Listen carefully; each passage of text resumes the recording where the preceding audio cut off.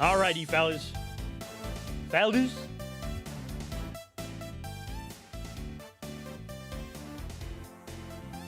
Hopefully y'all doing well, man. Hi, hello. I'm back from apple picking. Technically, you're second, since nobody talked yet, but except for Stanley, but second. Good job, Jero. Alright. Hopefully y'all doing well, man. I got back from apple picking, got myself some cider and cider donuts. Some fudge, too.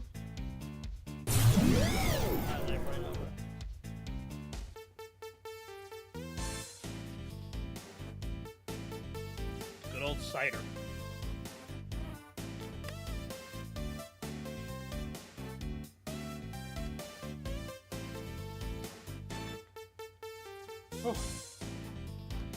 But I had to keep myself, bro. I had to keep myself off like Twitter and YouTube all day today, bro. Every single time I started to scroll, I saw something about like whatever Ace Attorney posted. I'm like, ah, stop, because I don't want it. I wanted to watch it on stream, so I got scared whenever I started scrolling. All right, PC, turn off. Why don't you?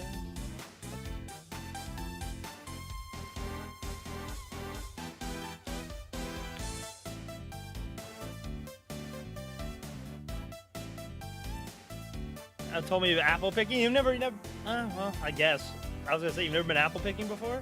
No, there's literally a place where like you go and like they have like a whole like apple farm, and you go and like pick apples and shit. And they have obviously they have like a store. They have like events and stuff. They got food, so yeah. Went and picked some apples, had some food. Called it a day, bro. Alright, bro. Time to finally watch this damn thing, bro. It's been hovering on my fucking... Alright.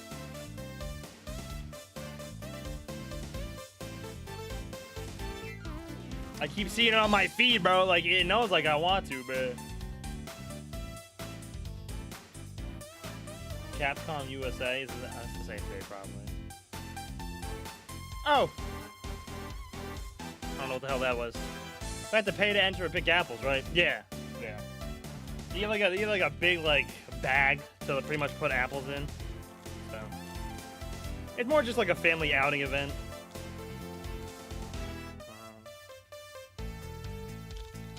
But yeah, you have to pay for it. I didn't get apples. I just helped pick apples for my family. Obviously, I have a couple apples right now, but.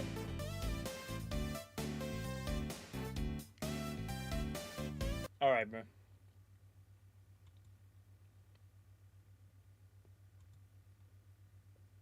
All right, so like I said, I had to, it's 8 minutes long, but I pretty much had to like stay off of YouTube and Twitter for today because I was going to get spoiled. We don't have those around here, or at least not centered around apples. It's cool. I mean, it's a cool little event. It doesn't take long either. You're like hour and a half in and out, so it's not bad. So Ace Attorney TV. I think it's like an anime adaptation. If it's Apollo Justice, I'm all for it, bro. I'm all for it. Her benevolent dances. Phoenix Wright here.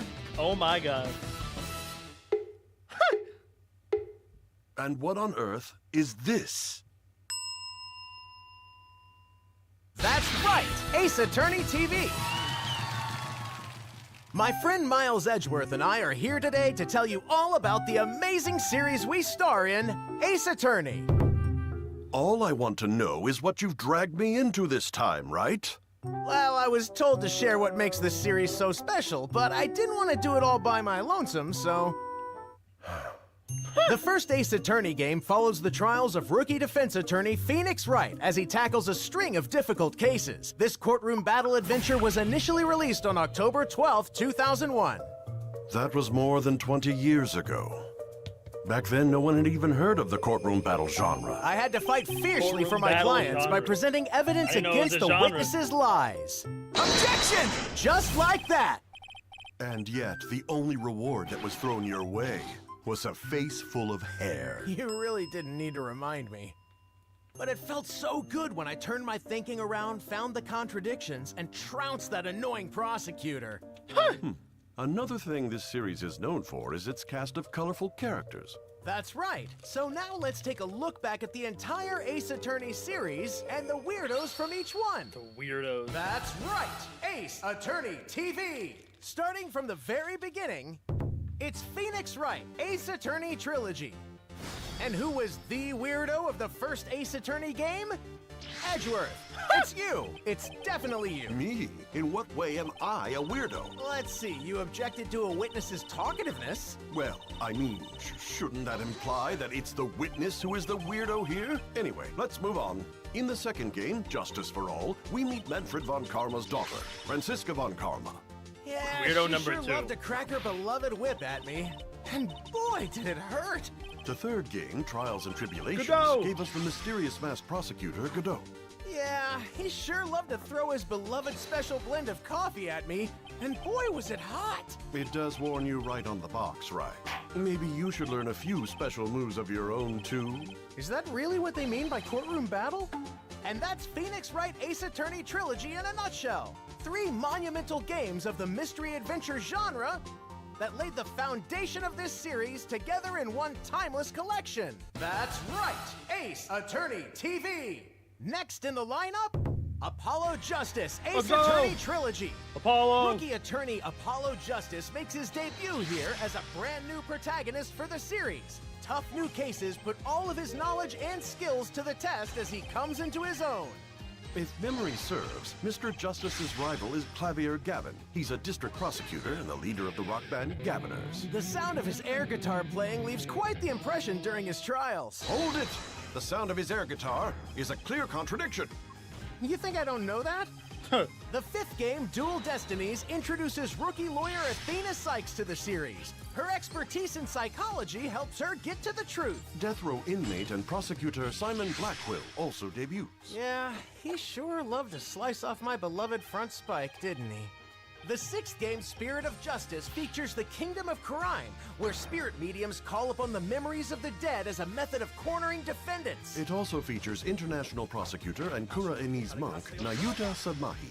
Yeah, he sure loved Said to use Mahi, his so I beads was to saying seal it my right, though. beloved objection arm. I wondered if I should learn a secret move or two myself. I really don't think that's what they mean by courtroom battle. These 3 titles showcase the evolution of Ace Attorney. Truly, it's a collection packed with justice. That's right, Ace Attorney TV! Next we have the Great Ace Attorney Chronicles. Make a third game. A collection of 2 fantastic Make a third one. games. Led by Phoenix Wright's ancestor, Ryunosuke Wow, they actually Naruhodo, said Phoenix Wright's it ancestor. is set in Damn. Victorian London and Meiji, Japan. Ryunosuke teams up with that great detective of fame, Mr. Herlock Sholmes, as they dancingly deduce their way through London. Standing in their way is a man known as the Reaper, the legendary prosecutor Barack Van Zeeks. Well, I still got more ruffles than him, though. So you think that makes you better? Yeah. Courtroom trials in the Old Bailey were also unique for their use of a jury system. Like the great detective stories of old, this great duology features the greatest turnabouts of all time. That's right, Ace Attorney TV. That's true, great aces. Next is the mystery masterpiece, Definitely one of the Ghost better Trick games. Phantom Detective. What's special about this stylish title is that, Original unlike name? Ace Is Attorney it? games I with their know. individual episodes, Ghost Trick focuses on only one grand story. I've heard good games. When you I've heard start good the things about game, Ghost the Trick. main character Sissel is already dead. Heard good, And good someone things has about this. killed the heroine, Lynn, as well. Guess it's curtains for everyone. Except, having become a spirit, Sissel can now rewind time, jump into objects and manipulate them, all to undo a person's untimely demise. So, just as I turn my thinking around in court, Sissel turns back time to avert fate. It's a change of pace from Ace Attorney, but why not check out Ghost Trick Phantom Detective 2? That's right, Ace Attorney TV! I think that about covers everything and then some. Hold it! Let's not forget the Ace Attorney Investigations Collection. Wow, look at you, Mr. Influencer. I mean, since I'm here, we might as well cover it. This collection contains the 2 Ace Attorney Investigations games. They playing star that. me, Miles Edgeworth. I pursue the truth, not as a defense attorney, but as a prosecutor, in this new style of Ace Attorney game. Yeah, and where all of your rivals in the investigation series are just as weird as you. Interpol investigator Shilong Lang hates it when prosecutors get in his hair, which must be all the time for Mr. Shilong Lang. Werewolf. Agent Lang is admired by his many subordinates, right? So I suggest you watch what you say. And what if I don't? In the second game, a judge and Committee for Prosecutorial Excellence member, Verity Gavel, stands Verity in Gavel. Edgeworth's way. I will say it right. She overrules people with her No. extendable gavel.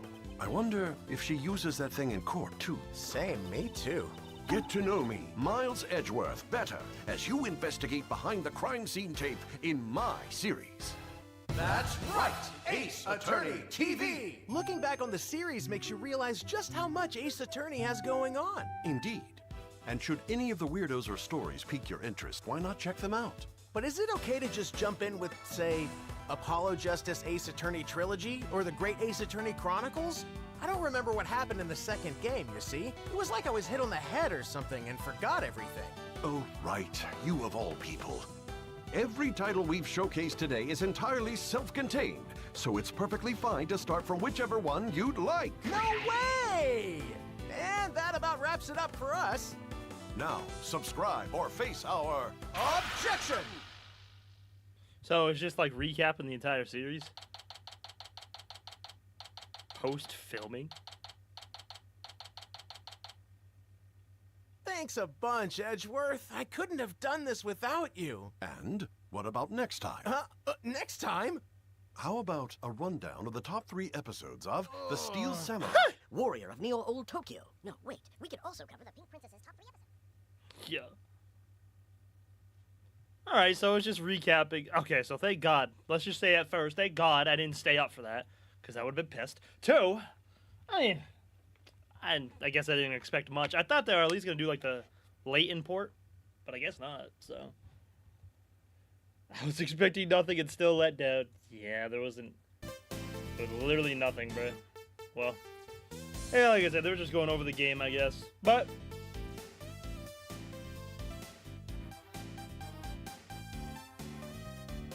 they have one more game, and then after that, that's all their excuses done, bro. No more excuses after Professor Layton.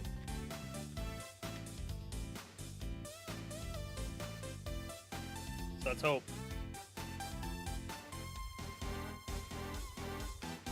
Alright. Time to finish case 2, bro. What's up, Magic?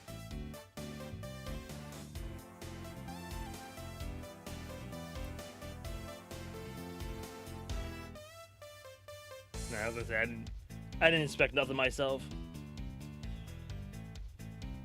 A cool little introduction, I guess. Excuse me.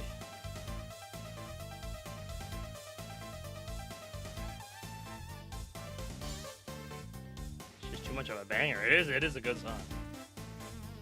I'm with you.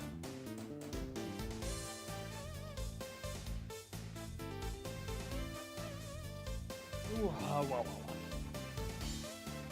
Now it's time to finish case number dose, and then start case 3.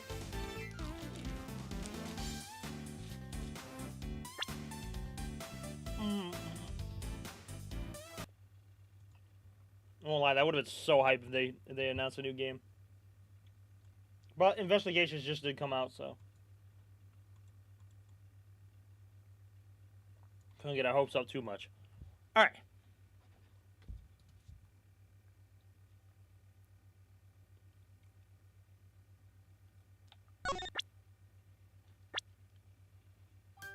That fudge is so good, bro.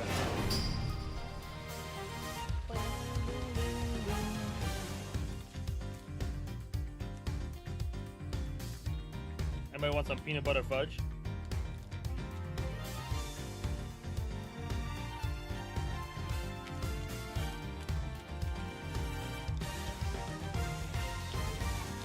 How's Kakarot going?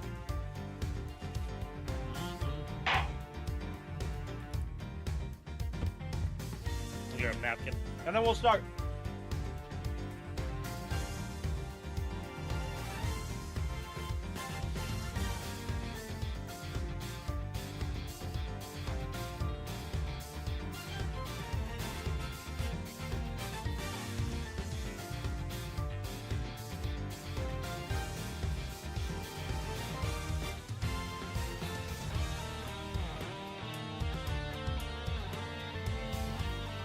motherfucker.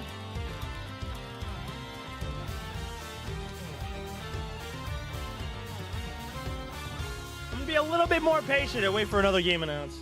Yeah, I mean, honestly, I think us here got kind of lucky when we got into the game, where we've been getting games after games after games. I feel bad for the motherfuckers that have been fans since like the beginning. Like when Spirit of Justice came out in like 2016, 2017. That's like the last game they made. So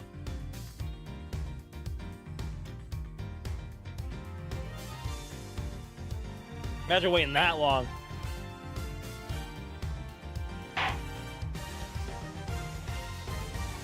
Alright, we're confronting Rocco Carcerado. The escapee.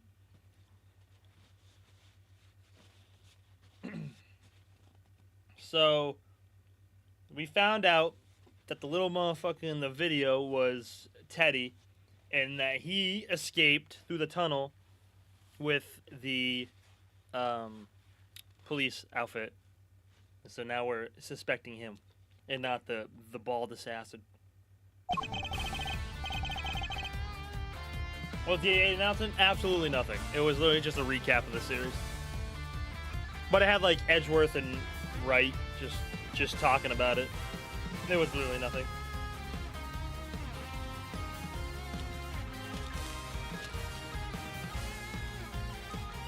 So thank God, like I said, thank God I didn't stay up for it. Here's a bear as a friend, no way he's a killer.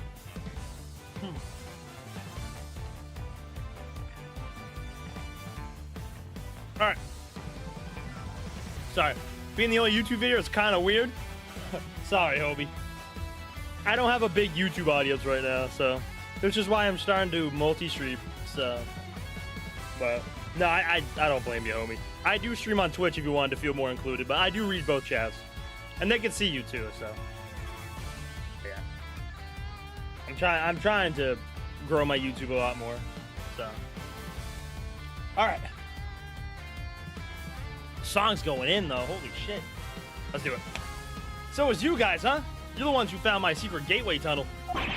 You know how long it took me to dig that freaking thing? I had me a guard uniform, a hole dug, and a plan in place, so I went for it all, and I went for it on the day you found the guy. But then this little guy had just had to come right after me. The sack of fur was covered in mud too. Had to go back to our cell. Oh. I would have gotten away with it if somebody hadn't offered night and brought you bums down here. Off night. You claim to have dug that tunnel just now. How exactly did you do it? How? Use everything I could to get my hands on. See? Hammers, spoons, you name it. Spent every dime I had on this cockamamie fixer. And what do I get to show for it now, huh? Do not be disheartened, friend. Tomorrow is another day.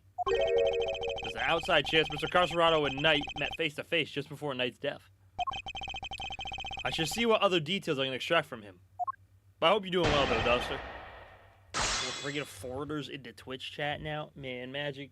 Then how the hell do you expect me to grow, bro? What the fuck?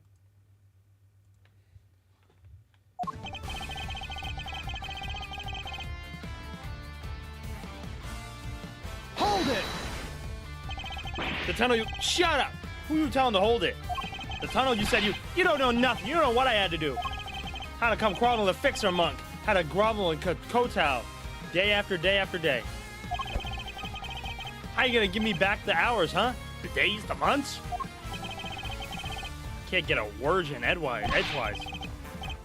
You should have never stuck your nose in my tunnel. Never. You know how long it took me to dig that freaking thing? Bold you to assume I expect you to grow? Well, that's kind of mean. Hold it! So the tunnel is all your work?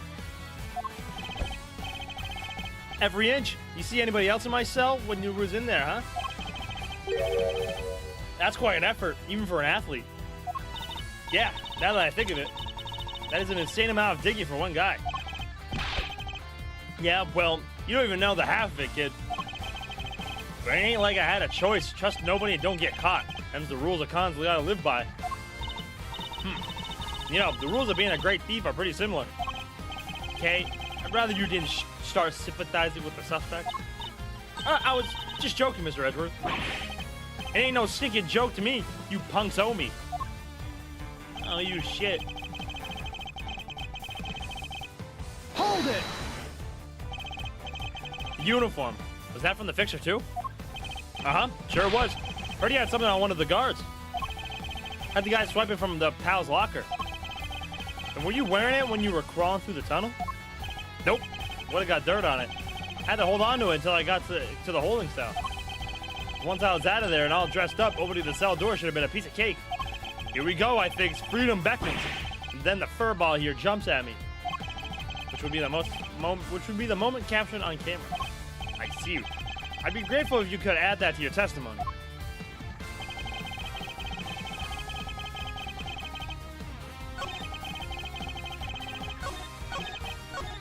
Hold it!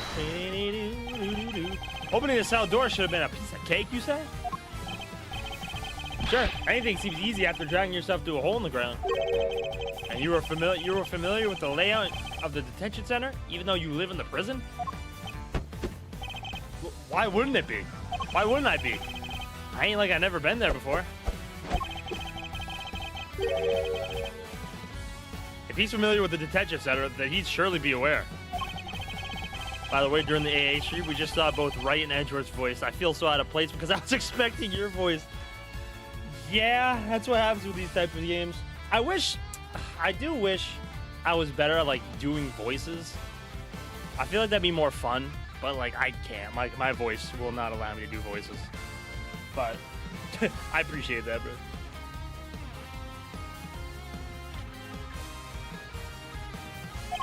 I'm sure Mr. Carcerado would have needed that particular piece of evidence to make his escape.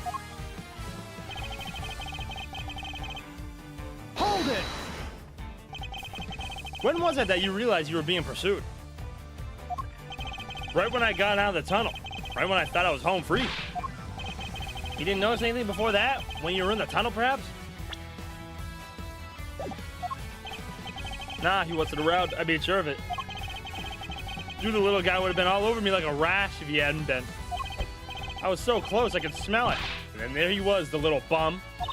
Hey, don't you think you're being a little mean to your friend? Poor Teddy. Mean? Nothing. He rumbled me last time, and now he's rumbled me again. Kid's all over it. What am I supposed to do? Coming after me yesterday was bad enough. Hold it! You consider trying to escape with Teddy? Would have if I coulda, but all that mud would have given us away.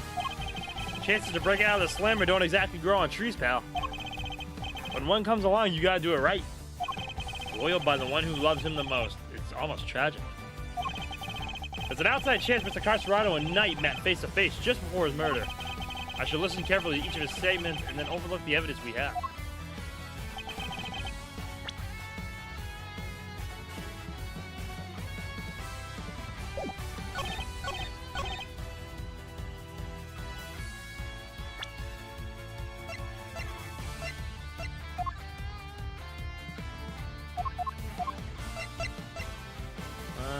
By a stab wound to the throat. Oh, it's doing this dumb shit, bro. Oh, that's so annoying.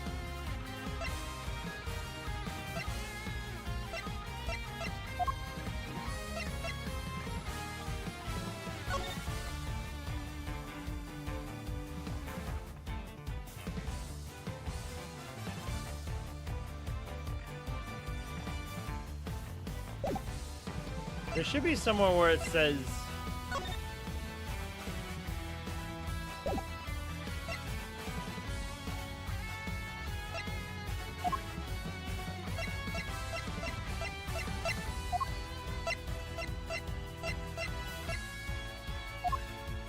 Once I was out of that tunnel, and all dressed up, opening the cell door should have been a piece of cake.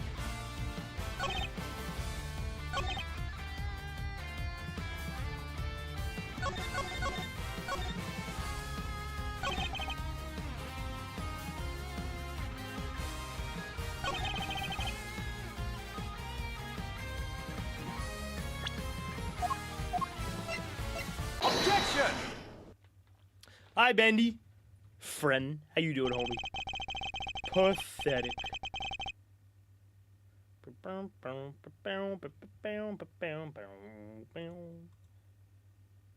Alright.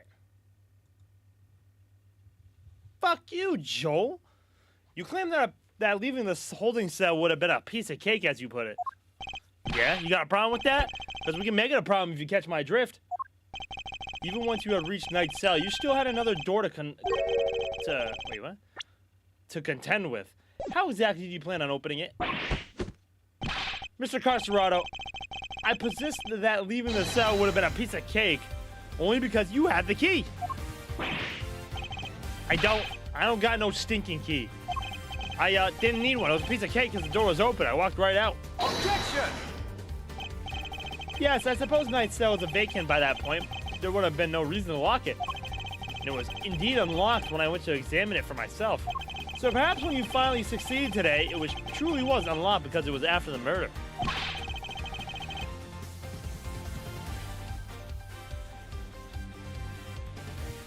Wow, Joel, you're a real asshole, bruh.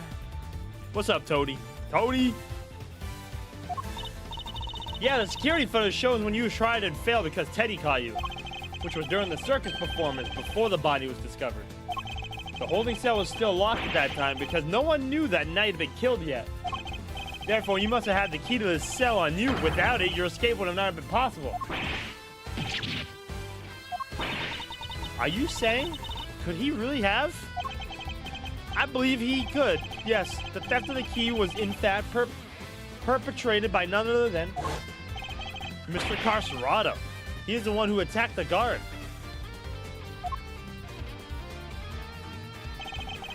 Well, not just the guard, Knight too. All to gain possession of the guard's keys. It wasn't me, you lousy bum. I even know this Knight guy. Objection!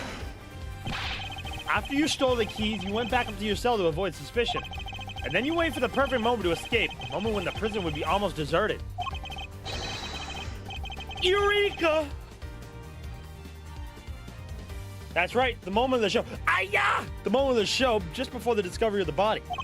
Unluckily for you, that particular attempt was thwarted by your furry friend. Says who, huh? You got proof, genius? This ain't your win. This ain't your win yet. Nuh-uh. Eureka! What's up, Razzie? Knight knocked the guard out for the count, and everybody knows it. Objection! Don't play games with me. Knight was as much as the victim as the guard in this case. As a matter of fact, I have proof that Knight had been attacked in his cell.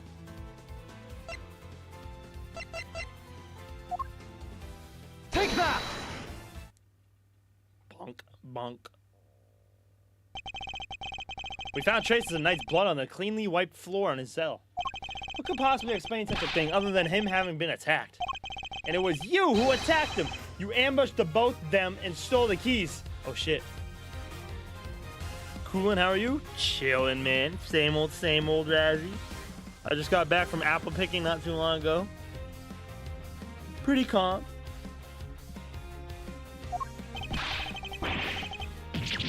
Damn. Why I oughta. What's with you, huh?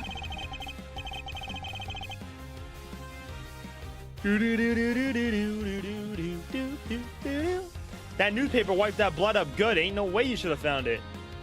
Okay, but why did you think you had to wipe it up anyway?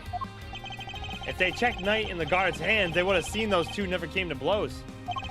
But the blood give up the whole game. Ain't no way they don't figure there was a third man in the ring. Plus, once they started sniffing around the floor, they'd have found the tunnel in a heartbeat. So you wiped up the blood to buy yourself a little more time so you could wait for a better opportunity? Sadly, the opportunity you saw wasn't good enough to get clear of the prison, it seems. Now, hand over the keys. Bro is getting fucked. Oh! Oh! Damn. Teddy, where you going? Damn.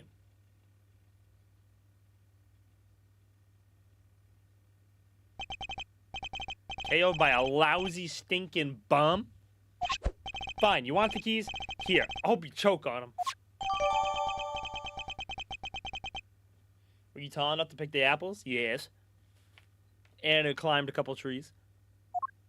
Overruled. Wait a moment. Mr. Carcerado had the keys. Indeed, Your Honor.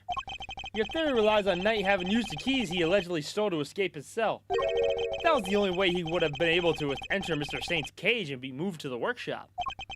Unfortunately for you, we now know that theory cannot possibly be true. Aye! Ayah! Guess this changes things up a bit, yeah? Now, the only person who could have moved Knight's body is the one person who knew about the tunnel. No! You gotta be freaking... Mr. Carcerado, you're under arrest. Come quietly now, pal. Wait, you got the wrong guy. I didn't do nothing. Alright, fine. I knocked those two chumps out and I stole the keys. But after that, I went right back to my cell and waited for my moment. Next time I went to Knight's cell, there was nobody around. And I mean nobody. Plus, his body was found in the workshop. You think I just magicked my way in there or something? Couldn't even have gone out of my cell. You only have the key to Knight's cell. You couldn't have left your own cell back in the prison. But Mr. Canis's dog could. Well, huh? It was not you, but the Helmut who moved the body from your cell to the workshop. I get it now. You're saying he wasn't the only caught in this conspiracy. Indeed, one can easily imagine that Mr. Carcerado and Mr. Canis might have worked together. Mr. Carcerado could have killed Knight and dragged him back to his cell. And then Mr. Canis's dog took him from there to the workshop. There are no restrictions on the animal's movements within the prison.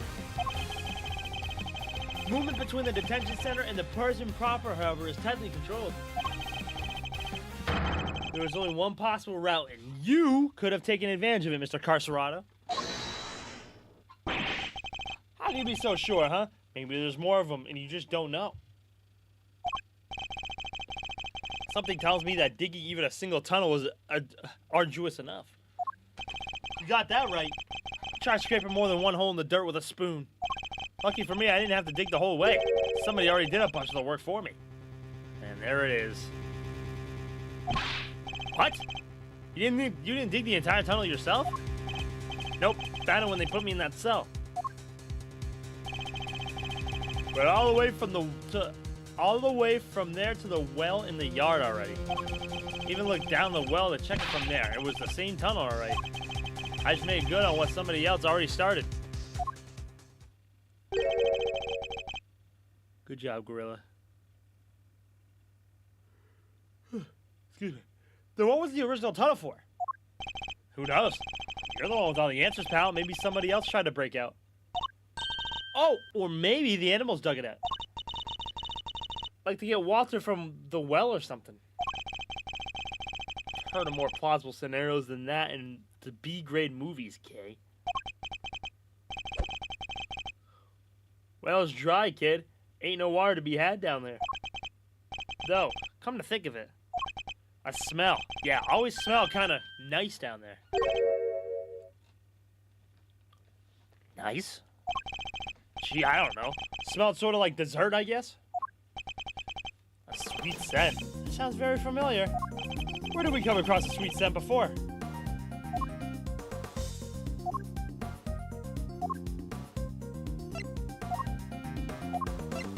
Take that!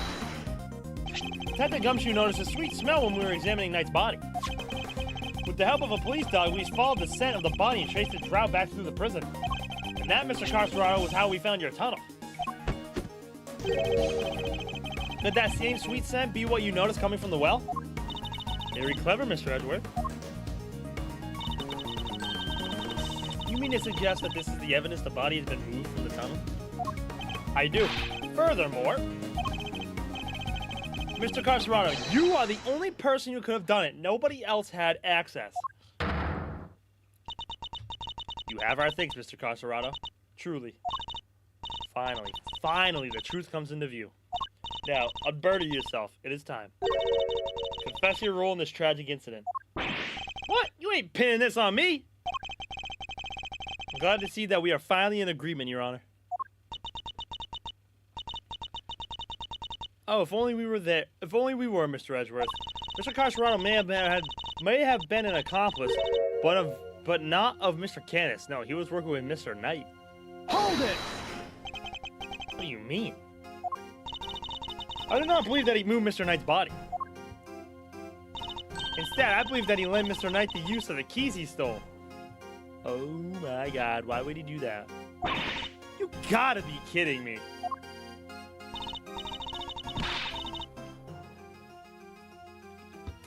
Granted, it seems likely that he attacked Mr. Knight. But that doesn't necessarily mean that Knight was knocked unconscious as a result.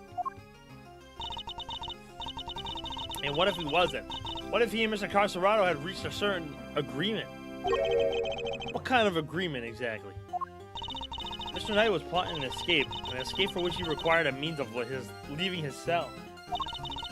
And here was that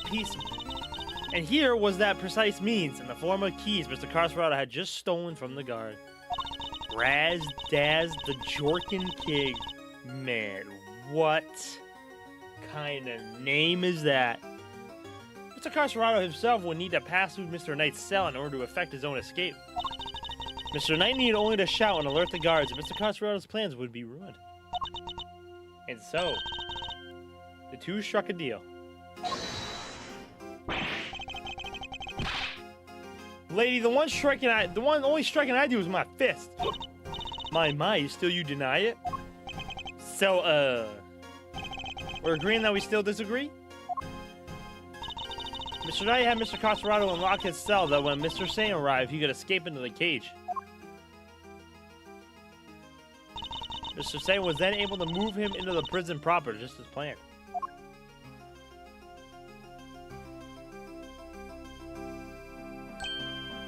Aha! And then he took Mr. Knight into the workshop and did the dirty deed. Objection! Were neither of you listening? The scent of Knight's body proves that it was taken through the tunnel. It was moved from his cell to the... Man, put that damn gavel down. Perhaps if you would let me finish, Mr. Edgeworth. I'm not denying that Mr. Knight's body was moved through the tunnel. Then what are you driving at? Is this a trick question? As you say, Mr. Edgeworth, the sweet scent shows the route the body took. However, it did not enter the tunnel from Mr. Knight's cell. Huh? Then how did it get down there? There's another possibility, one you seem to have overlooked. The well in the yard. Could a body not have entered the tunnel from there? The well in the yard. Oh yeah, that thing. Mr. Shea did not take the cage to the workshop. He took it outside. There, he killed Mr. Knight. Threw his body down the well. But everybody else was outside. Mr. Canis' dog then dragged Mr. Knight's body here to his owner's cell from the bottom of the well.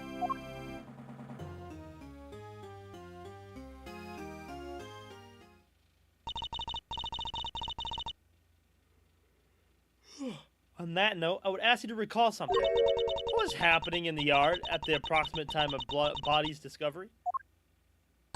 The circus show, right? Regina and Simeon were performing for everyone.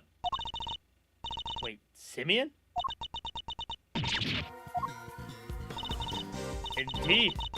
And so you see how it must have also been him who disposed of the body? Judge Gavel is truly a truly formidable opponent.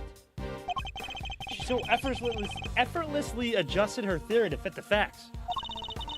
I propose that Mr. Knight was taken to the yard, not the workshop. And as we have established, Mr. Sane was off stage for 15 minutes. Ample time to throw the body down the well, I am sure you will agree. Objection! Fuck no. Oh shit, not the Among Us meeting. Oops, well, wrong one, but hold on. It's common. Oh, never mind. Objection! I lied. Your deduction is impressive, Your Honor.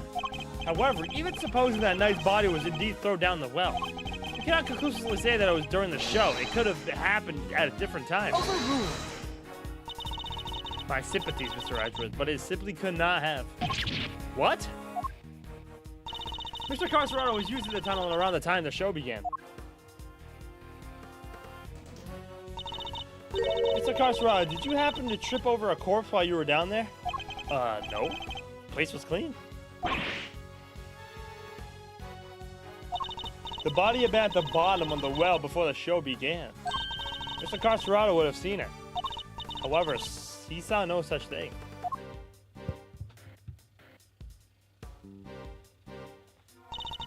which makes it somewhat difficult to support your theory. Furthermore, Mr. Knight's body was discovered in the workshop after the show.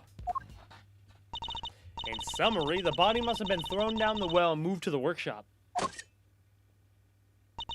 at some point during the show. Tell me, who else could have done that but Mr. Saint? What do we do, Mr. Edgeworth? The body did indeed enter the tunnel from the well. Things don't look good for Mr. Saint. Real question is, how would Saint even know where... How would he know there's a tunnel down there, bro?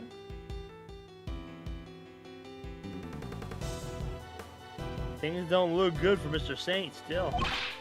Your Honor, your theory is just for that, a theory. And I posted that you lack the evidence to back it up. I concede that for the moment, I do not. May I suggest that we investigate the yard again? Very well. May the goddess of justice go with you.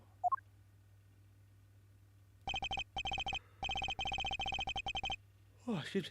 Now then, to the yard. Perhaps we can finally put this case to rest. What the fuck? What's that sound? Yikes, is there a fire? Did somebody else escape? Should we maybe skip town too? Darlings, please. There's nothing to be alarmed about. By which I mean that's not an alarm. It's the dinner bell. Although I suppose it is rather alarming if you aren't used to it. It certainly scared the heck out of me. I know it actually worked, man. Actually, you worked against somebody else, not just us. You have no proof, goddammit. And then we say somebody, you have no proof. Well, it still counts. It's like, man, why can't I say that? All right, you two, back to your post. Chop, chop.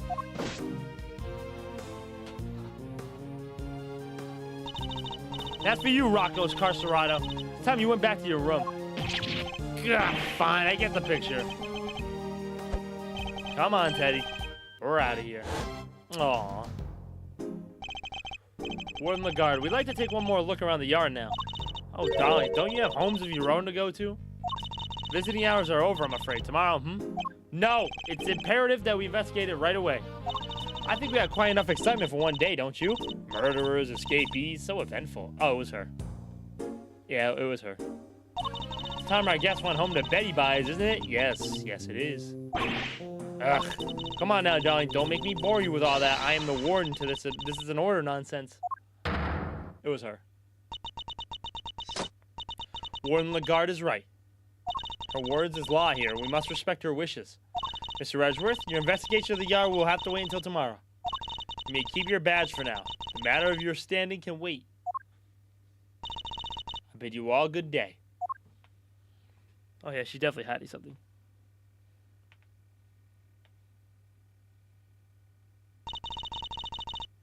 What are you waiting for, kittykins? Off you go. Fine. At least there is a tomorrow for me. Judge Gavel believes that knight's body was dropped down the well and then taken through Mr. Carcerado's cell to the workshop. But is that truly the case? Do the facts really support her theory? She also seems to believe that Mr. Saint had to be the one to move the body. But was he really the only one with the opportunity to do so? Come on, Mr. Edgeworth. Tomorrow's another day. We'll figure out a way to save Simeon. I know we will. Yes, we will. I will prove that Mr. Saint is innocent beyond a shadow of a doubt. Good job, Edgeworth. I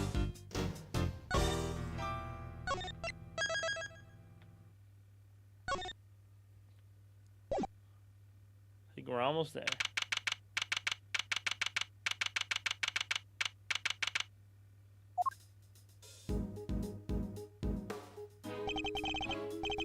Here we are again.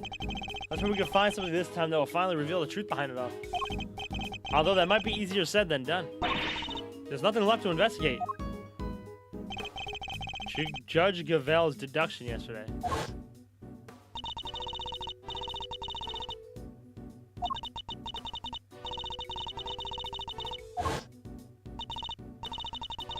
In summary, oh shit.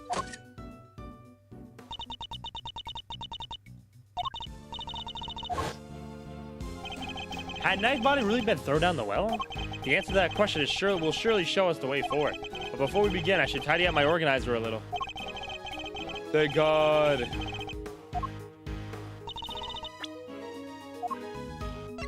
Still a lot.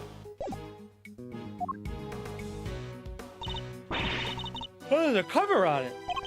A dried up well slap bang in the middle of a prison? Figures it'd be locked. Well, luckily, I'm a master lockpicker. Want me to do with my stuff? I think not. We'll do the investigation by the book. Come on, don't be such a stick in the mud. Whoa! Okay, what happened? What is it, Kay? The lock's broken. And from the looks of it, it's been broken for a long time. If that's the case, anyone could have thrown Knight's body down the well. Judge Gaval's theory was that Mr. Saint carried out the murder here in the yard. And then during the performance, he threw the body down the well. What are you thinking, Miles Serena? Plausible or no? Oh, why don't we see if Missile can help us out again?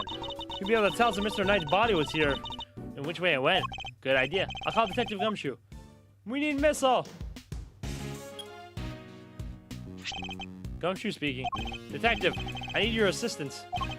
Come to the prison yard. Bring Missile with you. You bet, sir. Gumshoe's 7 secret weapons to the rescue again, huh? I'm fairly sure Missile belongs to the precinct. I'd also like you to bring one of our witnesses. Call the Barry Big Circus and ask Miss Regina Barry to come down here with you. Yes, sir. I'll be there before you know it. Missile! I missed it! Let's go! So what shall we do while we're waiting for Gummy? How about a quick game of hide and go seek? Fun idea, kiddo, but where exactly will we hide?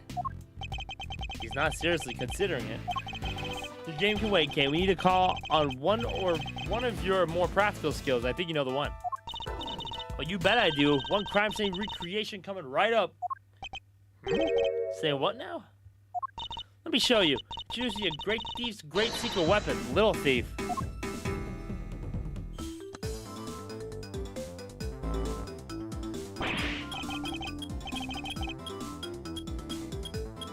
Damn it, she's still too young. Regina's 17.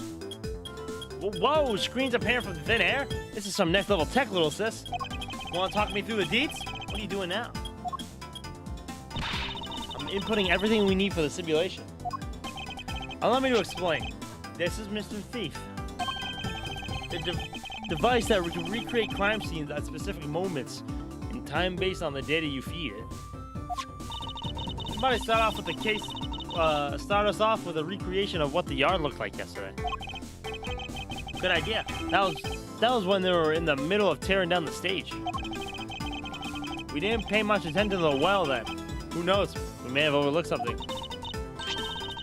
Leave it to me and I'll use the photo I took. Beepity boop. Beepity beep boop boop. Dark skies of evening. When no other bird dares to take wings, one alone remains all-seeing. Now witness the true power of a real modern-day Robin Hood. Yipes! What is this? It's a recreation of how things were yesterday, modeled on the data I gave Little Thief. This gadget was a tool used by the original Yatagarasu, but they used it to plan robberies. Oh, there's no harm in using it for something on the right side of the law now. Oh, but keep in mind that it can only recreate what you can tell it to. It can't simulate things it doesn't have data for, and if the data itself contains mistakes, then you'll wind up with those same mistakes in the recreation, too.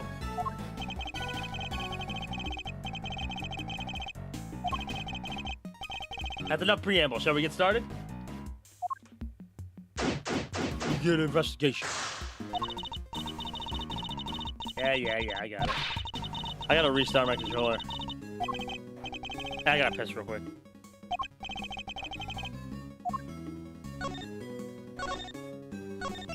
I gotta restart my controller. This is gonna annoy me. Hold on. Give me a second. I'll be right back. I'm gonna leave it right here.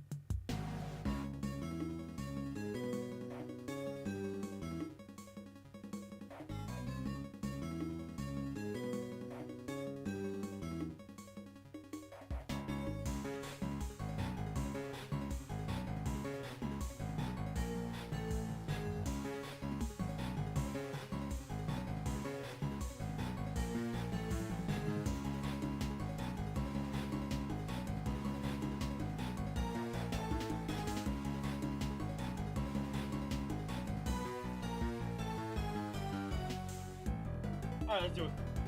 Let's do it. She goes, oh, Jiro. Let's do it.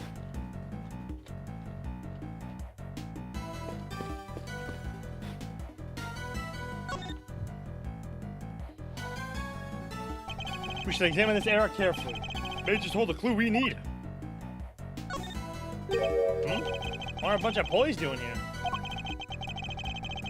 They don't seem to be well pulleys for lifting buckets.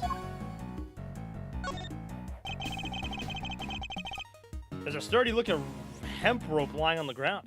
Kind of reminds me of the ropes we used for playing tug of war in school. The answer is okay. What?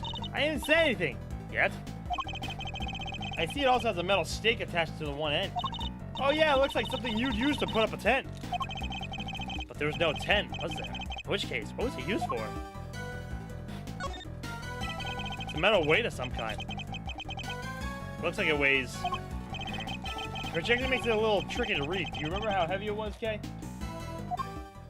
Miles, your eyes went bad. Sure, it was 30 pounds. Your eyes are going, Miles. What does anyone need such a heavy weight for, anyway? It doesn't seem related to the circus show at any rate.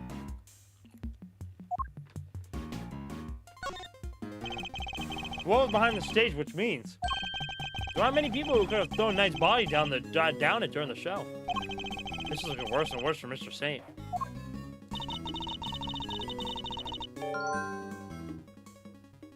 So what do you think all the stuff around the well was used for? I can't see any of the animals needing them for their part of the performance. Indeed, nothing immediately strikes me as a likely purpose. We'll have to ask Miss Barry later.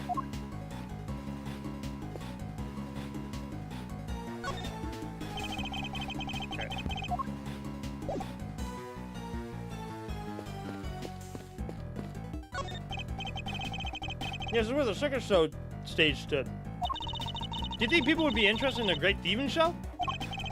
I'm sure the police would be very eager to attend.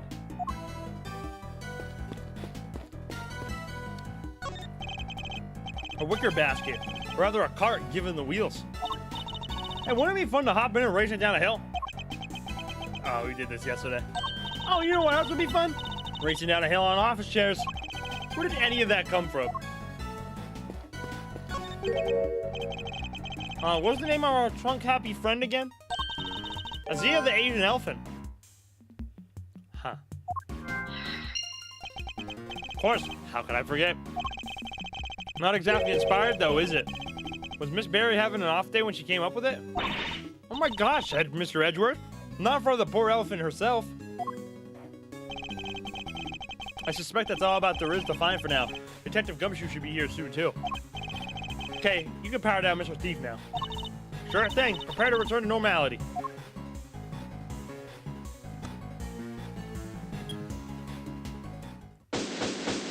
That was a fast investigation. Sorry, sir. I came as quick as I could. Gumshoe! Ha! Speak of the devil. Ah, detective. That was indeed impressively quick.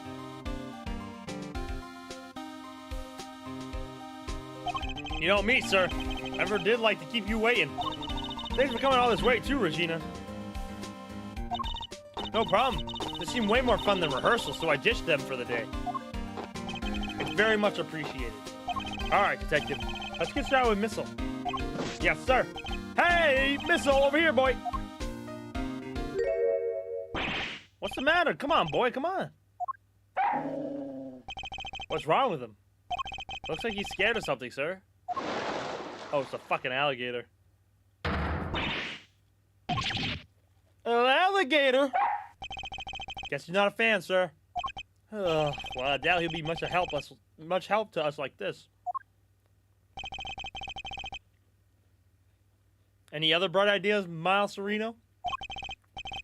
Yes, actually. Miss Barry, would you mind lending us a hand? Oh, I'd love to. Just tell me what you need. Want me to teach Allie some tricks? I don't doubt she could do it, but... nothing quite like that. It seems like an account of what the yard looked like during the show. I like where this is going. You're thinking of using the little thief again, am I right? If you'd be so kind.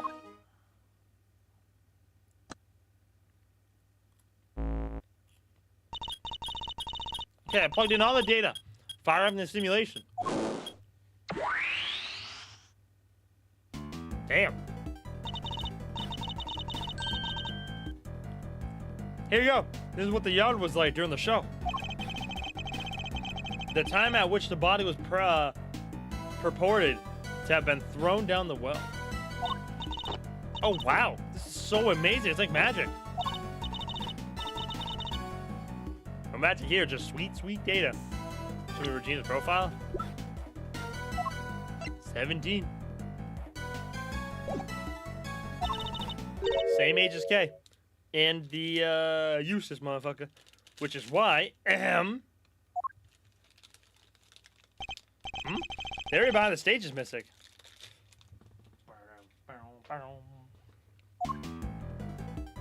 Found out Pyro Yakuza in Hawaii is a thing.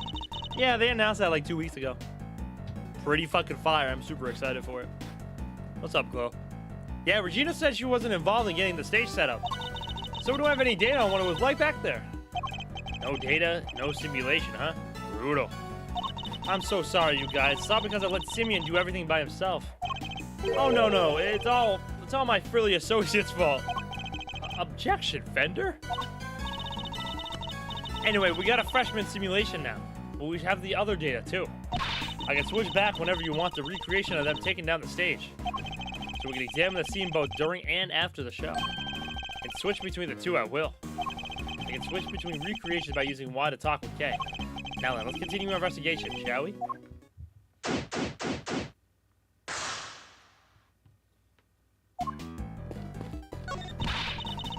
A story of forbidden love between a tiger and an elephant.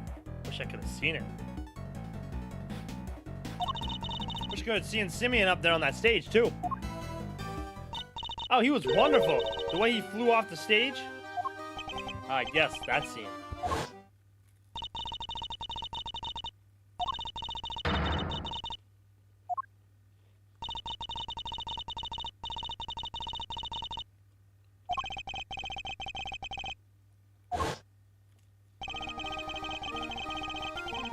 Roughly, how long would you say Mr. Singh was off stage for, Miss Berry? Let's see. I guess it was around 15 minutes. Just as Judge Gavell said. Isn't it pretty hairy health and safety-wise having an elephant fling a guy off the stage? No. Zia's very gentle. I'm not sure it changes much if she flings them gently or roughly. Too gentle, in fact. When we first rehearsed it, she nearly nudged him. She barely nudged him. But by the end, he was flying off the stage. Not because of Azia, though. Simeon had figured out some kind of trick, apparently. Isn't that amazing? A trick. Do you have any idea what kind of trick? Who, me? Oh, no, it was Simeon's big thing. I wouldn't know where to start.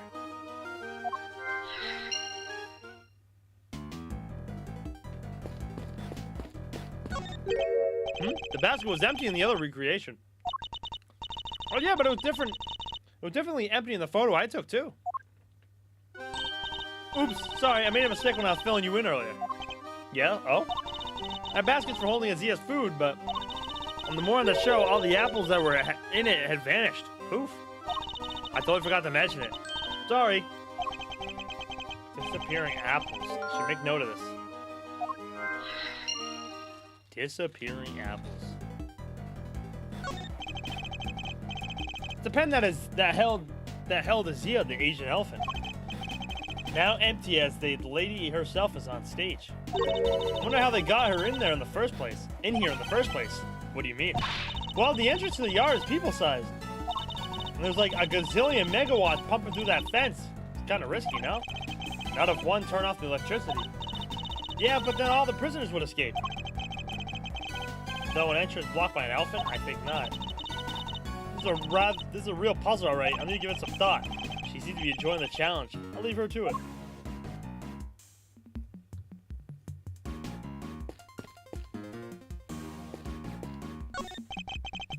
This pond is home to Warden the Guard's beloved alley. And look, those bones must have come from her latest meal. I somewhat doubt an alligator could pick a carcass clean like that.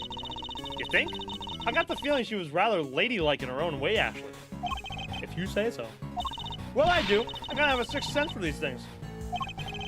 Interesting talent, though not one I'm particularly envious of.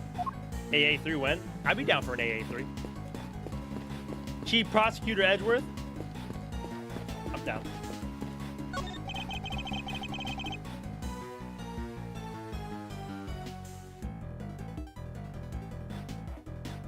The chairs are lined up neatly for the show. Though we know there were a few NPCs during the performance. Huh. Something about this space, the way the seats are arranged. Reminds me of karaoke contest I entered as a kid. You entered a karaoke contest? I sure did, and came in second. Even in the depths of night when no other bird dared to take flight. One alone soars to shine, the light of righteousness on the world's blight. Tell me you didn't actually sing that. I sure did. She did well to take second place, or perhaps stole is more apt. Or is it more that she failed to steal first place? I'm overthinking this.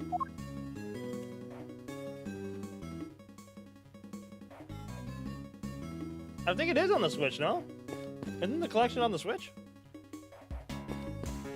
Or am I bugging?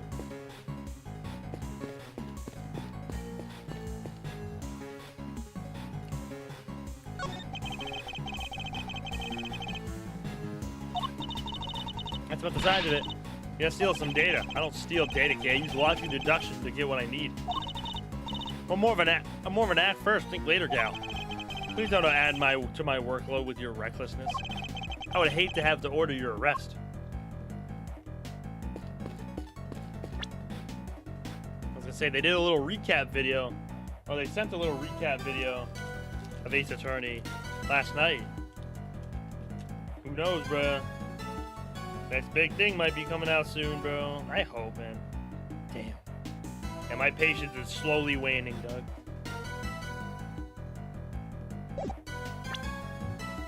I can't even logic in here? Oh. Okay. Like, where's my logic, bro?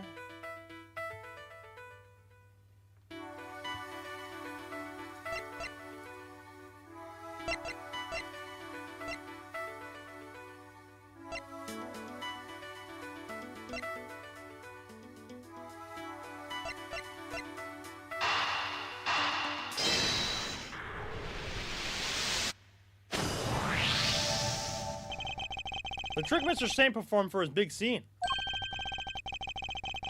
Oh, like when it was DS mobile game. Oh, I got you.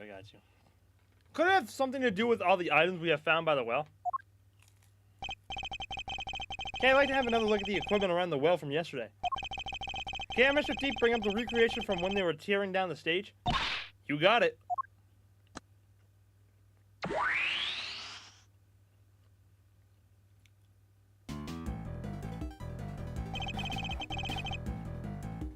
Taking another look at these items. Could they not have been used for the trick of Mr. Saint? Sounds plausible enough. Hey, David could add it to the stimulation. Good idea. Please go and ask Mr. Saint for the details. Roger that. I'll be right back.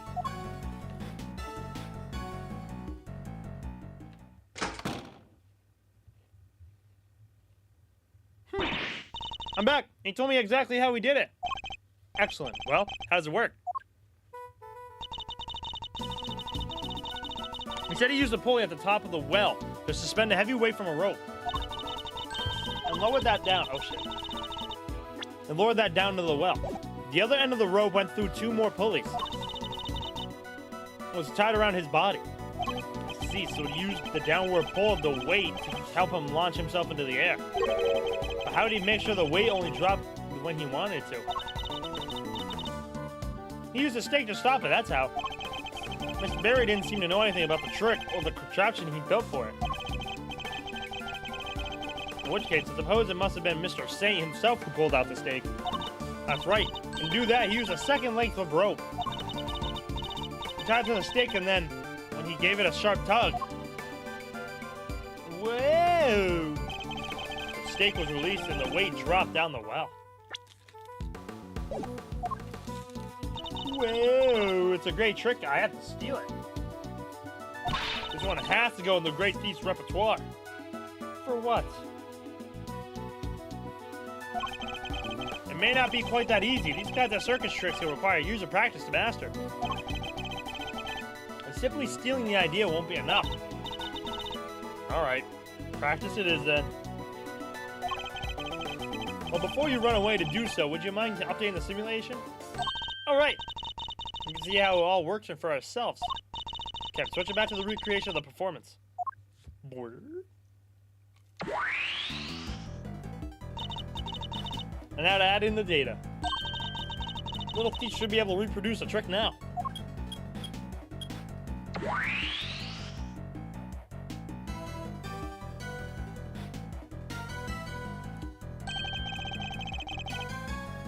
So it is how Mr. Shane performed his trick.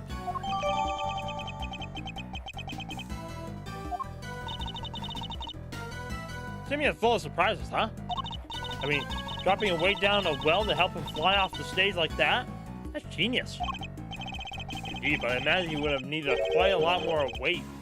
More than him, at the very least.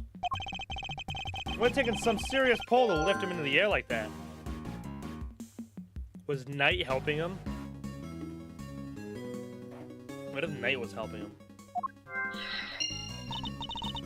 Yeah, probably a ton of practice.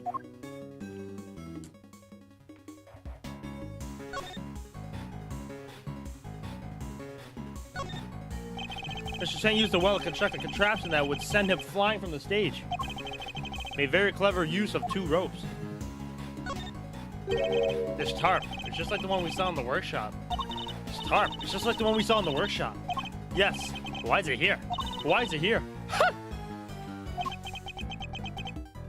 Are you okay, Mr. Edgeworth? You've kind of gone blank. I intend to stay blank until you stop stealing my thoughts. That's one heavy weight. Kind of makes you think how much this must be all weighing on Simeon. It does? I'm not sure I quite see it myself. Oh? Too bad we don't have the real thing here. Otherwise, I'd hang it around your neck like a big old albatross. Then we'll see how you like it. You'd face some stiff resistance if you tried, I can promise you that.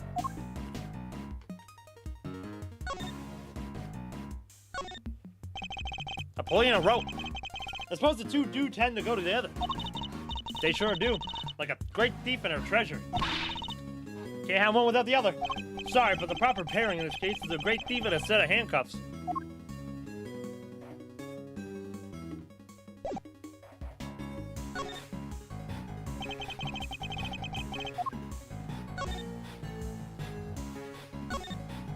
This is the rope that was hanging down the well. But there's no pinata at the end of it. And definitely no bucket. You try to be serious, Kay? Oh, come on, Mr. Edgeworth. We're trying to lighten the mood. So cut out with that stare of yours. Actually, she may be onto something. You might want to consider what could have really been attached to the end of the rope. Oh, shit.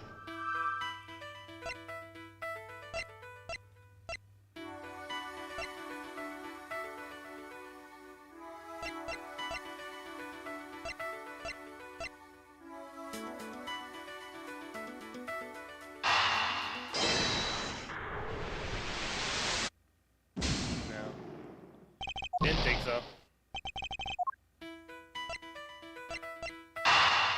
Yo, come on, game. Not heavier than him, but... Okay. Wait, doesn't that seem odd to you? No. You haven't noticed, Detective. There's something strange about the weight we found.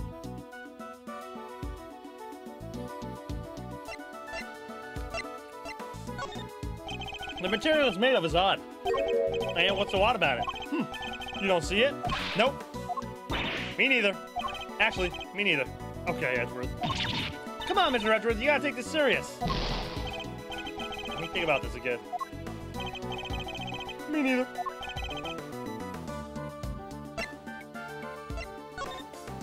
Problem is the number of weights. That is to say, one weight on its own wouldn't be heavy enough. A single 30-pound weight couldn't have lifted Mr. Satan off the ground. Oh yeah? In which case, could there perhaps be some weights missing? Sounds like a job for my 7 secret weapons, sir. Should the need to use them them a rise. It's supposed to speak with him there. Okay. All right, hold on. Give me a second, bro. I gotta fix my controller, bro. This whack ass thing is freaking out.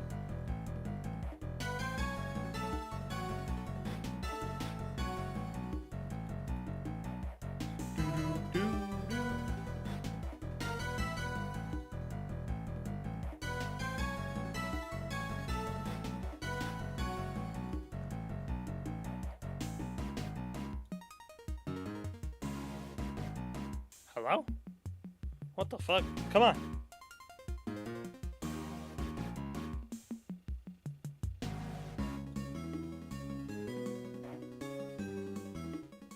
Should not be this hard, fuck ass Gabe.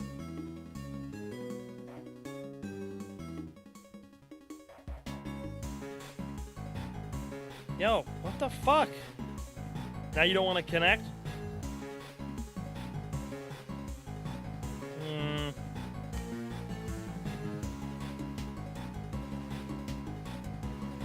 Done. Now it worked for me, damn it.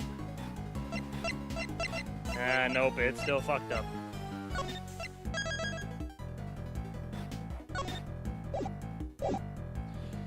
Yeah, because it's like double tapping. Hold on, I'm sorry. I'm sorry. Let me restart my game real quick. I hate when it does this shit. It's so annoying. It's like a double tap stuff.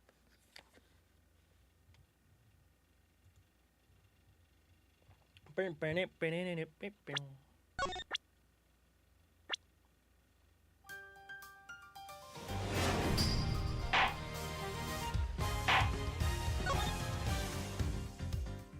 at that, it's like we never left.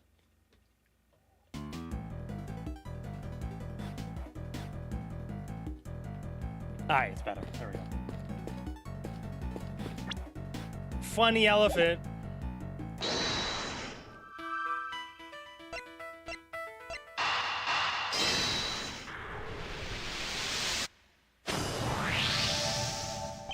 The apples in the basket were likely eaten by Azia. Really? That's strange. I made sure to put the cart where her trunk couldn't reach them. Are you sure about that? Oh yes, it was still full of apples the night before the show. Then we must consider the possibility that the car was moved to somewhere within Azia's reach. A large basket full of apples couldn't have moved by the wind. Must have been the wind. Which likely means somebody moved it for a reason. So before the show had even started, the car had been moved and its apples eaten. Yes, that seems to be the most plausible timeline. Let's update the recreation, Ken. Will do. I'll add that to the simulation of the performance then. Boing. There, all done. Little wonder it smelled of animals. It was being used for the elephant. To hold Azia's apples, right? Yep, it was full of them the day before the show. So they vanished overnight. Oh, did you figure something out, Mr. Edgeworth? Quite possibly. What's up, Fender? A great thief's great secret weapon. Call me intrigued, Miles Sereno? Not exactly about the book stuff, though, yeah? Using great thief doodads in an official investigation? Oh, enough with the deaths there, Chief. I'm cool, okay? I can keep a secret. Anything for the truth, am I right?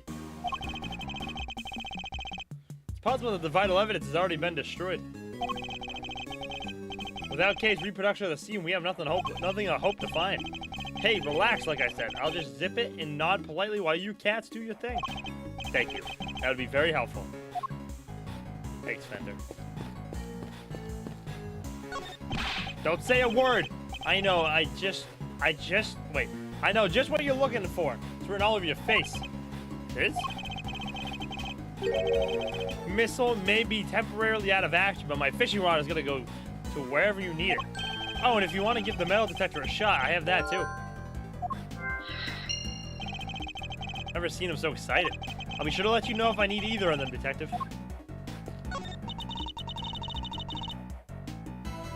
So do you come to visit the prison often, Regina? I sure do. I have so many little friends here. It's wonderful. And they're all sweet. There's all such sweeties, the old faces and the new. Made a new friend only yesterday. Allie is just the cutest. Cute. That full-grown alligator lurking in the depths of the pond? Are you sure about that? Can't help worrying you could just walk up and then chomp, you know? Oh, don't be silly. She'd never do anything like that.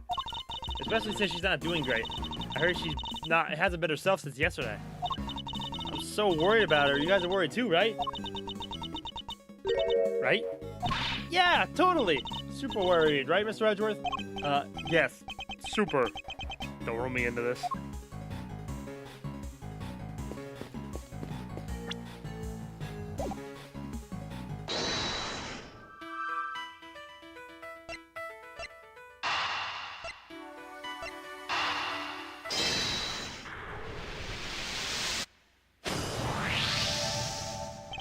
Detective, I have a need of your secret weapons. One of your secret weapons? Roger that. The metal detector, if you would be so kind. Ah, jeez, I'm never gonna get to use my fishing rod. So before we get started, let me run you through how the metal detector works, sir. It's simple enough. It uses this sound. This gauge. To tell you how close you are to something made of metal. The closer you get, the more strongly it'll react. When it starts going wild like this, just give me the order to examine the spot where I'm standing. Say, what do we got here? Oh! Defense. Anyway, that's how it all works. You tell me where you want me to look, sir, and I'll get right on it. Can I control Gumshoe? I control Gumshoe! Oh my god! Yes! Can I talk to Edgeworth? No.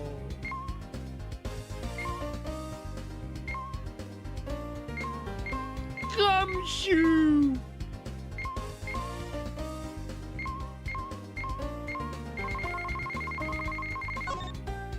I got something. There's something here, sir. Oh! It's a gold coin, sir. Well, fine. It'll go down in history. I don't imagine a gold coin would stay hidden in a long prison yard. Oh, you found it. Never would have guessed it was hiding there this whole time. That's one of the coins from the big coin hunt we hold once every 2 weeks. Hey, that sounds kind of interesting. Might be fun for the whole family. Sure is. The prisoners have to hunt for the coins the wardens buried around the yard. And if they find 3 silver coins or 1 gold coin, they can swap them for a jelly donut. First a show, now a treasure hunt? Is this a prison or a playground? All right, let's get back to it. Gumshoe!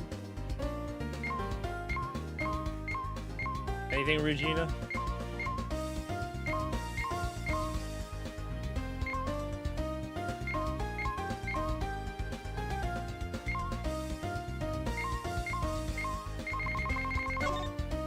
I found something. There's something here, sir.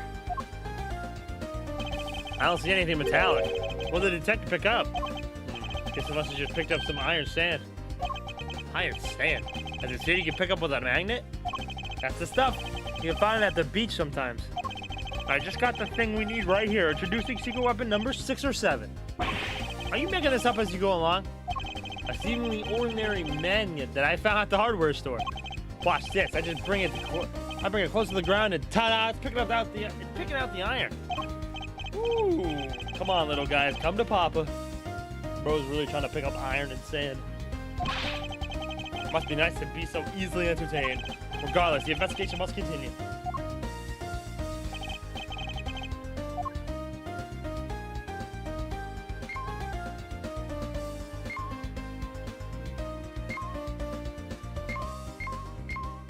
Whoa! Excuse me. Edgeworth, any metal on you, buddy? I don't want to stop playing Gumshoe, bruh.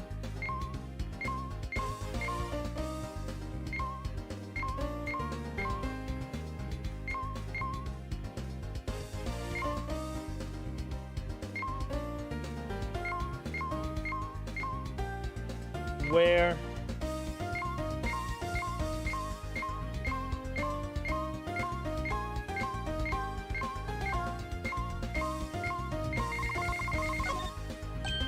Sir, picking up something over here.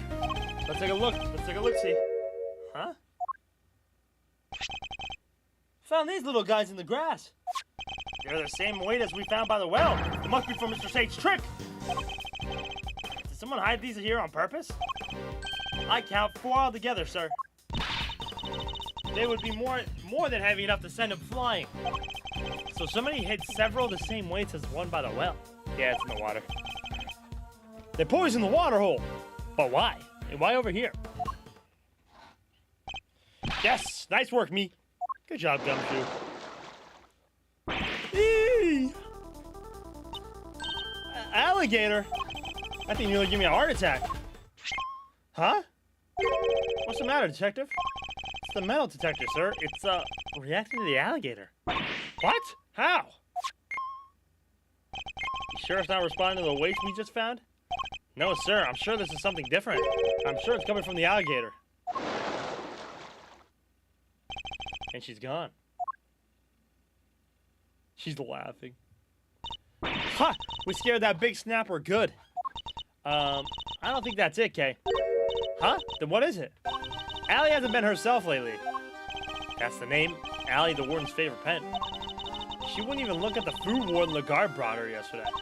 She was acting as if, I don't know, as if maybe she eats something that didn't agree with her? Maybe the metal detector responded to whatever she ate, sir. Oh no, what if she ate one of the weights? I highly doubt that even an alligator could swallow a 30-pound lump of iron. So what did that metal detector actually pick up? And why would somebody hide those weights? Perhaps I missed something when I looked at the equipment by the well. Okay, could you recreate this scene again? Coming right up. Ate a key, baby. I'm a jump. What happened? Oh, he ate the spike. No, it's definitely the spike. I'm a scour sheet.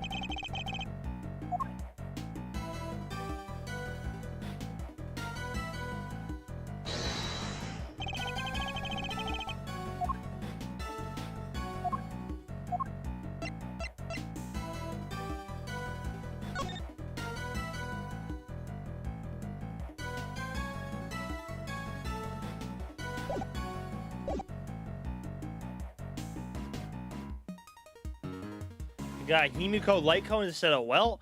Oh yeah, you're so dead. Dead, I'm sorry, man. That sucks. That sucks.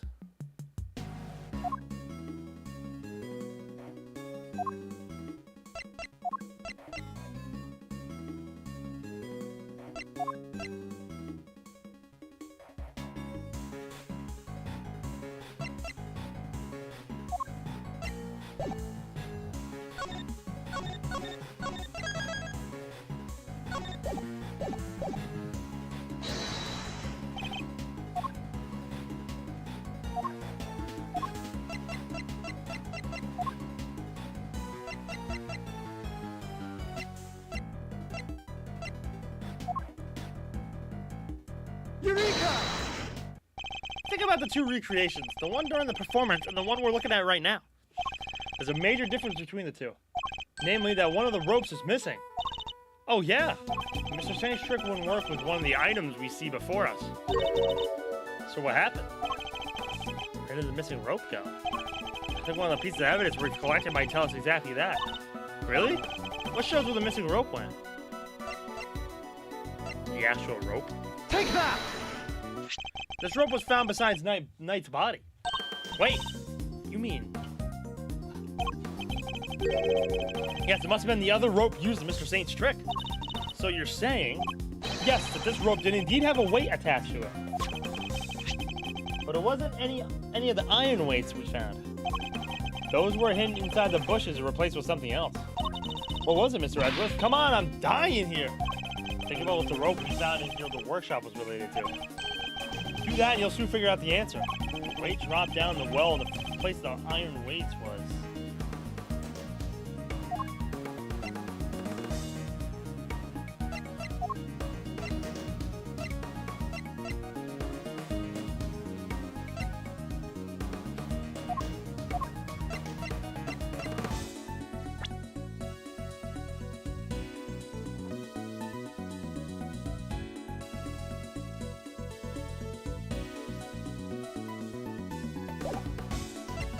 Take that!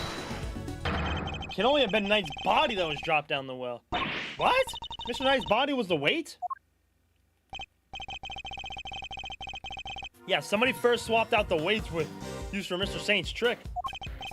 Then Mr. Saint used a contraption to make it his exit from the stage. When he let the rope around his body loose, woo, both the rope and Knight's body fell to the bottom of the well. That rope was never used to restrain Knight. It was used to suspend his body halfway down the well. From this, we can easily see why most of the weights were hidden, so that no one would realize they'd been replaced with the body. Precisely. We then further deduce that they were hidden by the killer. Whoa there, gang. Wasn't poor old Bronco stabbed in the neck? Wouldn't there be blood everywhere, including down the well? Oh, the killer thought of that, which is why they used this. Take that! This tarp was found with the body. I think it's likely that Knight's corpse was wrapped in it. Ooh, another piece of the puzzle falls into place. It's all coming together now. Love it. But all we're doing is proving that the body did go down the well. Which means we're helping prove that Simeon was the killer. No, not quite. What about the judge? What about what Judge Gavel said yesterday? Gavel. But if Mr. Saint truly is the killer, why would he need to go to such lengths to commit his crime? That's true. Knight's body fell down the well when Mr. Saint used his contraption during the show. Therefore, it reveals nothing about where the real killer actually was or what they were doing at the time. It's only designed to throw suspicion onto those who were not at the show. Yeah, guess we did suspect Mr. Canis right away, huh? That was the killer's goal, to make us think that the crime took place during the show. In other words, they used a well contraption to construct an alibi. Miss Barry, when exactly did Mr. Saint put his contraption together? Would have been the day before the show. The night before, actually. Yes, we started getting ready for the show at around 9 p.m. I think we finished at around midnight. In which case, the killer must have switched the weights out for the body after that point.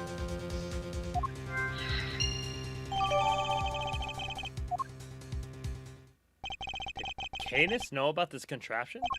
Even if he did, he wouldn't have been able to do much with it. And I highly doubt that he taught his dog to suspend bodies halfway down wells. Which means Canis isn't the killer. Well then, Miles, who is it? Basket of apples. Oh my god. The basket was moved the night before the circus performance. We've deduced that the weights were switched out for the body at around the same time. Hard to chalk that up to coincidence, huh? The next question we should be asking is, why was the cart moved? I think I can hazard a guess. The car would have been blocking the door. Which could only mean that somebody needed to open it. Now let's see what's...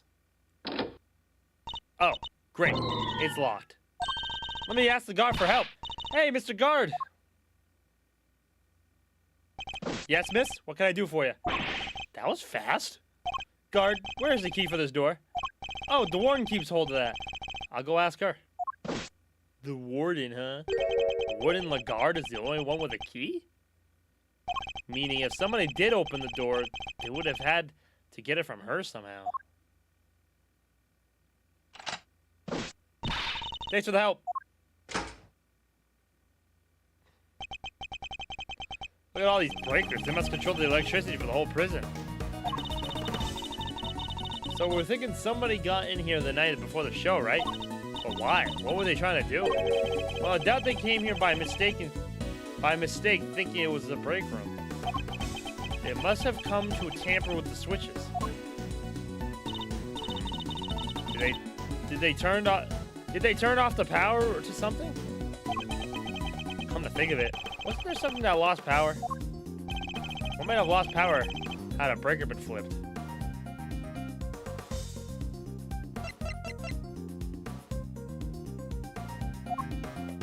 Take that! Remember. Might have been these.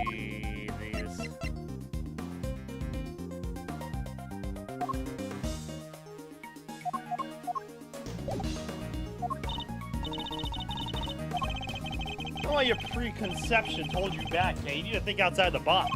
That's the key, coming up with ideas you have never imagined otherwise. Nice try, Mr. Edgeworth, but this one's a little too far out of the box. That wasn't the answer.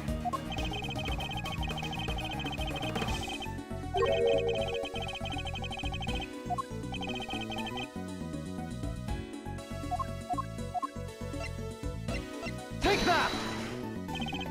What? How is it not that or that? Might have lost power of a breaker been flipped. Oh my god, I completely forgot about this. Lol, my fault. I forgot about the camera. Security footage. There was a 3-hour gap in the security camera footage. Oh yeah, there was. So somebody flipped a breaker it was connected to? It seems very likely. Do you think it was a killer? It's true that shutting off the cameras would have made things easier for them. It would?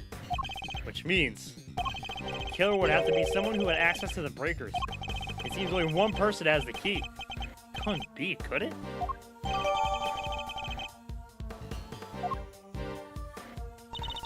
Alright, little thief, your work here is done.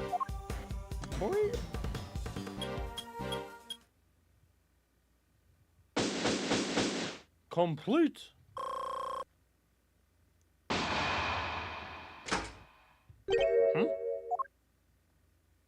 Oh my god. Get Eustace out of my face. First on the scene, the early bird wins the worm. Good morning, Mr. Winter. What? You? How'd you get here before me? Good morning, Mr. Edgeworth. I see you made an early start. And I see you made a late one, Judge Gavel. Judge Gavel. That is not my only case. I am a very busy woman. This is not my only case. Not all of us enjoy the freedom of a prosecutor relieved of his only current responsibility. Oh, I do apologize. I meant, of course, an associate attorney. Associate, more like asinine. We'll see about that, Mr. Winter. Eustace, let's begin the investigation of the yard. Okay, I'll go get some officers to help. Hold it! That won't be necessary. Why not? We've already finished the investigating the yard and won quite the prize in the process. Won? But I'm supposed to be the winner. Your Honor? I'd like you to revisit your theory from yesterday, in order to thoroughly disprove it. I would caution you to choose your words carefully, Mr. Edgeworth, as I am sure you remember your badge is in my hands. Brodas give no fucks. How could I forget? You've told me several dozen times already. Perhaps you care to try a different threat? Overruled. Damn. You have been warned repeatedly, yes. And each time my words seem to have fallen on deaf ears. Allow me to make this crystal clear. The committee cannot and will not tolerate insubordination. Objection! The fate of my badge and the whims of the committee are no concern to me now. Objection! The only thing that concerns me is proving Simeon Saint's innocence. Interesting. He's spoken like a true defense attorney. In that case, I shall be equally uncompromising. In the name of the goddess of justice, I will strike down your case without mercy. And when I am done, your career as a prosecutor will be over as well. I'll just go be a defense attorney. I hope you do not come to regret this. My theory remains the same as when I was related to you, when I related to you yesterday. Mr. Carcerado did not see Mr. Knight's body when he passed through the tunnel. As such, the body could only have been dropped down the well during the show. We both know the only ones who could have dropped the body down during the show is Mr. Saint. That's still your assertion? And you can prove it, of course? Of course you can! Who do you think you're up against? What Eustace means to say is that we received the final autopsy report just ahead of our arrival. Final? She really is a very busy woman. Busy looking after baby Winter. The victim appears to have died the night before the body was discovered. In other words, the night before the show. The cause of death is as stated. It seems the wound is 4 inches deep. Damn. Between 3 a.m. and 6 a.m. on the 27th. Instant death from a stab wound to the neck. Simeon Saint was off stage for a period of 15 minutes. That was plenty of time for him to throw the victim's body down the well. Judge Gavel hasn't investigated the yard yet, which means... I fear there may be something of a flaw with your theory, Your Honor. You seem very confident of that. But do you have any evidence to prove it? Yes, I think I just might. Get him, Edgeworth. Or get her, Edgeworth.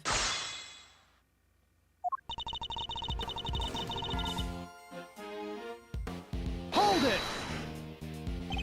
That theory being that Mr. Sane was the killer, you're certainly clinging to it rather stubbornly.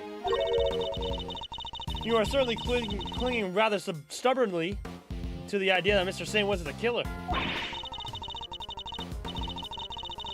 You have any conclusive evidence that he wasn't? Any idea who the real killer might be?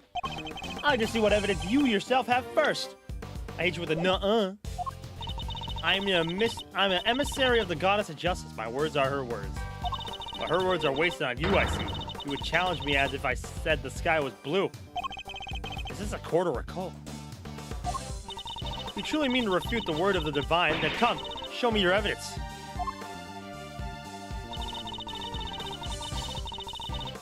Hold it! Is it possible that Mr. Carcerado simply failed to notice the body? Assistant to the Associate Attorney, you have been through the secret passage, have you not? Whoa, how'd you know? I noticed the mud on you yesterday. On that charming key in your hair, to be precise. That's incredible. You could be a great thief with eyes like that. Answer me truthfully in the name of the goddess. Would you or would you not have noticed a body if it had one been present? Well, you know, I guess I would have. There you have it. Mr. Carcerado did not see a body, which means there was no body to see.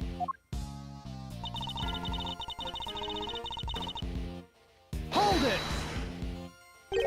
Could you talk us through your reasoning on that a little more? The day before the performance, Mr. Knight borrowed the keys from Mr. Carcerado. Or more specifically, the key to his cell. Mr. Knight then used the key to leave his cell and enter Mr. Sane's cage. Mr. Sane took Mr. Knight to the yard in that cage, and that's where he killed him. The following day, Mr. Carcerado crawled his way through the tunnel, but there was no body there. Wait a second, that doesn't add up. Mr. Carcerado smelled that sweet smell, so Mr. Knight must have been in the tunnel already. No, his body did not pass through the tunnel until sometime after Mr. Carcerado had crawled through. Mr. Carcerado used the tunnel right around the time the show was starting. The body was discovered just after the performance ended, from which you deduce that the body could only have been thrown down the well during the show. Goddamn bots. Yes, and who the culprit must be.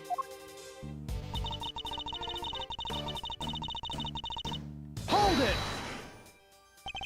Are you sure about that? Could nobody else have done it? I understand that Miss Barry was on stage for the entire performance. Most of the prisoners were watching the show. And those who were not to have plausible alibis. What about the guards? They were too busy watching the show as the warden. How can you be so sure? A guard could have easily approached the well unnoticed. None of the guards left their post during the show. I have checked this for myself, you know. I took statements from each and every one of them. She's thorough, I'll give her that. Are you finally ready to accept the truth that the killer could only have been Simeon Saint? Judge Gavel hasn't carried out a full investigation of the yard yet. Which means we got the advantage for a change. I should review the evidence gathered during our... I think we should tie her up, not gonna lie. I don't know if we should, bro. I think that's a bad idea. RIP. Yeah, Himiko Light Cone, that's so unfortunate. Alright.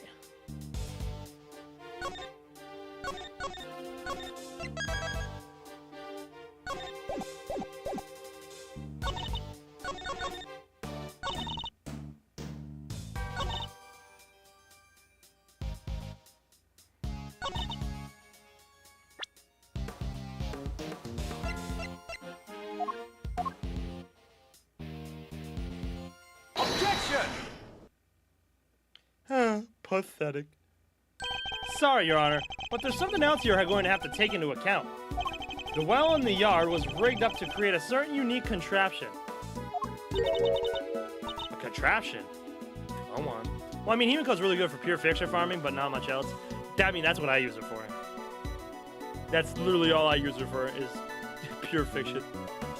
A contraption? Go on. There's supposed to be another pure fiction coming out soon. I think. You'll recall that Mr. Singh was sent flying from the stage by the elephant. I do. Just before he was to be absent for some time. He was only able to fly through the air thanks to a weighted rope he tied around himself.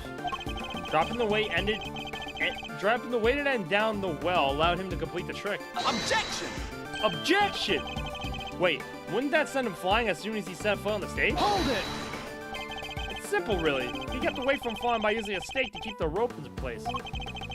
With a second rope, he was able to pull the stake free, thereby controlling when the weight was dropped. We have found evidence to suggest that the original weight was replaced with Knight's body. This was done by the real killer in order to create an alibi. The estimated time of death tells us that the murder took place early in the morning.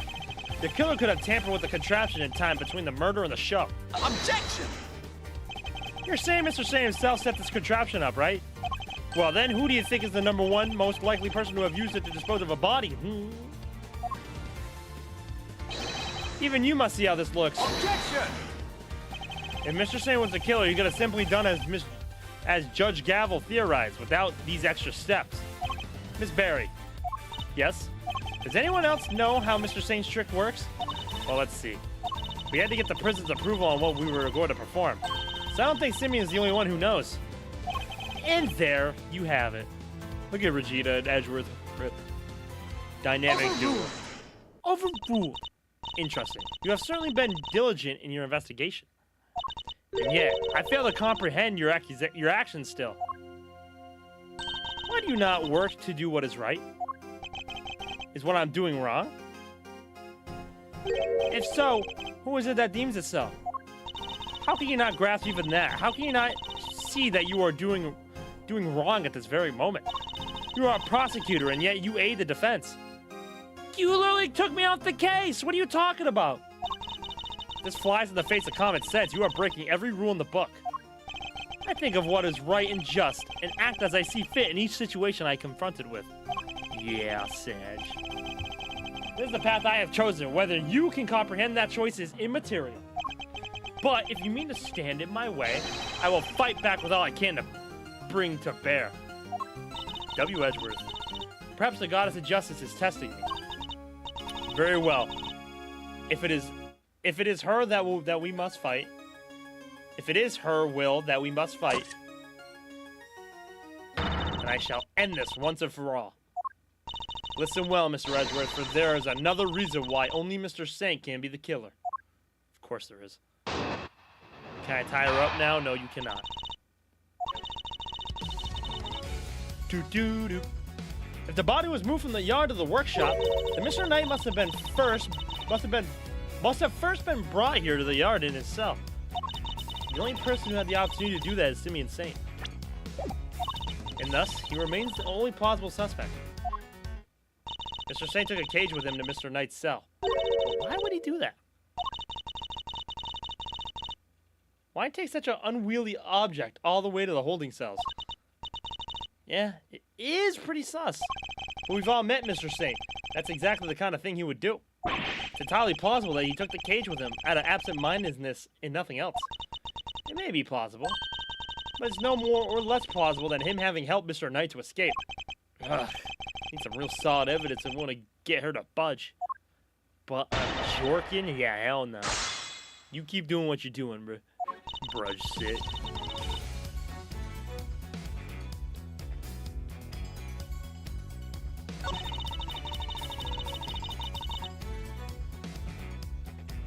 Hold it! Was there really no other way he could have come here? Mr. Knight was awaiting trial. If he, a random non-inmate, had openly entered the prison proper, he surely would have been noticed. And presumably none of your witnesses have testified to having seen such a thing. Precisely. Praise be to the goddess of justice for granting you this insight. So as you will agree, it can only be that Mr. Knight was brought over in here in secret. Hold it! You're certain nobody else had the opportunity? He didn't remind you that we are in a prison? The entire facility is monitored at all times. Anything out of the ordinary would have been spotted. Hold it! But Mr. Singh was under that same scrutiny, was he not? Overruled! The warden had granted the members of the circus troupe special access. As a member of the troupe under the supervision of Miss Berry, he is the only person who was free to wander where he willed. Objection! It seems you've forgotten something, Your Honor. Overruled! Forget is not a word in my vocabulary, Mr. Edgeworth. Very well. Then recall this fact, if you will. You claim that Mr. Sane is the only person who was free to walk around the prison. But there was a brief period of time the day of the crime in this prison, a time when it would have been plausible for anyone to move through the prison entirely unmonitored. What do I have to do that shows there was a... I got it. Take that! What? Well, Eustace, what do you make of this? Yes, interesting. Well, as we all know, most people have legs, therefore, pretty much anybody could have walked around the prison that day. Yes, but could they have walked around freely? Oh, no, impossible. Rebutted by Mr. Winner of all people. Have you learned your lesson yet, Edgeworthless? Stop calling me that.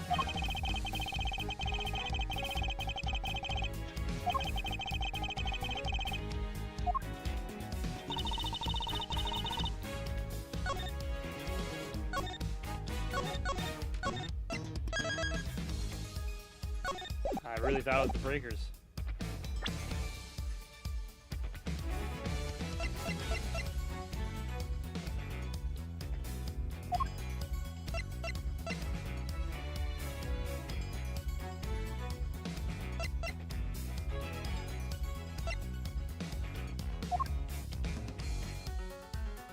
We're getting outed by Eustace. It's gotta be the bracelet then. Objection! Oh shit! I didn't mean to press that. Fuck. I didn't mean to press that like that. Oops. Any jorkers? Any jorkers? Got any jorkers in chat? Jorkers. Jork call.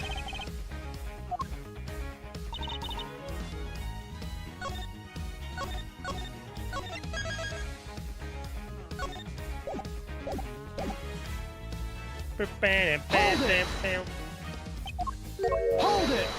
Overruled! Objection! Hold it! Overruled! Damn!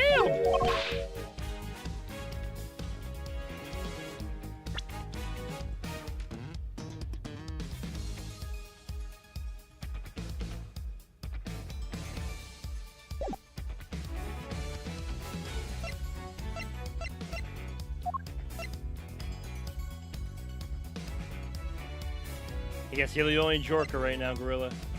Sorry, man. Take that! Mr. Sane is far from the only one who had the opportunity. Which opportunity are we talking about again? Nameless. Nameless gonna jork with you, man. Jorkers. We previously established that the time code on the security footage was off by 3 hours. And from this, we can deduce that there must have been a power outage lasting for that length of time, during which anyone could have moved around the prison undetected. Do you mean to say that our killer intentionally created this 3-hour gap? That it was no simple camera malfunction? Is that even possible? It was completely possible to create the 3-hour gap using this, Jorkin.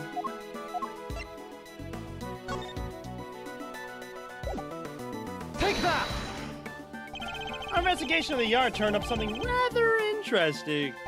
Hi, fellas. A panel of breakers, one which can be used to cut the power to the security cameras. We also learned that the door to the power room may have been open at around the time of the murder. What? Such a shame. To see one so capable fall so short of the mark. Mr. Edgeworth knows what he's doing. Then how does he explain the lock on the power room door? Oh yeah, it was kind of locked up tight. And the warden's the only one with the key. Those breakers are vital to the prisoner's infrastructure. So I very much doubt that anyone could have gained access to the power room's key so easily. Objection! Alright, call out the warden. No, but one person could have. Oh shit, Hey, hey, hey. I beg your pardon? That person, the killer, had easy access to it, in fact. And what's more, the position here is such that nobody would dare question them. Objection! Objection! What? There's no one like that. The breaking of the electric fence is there. There would be questioned in an instant. There's only one person who meets this criteria. I can hardly believe it myself, but I have to follow where the logic leads. Do it, Edgeworth. Do it, Edgeworth. Do it. Do it. Boom. Do it on the beat drop. Take that! The real culprit is... Oh, that's who she's barking at. Warden Lagarde. I don't know about this, Ghoulius. What? What happened? Oh, just look at you. Aren't you the cutest little poochie woo? Since it's not a pretty face, Missile also has quite the nose for sweet things. It seems he's smelling something very sweet indeed, and it's coming from you. Oh, darling, you're making me blush. I'm not even wearing perfume. Missile did it. Missile 100% did it. Missile 100% did it, Ender. And this fox on her neck. It was the animals. You're a regular poet, aren't you? I had no idea. But if I didn't know better, I'd almost think you were calling Moi the killer. Moi, sorry. That is precisely what I'm calling you. Damn, that looks like that hurts. What? Warden Lagarde is the killer? Mr. Edgeworth, do you realize what you're saying? Oh ho ho, such a naughty boy. How could he suspect me, I'm the one in charge around here. Can you stop kissing that thing too? It's so weird. It's like we're in a murder mystery, aren't we? And equally far-fetched. This is preposterous. Hold it! Sadly, it's not. Although I can hardly believe it myself. Well, this is where the evidence points, and we must trust in the evidence. This piece of evidence proves that Warden Lagarde is the killer. Oh boy.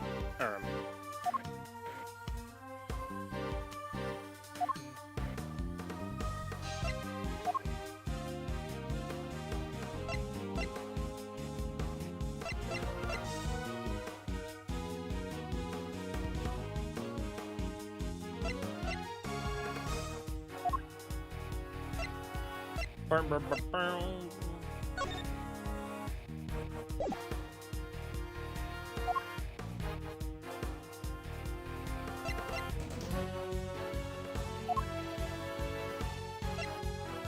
I'm just gonna guess it's the breaker again. It's the only thing that makes sense. Take that! Nope. It has nothing to do with me whatsoever, and you know it. Looks like that wasn't it. Missile smelled something at Warden Lagarde just now. Whatever it was, it could be the key to this case. Huh? This is no joke, Warden. You are the killer. Ugh, really? Well, could you at least try and present some plausible evidence? A sweet scent can be detected. Is that it? That must be it. Take that! Your scent betrays you, Warden. And here is your accuser. The police dog? We had him track a sweet scent that was lingering around Knight's body back when it was first found. He now appears to be smelling the same scent. It's coming from you. God, whenever I hear this song, bro, it makes me want to get up and dance. Darling, you're priceless. Really, you are. Your evidence is a whiff of suspicion? Verity, dear, do put him in his place. Oh, shit. It seems Judge Gavel may have reached a similar conclusion to myself. Then dance, Goop. I'm not turning on the camera, if that's what you're thinking. You believe this to be no mere coincidence, Mr. Edgeworth? I do. After all, she had the key, and the scent found lingering on the body is hers as well. Were it just one or the other, we might be able to brush it off as coincidence. However... Indeed, then it seems a conclusion approaches. Perhaps we should hear what the warden has to say for herself. We should. And when we have, this case will finally be at an end. You're all being simply awful. Stop looking at me like that. Me? The killer? Blech. How could I possibly do such a thing?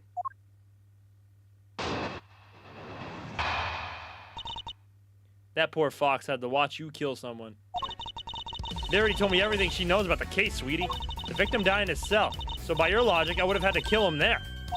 But how am I supposed to have moved the body, especially as I've never went into the prison? I was too busy with work, you see. I was cooped up in my office till right before the show began. Check if you like, you won't find a record anywhere of my having entered or left the prison proper. That guitar solo used to be a saxophone solo. I would jig to that all the time. It was a saxophone solo? I am using the arranged one, so I'm not surprised they probably changed it. I'll probably try the original at some point before the end of the game. I haven't the first idea what harebrained theories you little scamps have cooked up, but I'm innocent. There's simply no way I could be the killer. Give me a break. This one doesn't lie. Don't make it hard on everyone and just come clean. Oh dear, I'm afraid you are the one making things difficult. As I just said, I never went into the prison. If you think I'm lying, go and check the records. She clearly wants us to check these records, which means they won't help. We'll just have to find another way of getting the truth out of her. Please, Mr. Edgeworth, stop being a big silly. You made a boo-boo and you know it. No, I haven't.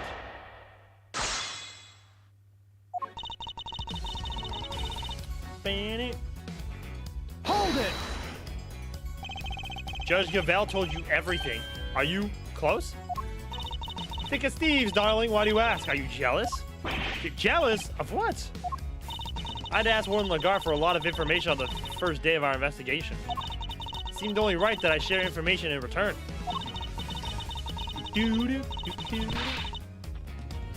Let's say, Ace Attorney music never disappoints.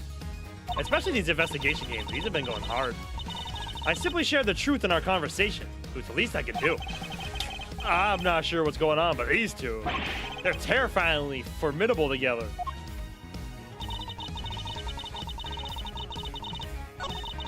Shit. Hold it!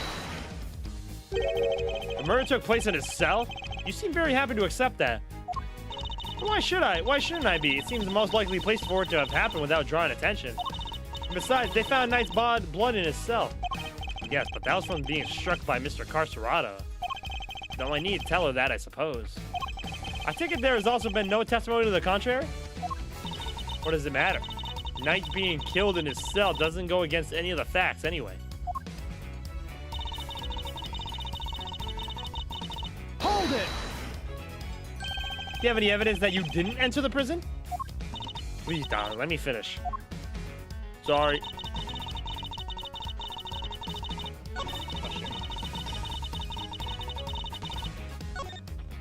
Hold it! So you were in your office the whole time, and you didn't notice anything unusual? No, I can't say that I did. You didn't notice anything missing? I must confess, I'm a rather messy girl. Shit. And a forgetful one at that. I put something down and it's lost forever. It's a curse, darling. A curse! I even lost some important evidence recently. It was gone. Poof! Just like that. What? And she still has a job? Honestly, if somebody came into my office and took something, it might be years before I noticed. Ugh, it seems like I'll need more than the power room key to expose her. On the day of the murder, I was working in my office. Oh, and looking for something I had misplaced. Even if I had a reason to go to the prison, I simply wouldn't have had the time. I do like how the fox puts his little hands out. Hold it! Sure, maybe he didn't go through the main entrance to the prison. What if you took another route? Oh, come now, sweetie. Surely you don't mean that awful, filthy tunnel they discovered. Why, until yesterday, I had no idea it even existed. No, you had another way in. I'm certain of it. A route that didn't require going through the main entrance or the tunnel.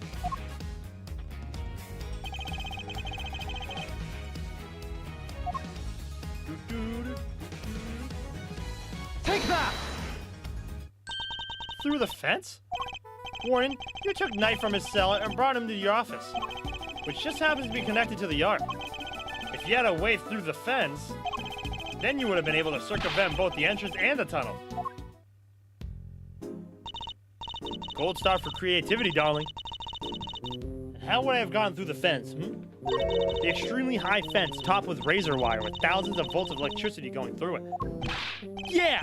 How's she supposed to have gone through that? Alright, useless. Eustace. I didn't mean to call him Eustace. Alright, useless. Fuck! The fence's electricity supply can be cut off from the power room. And only you had the key, Warden. No one but you could have done it. Overruled. Utterly ridiculous. The power room is on the prison side of the yard. Warden Lagarde was on the detention side. How would she have even reached the power room? Exactly, Verity darling. Well, clever puss, you've dug yourself a real hole now. There's no record of Warden Lagarde having entered the prison proper. Then the idea that she could have shut off the fence by using the breaker is out of the question. But there must be some way she could have done it. Take a deep breath, big guy. Lose your cool. Lose your cool and you've lost everything. But I didn't find a solution. She might still wriggle out of this. Hey, I said take a deep breath, not freak out and completely lose your cool. There's nothing to be gained by banging your head against the same wall, yeah? No matter how you look at it, Warden Lagarde couldn't have done it alone. Mr. Edgeworth, if you cannot find a...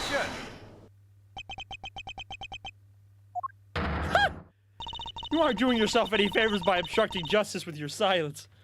He just objected and then shut up. Forgive me if I accidentally called him by the fan translation's name. Oh, you're good.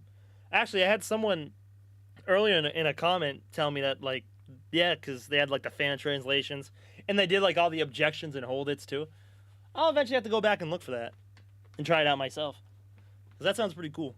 Because this is the first time this game's officially been released in the West, right?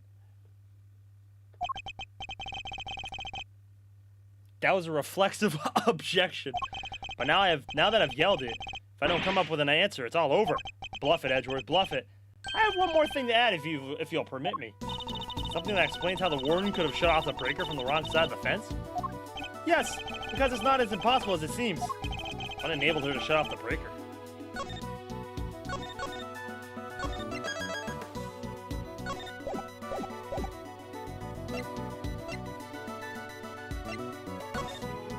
She couldn't have done it alone. But what if she wasn't alone? Oh, now we're talking. Way to flex the old gray matter, kiddo. What was Freddy's? What was Eddie's fan translation name? I believe that Warden Lagarde had an accomplice.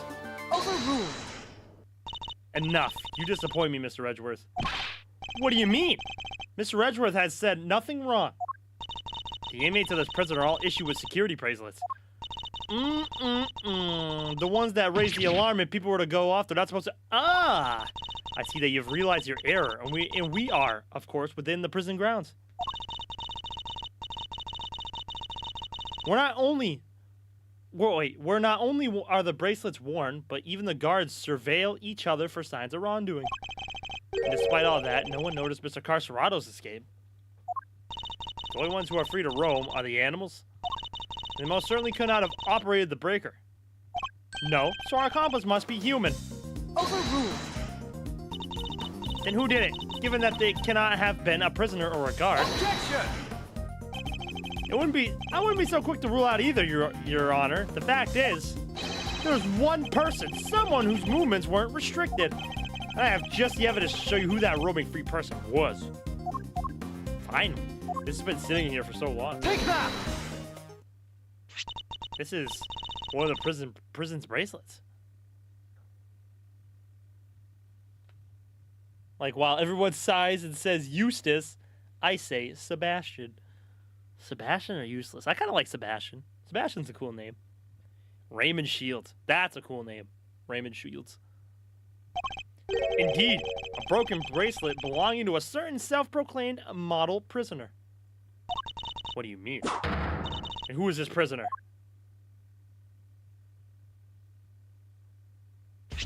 Frank Sawit, Warden Lagarde's favorite inmate. Oh shit. Ew, is he looking at her sweat? Blech. It's strange, isn't it, Warden? That he was able to keep his broken bracelet hidden and wander free around the prison all the while. That is pretty funky. I don't mean it in a good way. couldn't be the case that he was permitted some sort of special leeway, could it? Although you are in the habit of giving such leeway to certain others. Bodhidharma Canis, for example. Overruled. Mr. Edgeworth, that is pure speculation. Objection! Sebastian DeBesti? DeBest? Sebastian DeBest? Oh, that's cool. Yeah. Now he's Eustace Winner. In that case, why don't we ask Mr. Sawit himself?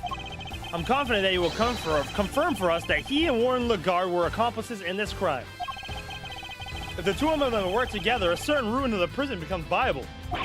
The real route by which Knight was moved from his cell to the prison proper. Recall that there were two big obstacles in her path.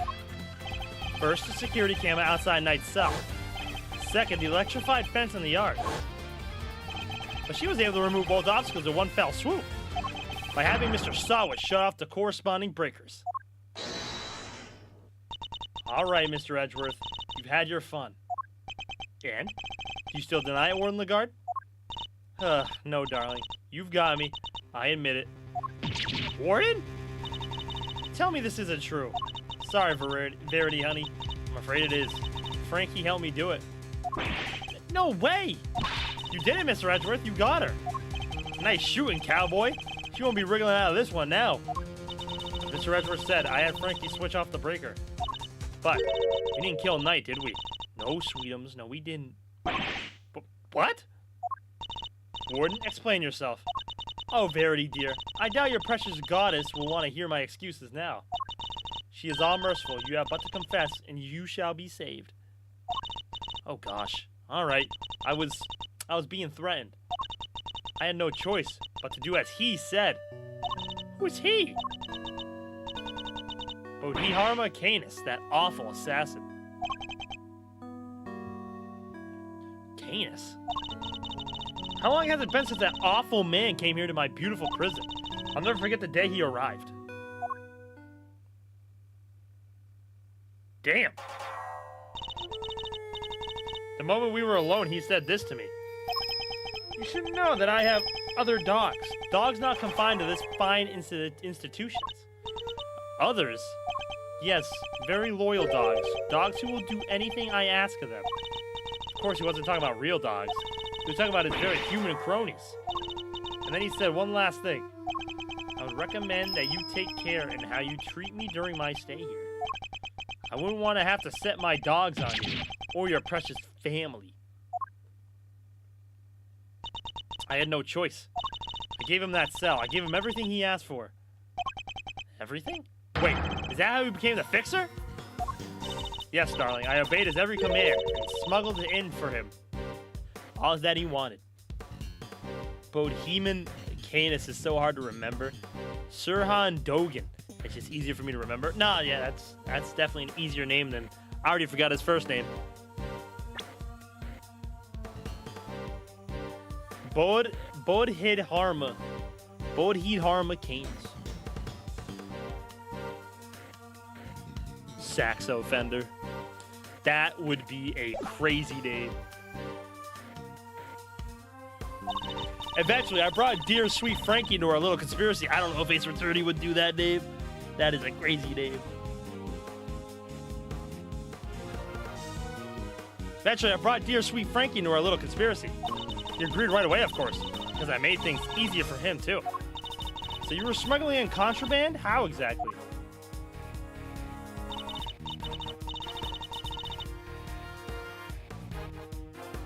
Once a week, late at night, Frankie would shut off the breakers.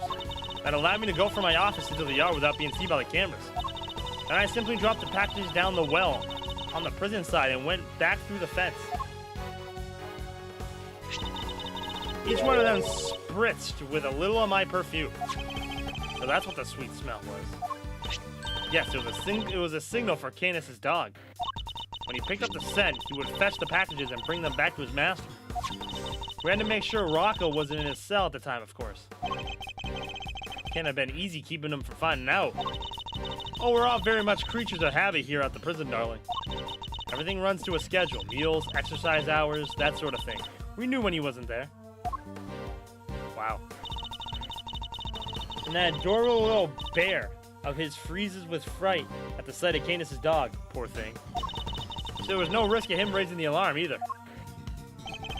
She has oversight over everything here at the prison, which made her the perfect mule. With her on his side, Canis couldn't fail.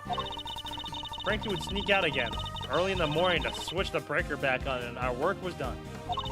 Apart from fixing the time codes and the cameras, which I would do later when I got the chance. You shared a great deal, Warden. The Goddess of Justice will surely take your honesty into account. What about me? Body hard harm is probably a pun. Blood-heated. Yeah, it probably is. Nah, you're probably right. I've been the most dreadful fool I know I have. I'm supposed to be the one in charge. The day of Knight's murder was also one of delivery days. And so Frankie, bless his heart, did the usual with the breakers. But there was no package for me to deliver that day, so I didn't go out into the yard. That's the secret behind the fixer system. And why she was...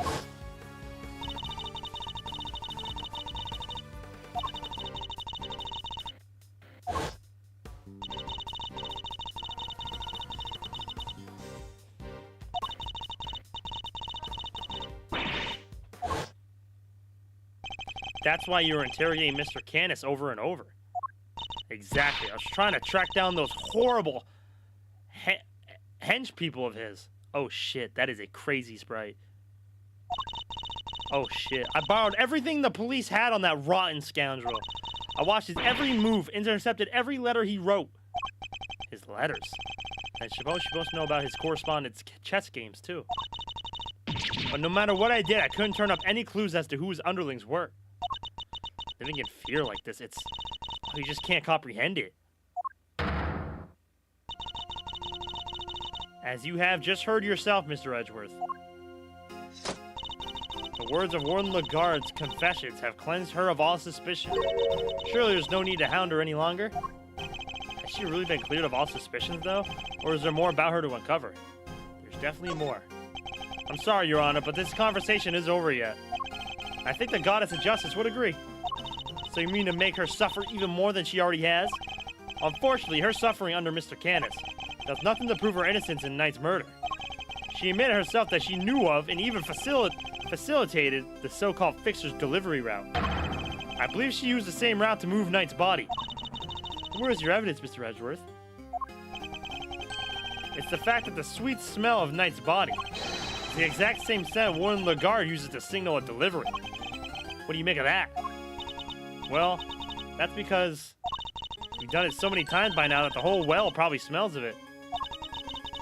Some of it must have just rubbed off on his body.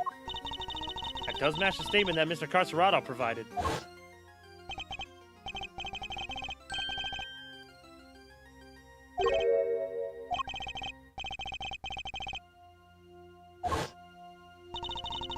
His words would seem to suggest that the smell had permeated the well. Ugh, god damn it. You've been rendered speechless, I see. Then I hereby move to adjourn this session of the court. No! What do we do, Mr. Edgeworth? What can I do? Is this as far as we go? Finally! So we're actually done. You haven't done nothing, Eustace! Dummy! Yes, Eustace, it seems we are. By the powers vested in me, this court is adjourned. Hold it!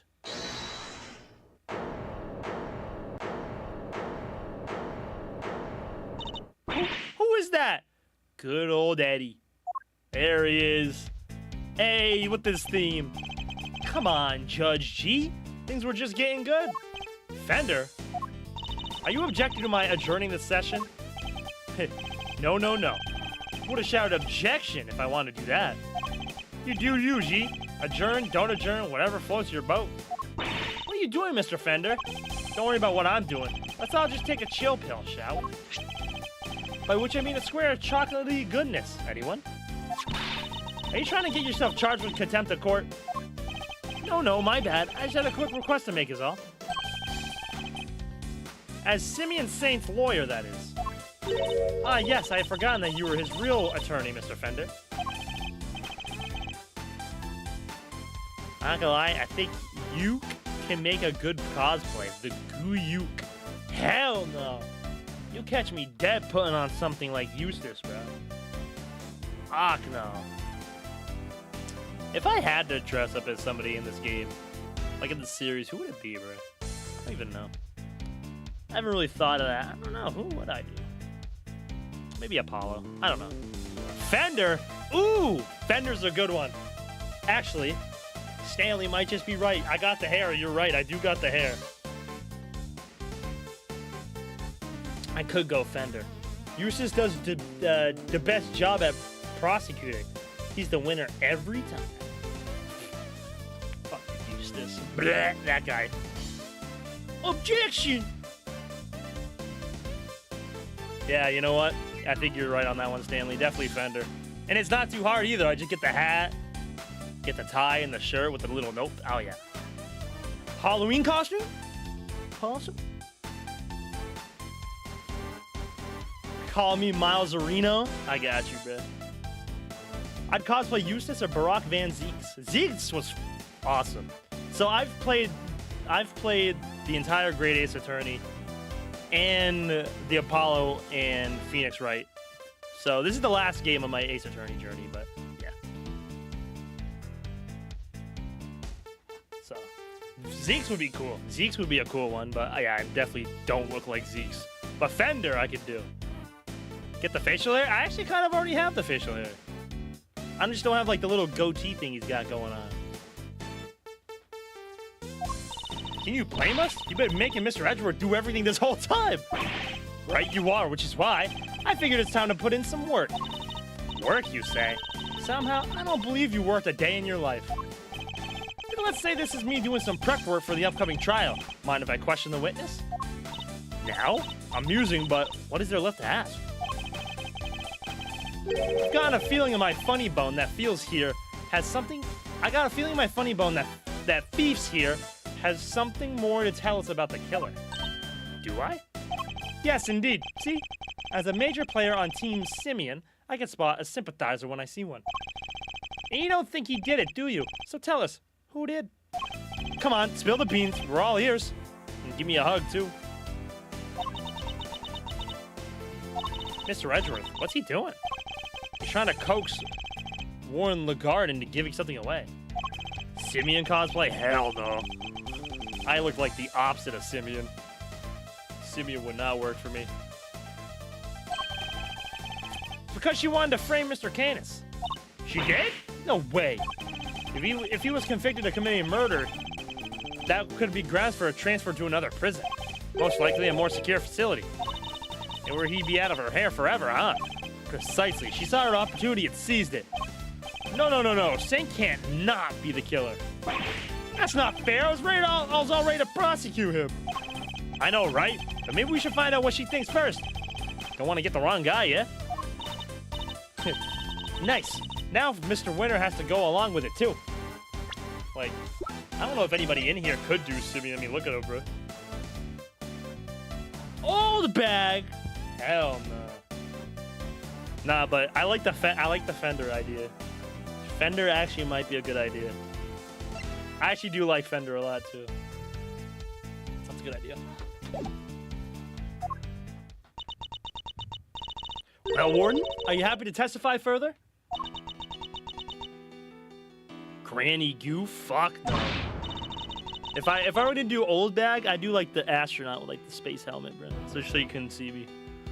Of course, how could I refuse the silver-tongued devil? Eddykins, you have such a way with words. Just doing my job, thief. Besides, one can't tell the truth without telling the whole truth, can one?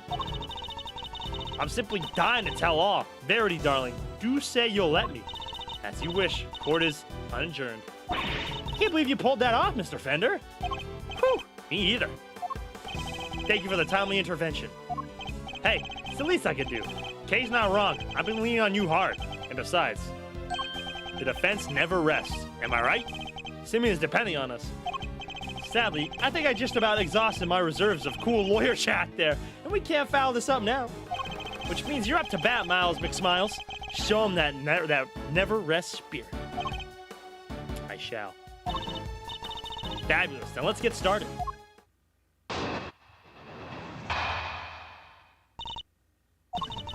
I really don't think anyone could have done it but that dreadful man, Canis.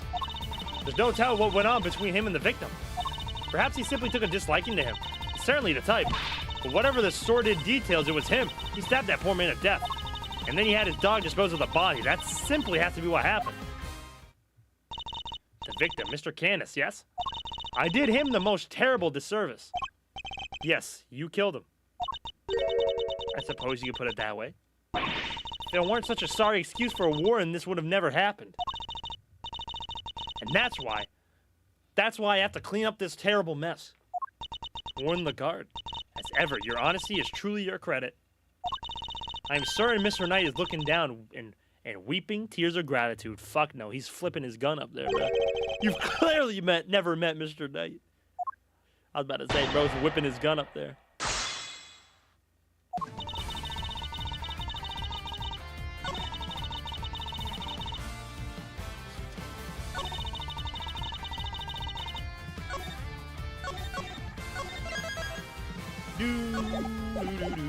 Alright, let me press everything.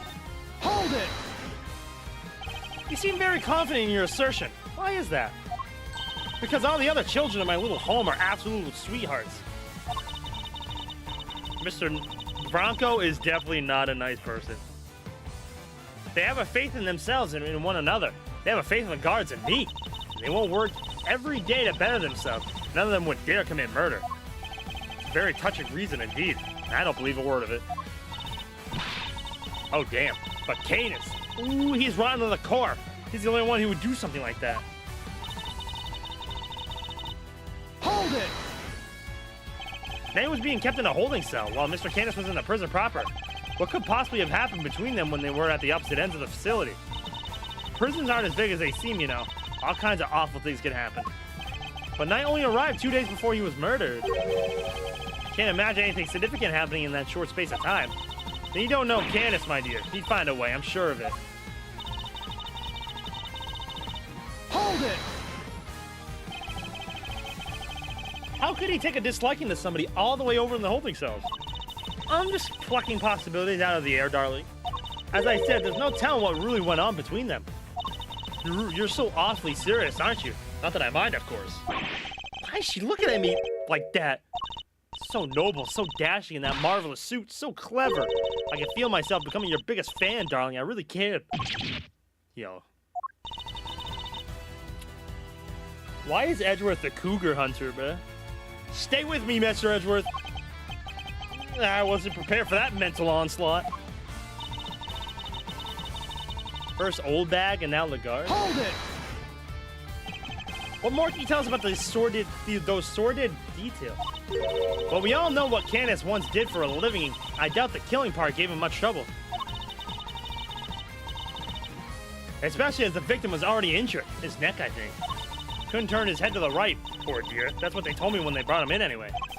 Must make some sort of report for the warden when new prisoners are admitted. You seem keen for us to think that you didn't know much about Knight. That's because I didn't, sweetie. The victim was simply a fun target of that monster. A simply fun target of that monster, nothing more.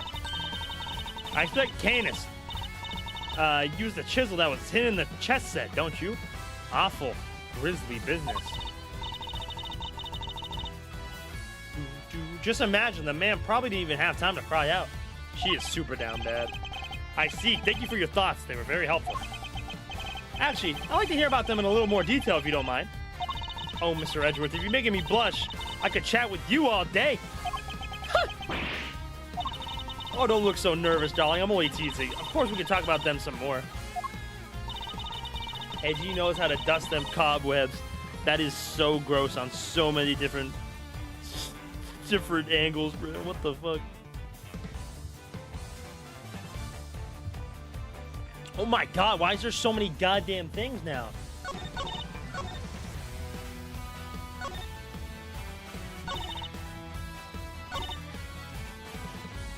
Hold it! Which chest set would that be precisely? Why the one the victim brought in, sweetie? Don't try to keep up. The victim was a certified chess fanatic, so I'm led to believe the naughty boy snuck a chisel inside it. Can you imagine? How did she know about the chisel in the chess set? Only a few people were supposed to know about that. After all, we only learned about it thanks to certain deductions we made. So, how did she find out?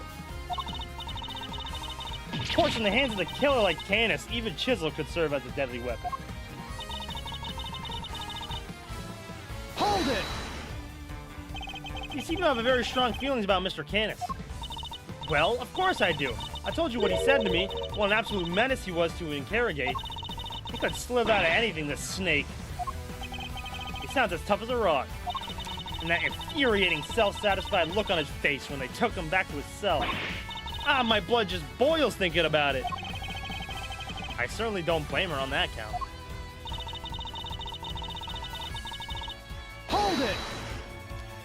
Surely you're not suggesting that the dog threw the body down the well. I told you already, darling, Canis has more dogs than beastly creature. Remember, he has pets on the outside, too. You mean he brought someone in from the outside to prison to help him commit the crime? Of course not, silly. How would they have made it through security? But he's the so-called fixer, no? Exercise that fabulous brain of yours a little. How hard would it be for him to recruit a dog on the inside, or even a plant one? Interesting. Does this dog have a name? Well, if I knew that, my life would be so much easier now, wouldn't it? Anyway, it was just like it was just a little thought. You can ponder in your own sweet time, then, darling. He's really born to love chess with his name and hair, but then Ethan, oh, it was Rook IRL. I keep doing it. His name is Bastion Rook. Yeah, Bastion Rook. Ethan. Yeah, it was Bastion Rook. Warren Lagarde's testimony is a little more than a house of cards. I just need to push her on the right statement to bring it all tumbling down.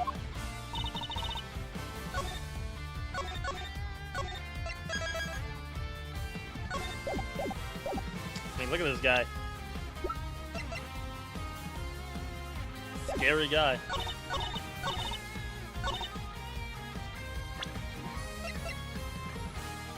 Objection! The fox is biting his own tail. He looks so cute. I love that little fox. That little fox is adorable. Warden Lagarde, you strike me as being more careful than the image you project suggests. Oh, Mr. Edgeworth, please call me Fifi, or Sweetie Pie if you prefer. Yeah. Ooh, however, I think you may have been a little less careful than you realize in this instance. Aren't you just the most adorable little creature? Don't be embarrassed. We're all family here. Come on, Mr. Edgeworth. Don't let her get inside your head. You said earlier that you didn't know much about the night. In which case, I find it rather strange that you know about the chisel. Well, of course I do, darling. Do you think we do? Do you think we don't check prisoners when they come in? Objection! You're not talking your way out of this, Warden. That is entirely irrelevant, and you know it. Knight didn't bring the chess set into prison himself. It was brought by Mr. Saint when he came to visit. Knight wouldn't have had it with him when he arrived. Oh shit. She wants to update his autopsy report. I have an updated autopsy report. What? Well, I mean, of course that when Mr. Saint came in, we... Objection! You checked him? I find that hard to believe because if you did, that makes your story all the stranger. If you found the chisel, why didn't you confiscate it then and there? Oh, wow. Judge Gavel, did you tell anybody about the hidden compartment in the chess set? I did not. If no one leaked our findings, then how exactly did you learn about the chisels, Warden Lagarde? Because it certainly couldn't have been when you checked Knight or Mr. Saint on their arrival. Indeed. Such a thing would imply an intentional oversight if it had been found, yet let through. Precisely. So, Warden Lagarde, answer truthfully this time. Where and when did you learn about this chess set? If you won't answer, then allow me. I submit that you... All right, darling, there's no need to rub it in. You got me, all right? I questioned Knight. That was when I learned about the chess set. But please, you have to believe me, I did not kill him. One moment, Warden. This is a significant development.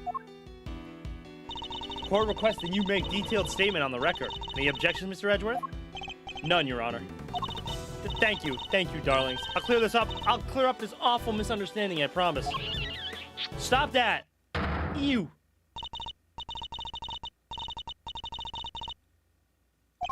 remove the virgin status. Her lies are starting to wear thin. This is my chance to expose her. Burn it, burn, burn, burn, burn. I said I questioned Knight, but it wasn't anything serious, you understand. I'll make a point of talking to every newcomer to our little home. Knight was no different. We just had a little chat, you might call it. After we talked, I had taken him back to his cell straight away.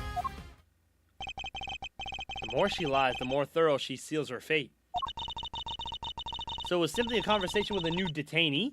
That seems entirely above board. Exactly, Verity, darling. I knew you'd understand. Objection! Well, I don't. What proof do you have to back up your statement? I suppose we shall see, won't we, Mr. Edgeworth? You may begin your cross-examination. You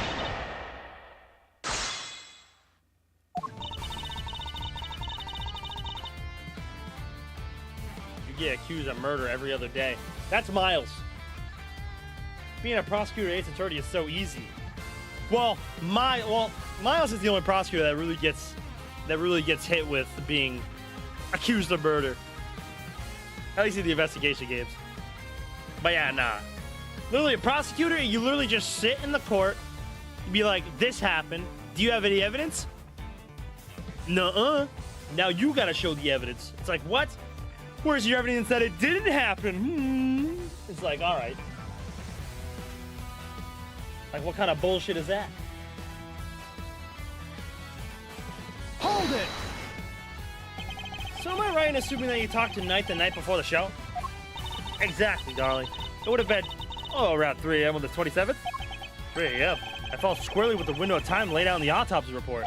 That seems rather late for a friendly chat. Wouldn't you have been asleep? Normally, yes. But if you remember, a guard was attacked in his cell. We had to examine the scene of the crime, gather information. These things take time, sweetie. I assure you, he was wide awake. We all were.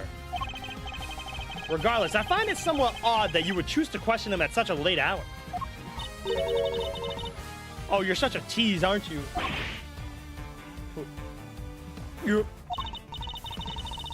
Anyway, no matter how odd you think it is, I had brought him to me, and that's what happened. Must you really insist on questioning every last thing I say? Sorry, Phoebes. He's like a dog with a bone sometimes. I'll be sure to scold him once we're done. Though, would you mind giving us a little more info? Like, where you had him brought to? My office, of course.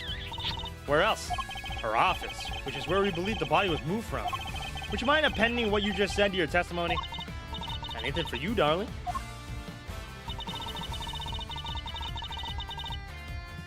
I think Mr. Innocent is guilty of his crime. Any proof he's innocent? Your Honor, my guilty Grant Larceny is innocent. The real crime is robbing banks. Robbing banks. That's a good one.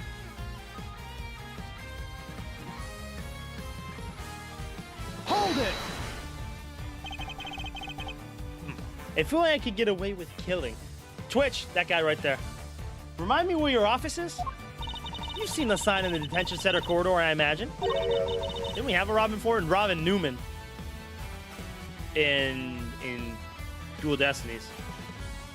The one that says no entry? That's it, sweetie. My office is just up there. A short walk from the holding cells. I understand that you also have access to the yard? Why, of course. That's where my gorgeous little garden is. Oh, I see where you're going with this. You're saying that's how I moved the body. You had the means and the opportunity. It's hardly impossible. Overruled. Hardly impossible proves nothing. You have no evidence for this assertion. Objection! There is no other way that the body could have been moved. Overruled. Surely you haven't forgotten that it was Mr. Sane who dropped Mr. Knight's body down the well. Yeah! I forgot you were here. What she said! You're miles off, Edgeworth. I probably shouldn't push this any further for now. Forgot he was here. Hold it! What did you and Knight speak about? Oh, nothing much. Just some small talk, really. I asked him about what animals he liked, what his hobbies were. His hobbies? Did I imagine you talking about chess? Oh yes, I couldn't stop him talking about it, in fact. He even had a piece of paper covered with little notes about it in his cell. At least I think that's what they were about. So she sees Knight's correspondence chess diagram. Hold it! How was he when you spoke with him? Oh, he was so open and honest, darling. What? That guy? Honest? He was talking about one croissant and promoting a prawn. I suppose he must have been hungry. And croissant and promoting a pawn. It seems he spared no one from his obsession with chess. Hold it! Technically speaking, Eustace is the strongest character in the Alice too, because he is aware his name is a pun, and is aware of the other characters' names being puns. Does he? If he really had gone back to his cell, would he still be alive today? By someone miles behind him. Oh, I got you. I got you. That he did. He does use the names, yeah. You really think I murdered the poor man right there in my office, don't you? But what would my motive have been, darling? I told you, I barely knew him. I'm no angel. I have my grudges against Candace, but Knight had nothing to do with that animal. She really does hate Candace. Warn the guard. I must insist that you append that statement to your testimony. Bitch. Fucker. Thanks for the resub, HY. 52 months with Prime. W, man. Thank you. Fucker.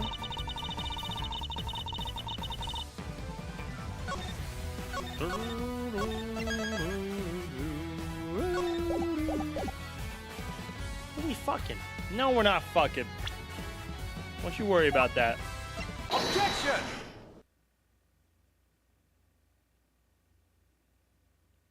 Judge Gavelle, I'd like you to take a look at this.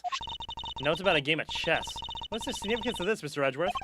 It was found in Knight's cell, which is exactly where you saw it too, Warden Lagarde. But you didn't just see this game in Knight's cell, did you? You seen it in Mr. Candace's cell too. Well, what do you mean? Objection! Oh, come now. Don't tell me you haven't taken a look at the chessboard at maximum security. I imagine you watch his every move like a hawk.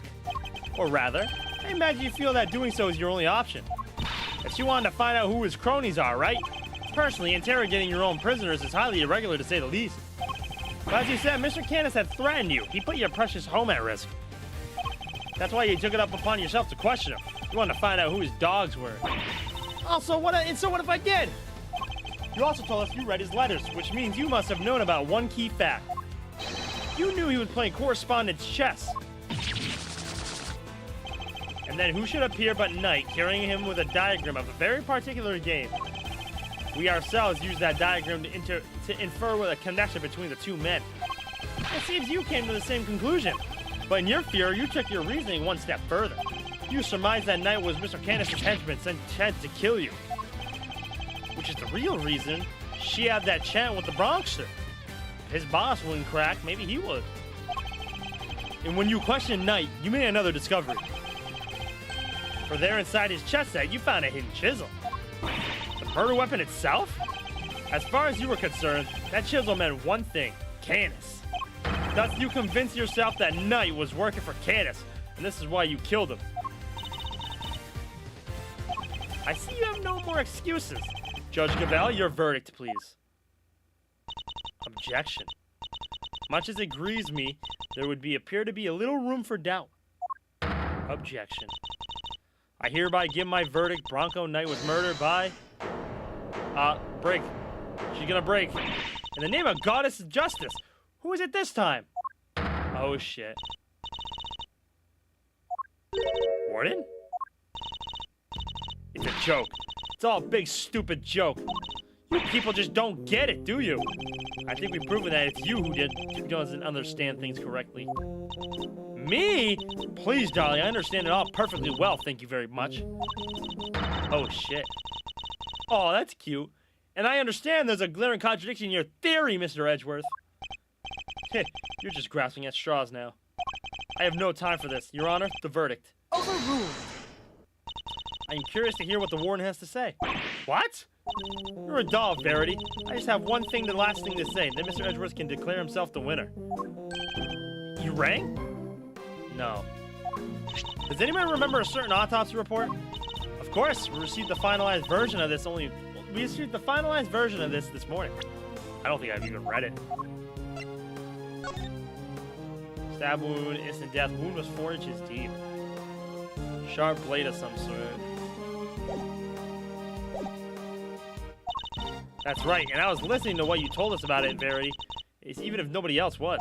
You said the wound was 4 inches deep. 4 inches? Well, wait. Riddle me this, Mr. Edgeworth. How does a tiny chisel make a 4-inch wound? God damn it! Forgive me, oh goddess. I came perilously... Oh my god, I can't pronounce that word, I'm sorry. Close to making a terrible mistake. Looks like your theory is the one that doesn't hold water, Edgeworth. What now, What do we do? Chisel isn't that small, right? It said they did say it was a tiny chisel. This thing. This is more than 4 inches, no? You think it's a murder weapon, Mr. Edgeworth? It's too early to tell, but the fact that the blood was found on it is certainly incriminating. And at the very least, it's not something we could discount as unrelated to the case.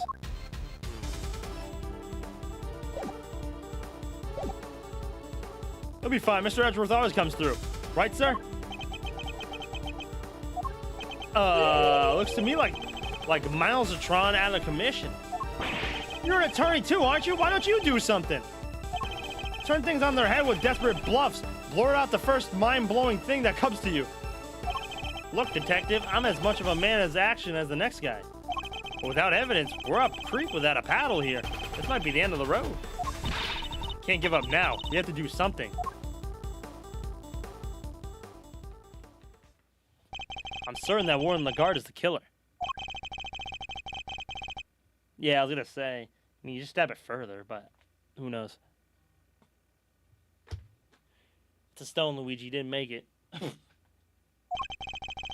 But the chisel wasn't the murder weapon. What other bladed weapon is there here in this facility? It seems we still do not have all the answers. Not the evidence to provide those answers. Nor, my fault. Alas, we must wait until the trial to see this matter resolved, I'm afraid. Objection! Objection! I love it. Ah, come on, G. You're just giving the killer a chance to destroy the evidence. Overruled. Are you calling the judicial process into question, Mr. Fender? No, not me, no. I try, Miles. Any bright ideas? All right, Fender. What is the real murder weapon, since it's clearly not the chisel? Confound it! This question throws everything we've deduced out the window. Nothing to add, Mr. Edgeworth? Allow me to remind you that claims not supported by sufficient evidence are subject to harshest penalties. What could have been the weapon, bro?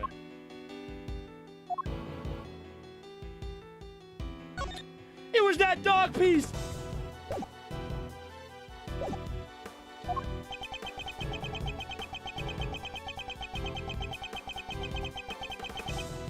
It's hopeless. I can't think of anything. I need more time.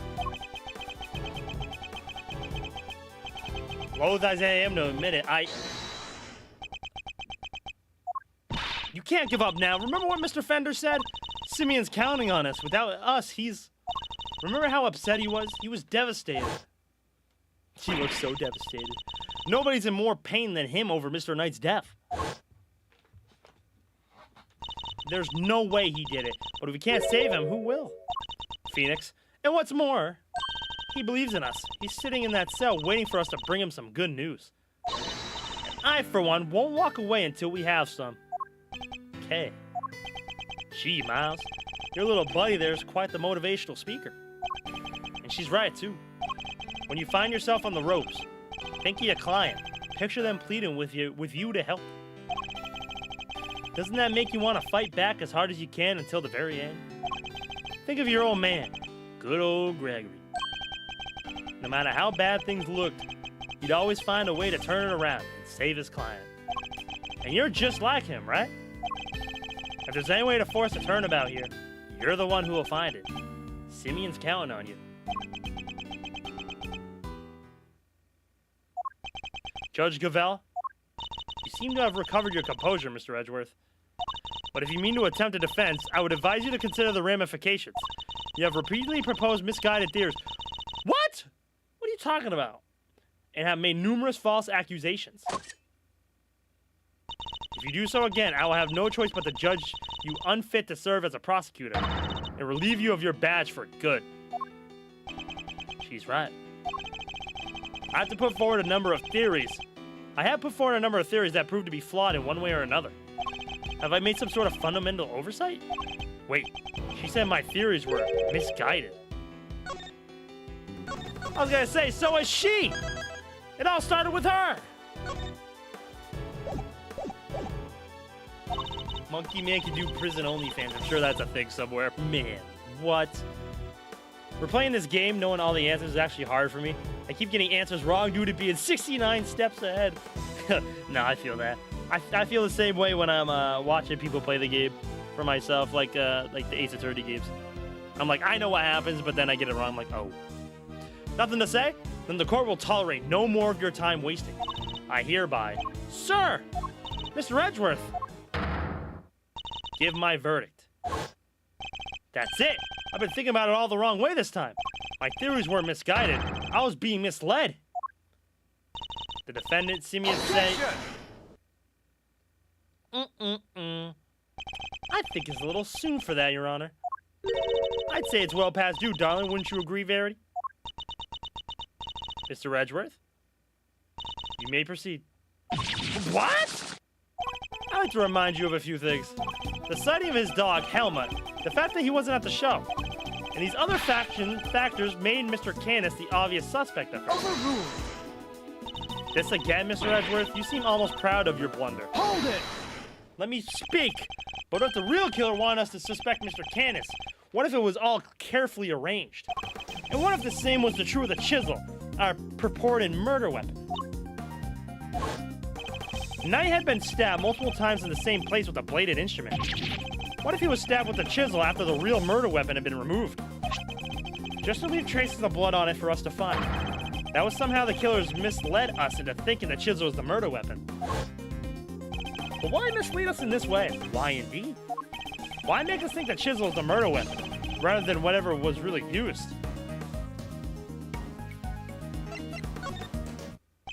Warden, you took advantage of what the chisel seemed to suggest. What it suggested? What are you talking about, darling? Hold it! Mr. Winter, if I were to tell you the murder weapon was a chisel, what would you think? Huh? Then Mr. Canis is the killer. And there you have it. That was a trap the warden set for us. Huh! Yeah, good job, Winter. Oh, Mr. Canis had a bunch of chisels, so she wanted to think it was one of his, right? Indeed. That was her plan right from the start. To frame Bodhidharma Harma Canis. Bodhidharma Canis. Jesus. Your reasoning would appear to be sound. Warden Lagarde certainly seems to be harbor a deep and abiding hatred for Mr. Canis. However, I think you know what I'm going to say next. That alone is not sufficient proof that Warden Lagarde is the killer. I knew that wouldn't be enough. There's only one thing that will prove it. The real murder weapon that we now know must exist. If you cannot prove your theory, then this conversation ends here. Objection! If we could just find the real murder weapon. Objection! Objection! How many times do we have to go over this? We searched the prison from top to bottom. Eustace is quite correct. No other possible murder weapon has been found, so I'm afraid you're a bit of at an impasse. It's in the alligator's mouth, and it's the stake. It's the... Like I said, I haven't played these games before, so just like this is me going off myself. It's that stake, and it's in the alligator's mouth. Objection! I can still prove my case yet, Your Honor, because it's still here inside this prison. This would have made sure of that. The security gate. I'm glad you at least remember what it is. And you remember what it does? Of course I do. I'm not an idiot. The security gate detects metal, which means you can't bring anything metal into the prison or take it out. Oh! Fucking idiot. Precisely. If there's another murder weapon, it cannot have been taken off the premises. But nor could it have been brought into the prison in the first place. And so we find ourselves right back where we began. Judge Cavell. What am I trying to tell you, Mr. Edgeworth? Is that if you wish to believe me that there is another murder weapon here in this prison, you will have to explain to me how it got here. Alright.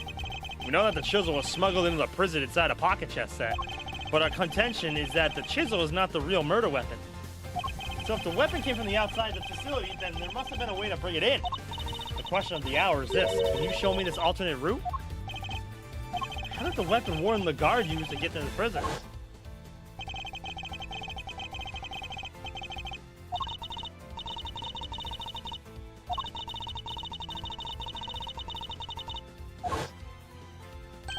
Of course, that's how. The fact that this is here with us shows us how a bladed object could have been brought into the facility as well. The fact that this is here shows us how a bladed object could have been brought into the facility as well.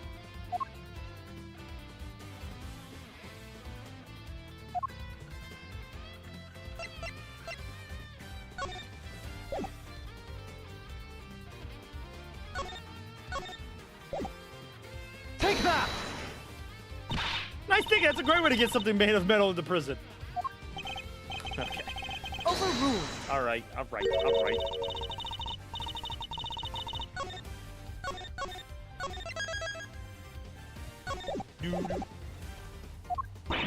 Wait, you can't use that at all? Mr. Retros, I believed in you.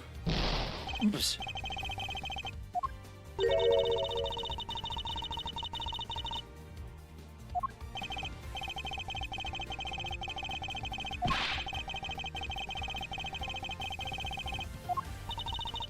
I got it. That was a Hail Mary throw, bro. Take that! It autosaves when you present false evidence. Does it? Overruled. Wait, what? Is that not it? Am I crazy?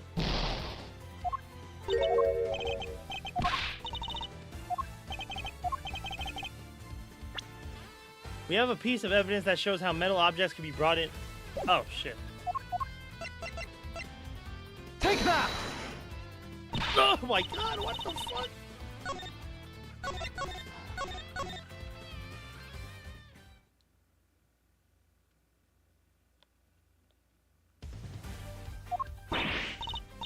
You fool!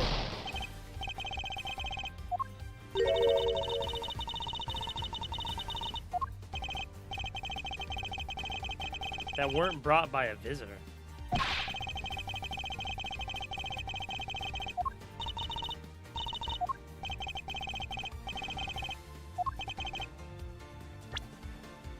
I hate to let her down again.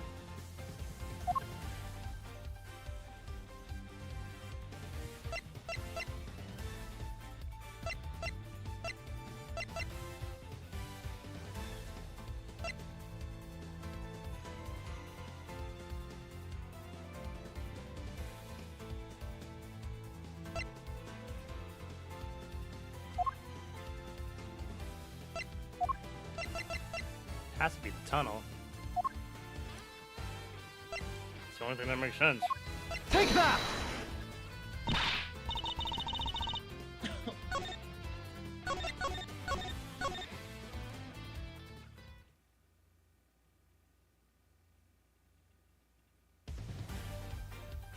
God, I hate Ace Attorney. It makes me feel so dumb sometimes.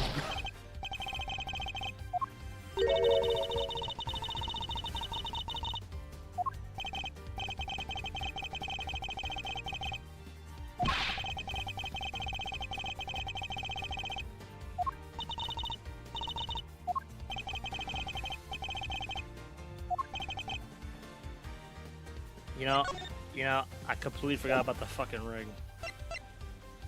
Take that! Maybe it's because you are that Gorilla, you lied to me. It must be. There's gotta be the tarp.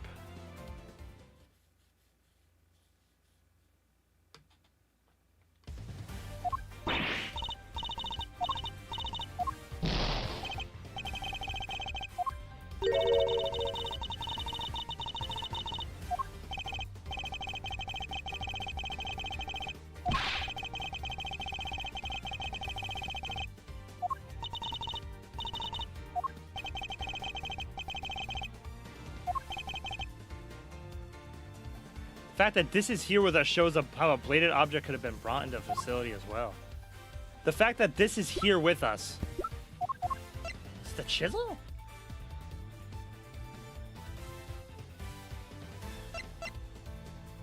that! Whoa, whoa, whoa, whoa, whoa, whoa, whoa. What does the game want from me?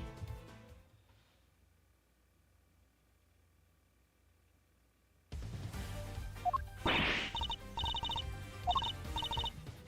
at that dumbass bell.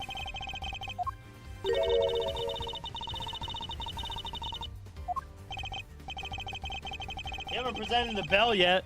I mean, at this point, might as well just go through all the fucking evidence. Brute force it, why don't we?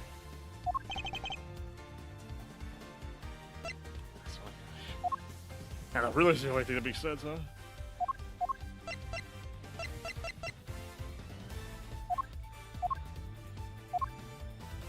Take that! The only thing that we didn't present yet. Excuse me while I spaz. What the answer is here, despite knowing this conclusion. Yeah, bro. There's always at least like one part in each case that makes me feel like a complete dumbass. I mean, like that's like the only thing we haven't presented yet is that dumbass bell. Let me to remind you of our conversation with Mr. Canis yesterday. It was but one of my bells. Only one of two in existence. Just two. Two and only two. One for my knife and one for my beloved helmet, exquisitely crafted, utterly unique. My ears are my guide after all, and I must be able to use my tools, precisely. Of course, as you said, the knife has long since been taken from me.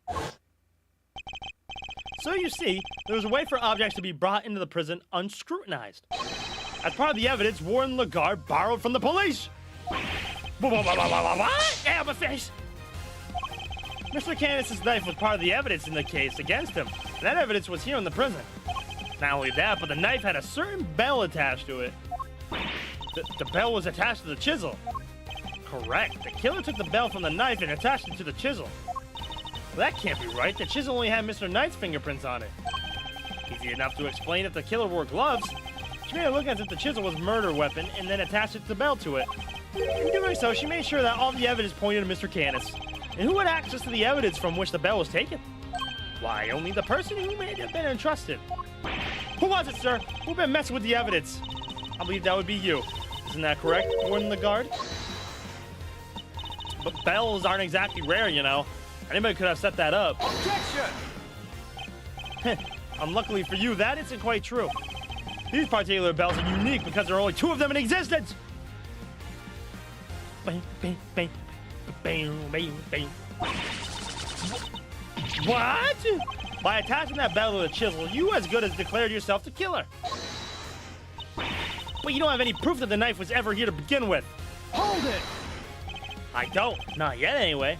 Mr. Winter, I'd like you to order another search of the prison right away. Huh? But if you do find something that's going to make things awkward for me. This isn't about what's convenient for you. We have to find the truth. You're a prosecutor, aren't you? Well, yeah, but, you know, this is worthless excuse for a prosecutor. If I had investigative authority, I wouldn't be sitting on it. Anyhow, it's not my decision to make. The warden would have to authorize it. You know full well that she will do no such thing. You have the power to insist on a search. Use it! Sorry, dog, but not without that evidence. The goddess of justice cannot bestow her blessing on those who lack the proof to support their claims. Our work here is done. The rest of this matter will have to be settled in the courtroom. No. If we give Lagarde the opportunity, she'll destroy whatever evidence is left. I have to object. I have to stop them. But what do I say? I don't have anything to concrete. I don't have anything concrete to offer. What am I thinking? I'm never this reckless. No, I can't back down now. I've got to put everything on the line. I'm not a prosecutor right now. I'm an associate attorney with a client to defend. Offer cock. Only I can save Mr. Saint, and that means... Even if my chances are 1,000,000 to 1, it's still worth a shot. It's now or never. Should I object? Objection! I suppose this must be how a certain serial bluffer always feels. Objection! Why do you just say his name? Regardless, I cannot walk away. Objection! Wait, Your Honor. This had better be good, Mr. Edgeworth. I've got it. Got what exactly? The real murder weapon, of course. I know where Mr. Canis' knife is. Do you really, Mr. Edgeworth? I do. Not at all.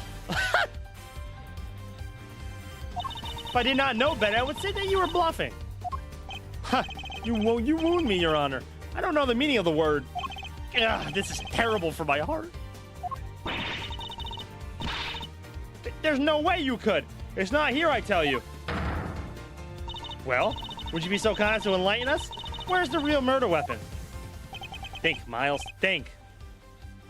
Somewhere not even the police would search. A blind spot in this zoo. A hiding place that Warden could be absolutely sure of. A hiding place? No.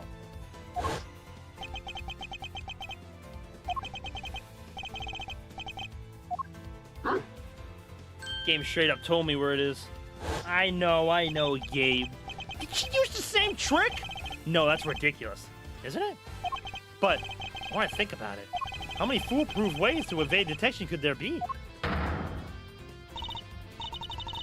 Mr. Edgeworth, how long do you intend to keep us waiting?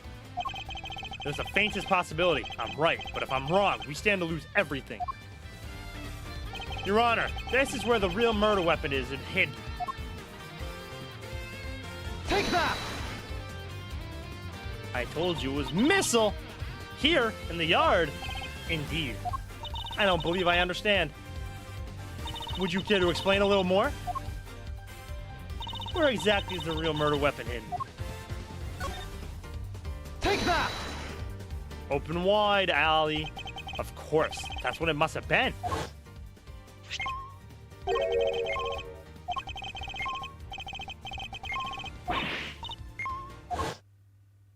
The metal detector was reacting to something inside here after all. Time to cut open the alligator. Your Honor, I'd like to remind you of this piece of evidence. The chisel? Didn't we just figure out that it is in the murder weapon? You might recall that Mr. Canis had this chisel hidden in his dog's mouth. Would you believe that the real murder weapon was hidden in much the same way? That's right, the murder weapon's hidden inside the alligator in that pond over there. What? No way! Ow! We detected the presence of a metallic object during our earlier investigation. Judge Gavelle, we need to know what's inside that alligator. Understood. Then we will need to summon a veterinarian. I'm sure it could get a little sweetie open up for us. Let's go, Regina. I'd be happy to give it a try. Please, by all means. Come on, Regina, open wide. Warden Lagarde, the real murder weapon is about to be revealed. Why not do the right thing and confess? I have nothing to confess. As you wish, and you can simply wait and watch as your lives are exposed.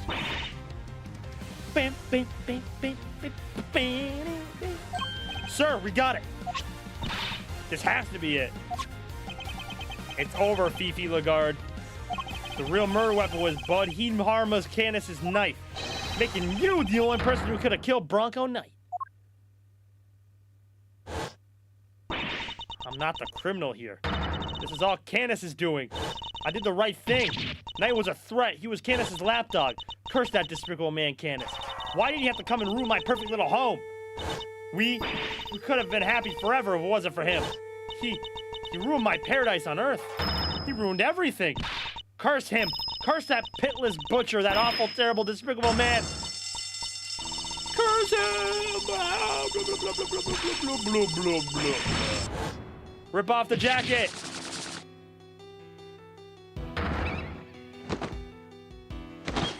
Oh! Oh, oh, oh, oh, oh, oh, oh, oh. Oh. Those were all foxes? But that wasn't what I was looking at, of course.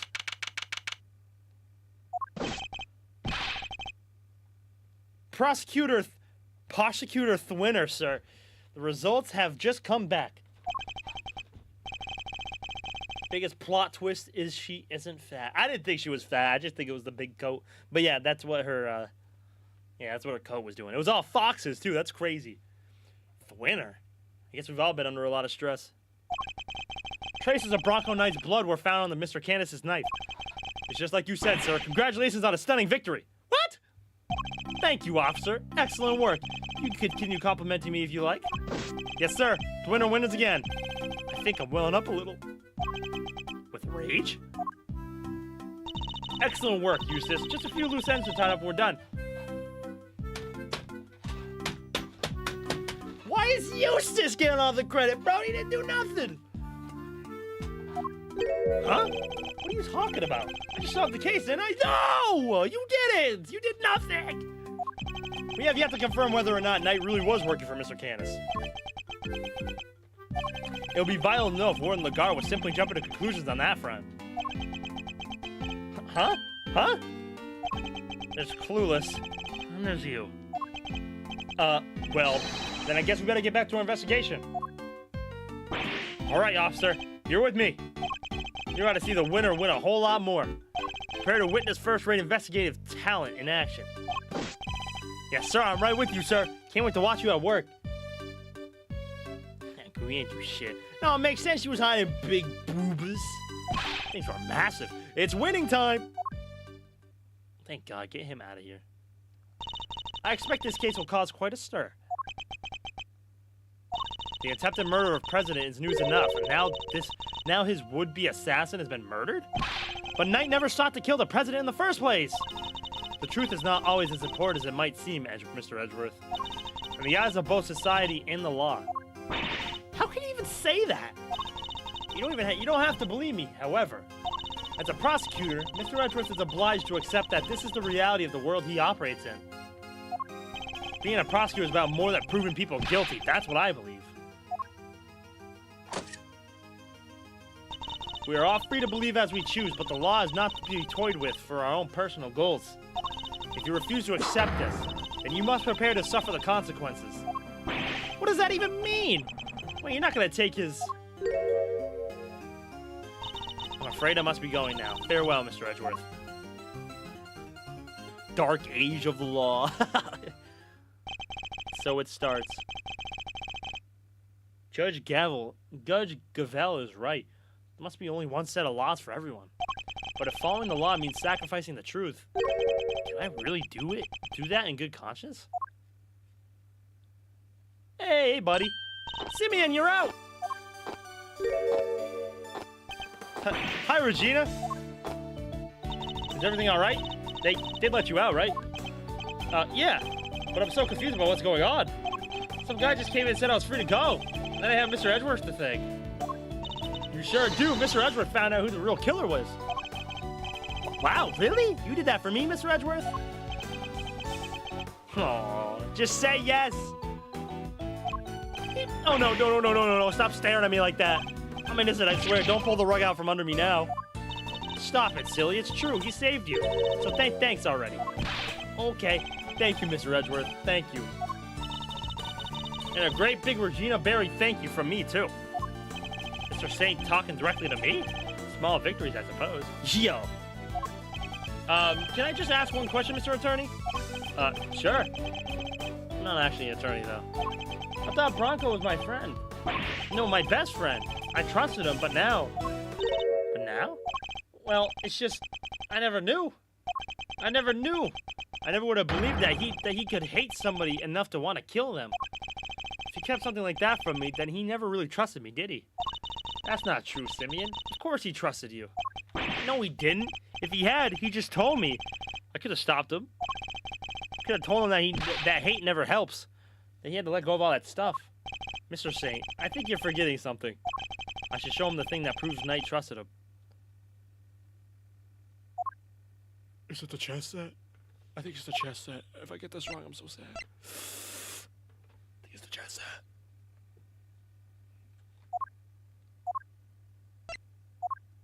It's the only thing that makes sense. Take that! It's the chest set I brought for him. Knight had a hidden chisel inside. I imagine he meant to use it to escape. What? He was using me? I love both, to be honest. Simeon Saint's pretty cool. No, he believed in you. He knew he could count on you to bring it. and that you would never be so untrusting as to look inside. I imagine that by not telling you, he was hoping he could keep you from getting caught up in his mess. Oh. Bronco, why didn't you tell me? Aw. At least you understand now, right, Simeon? I kind of miss Bronco, too. Bronco was cool as shit. I'm sure he does. He may not show it, but Simeon's no dummy. A good night's sleep and he'll be completely over this whole thing by tomorrow. That's not as complimentary as you think. I'll try. I have to. For Bronco. I have to show him I can become the best animal trainer out there. The best animal Wait. Okay, I already said that. Nah, fuck Bronco. Nah, fuck you. That's the spirit. Yo.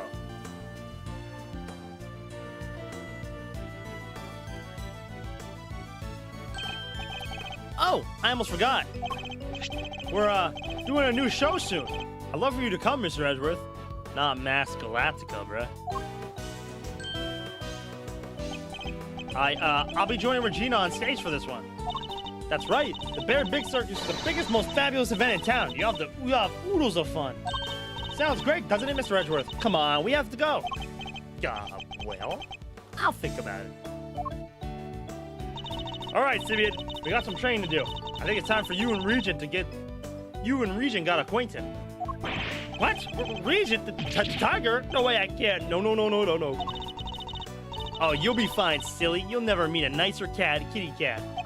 I can't. Please, Regina, anything but that, please. Another satisfied customer.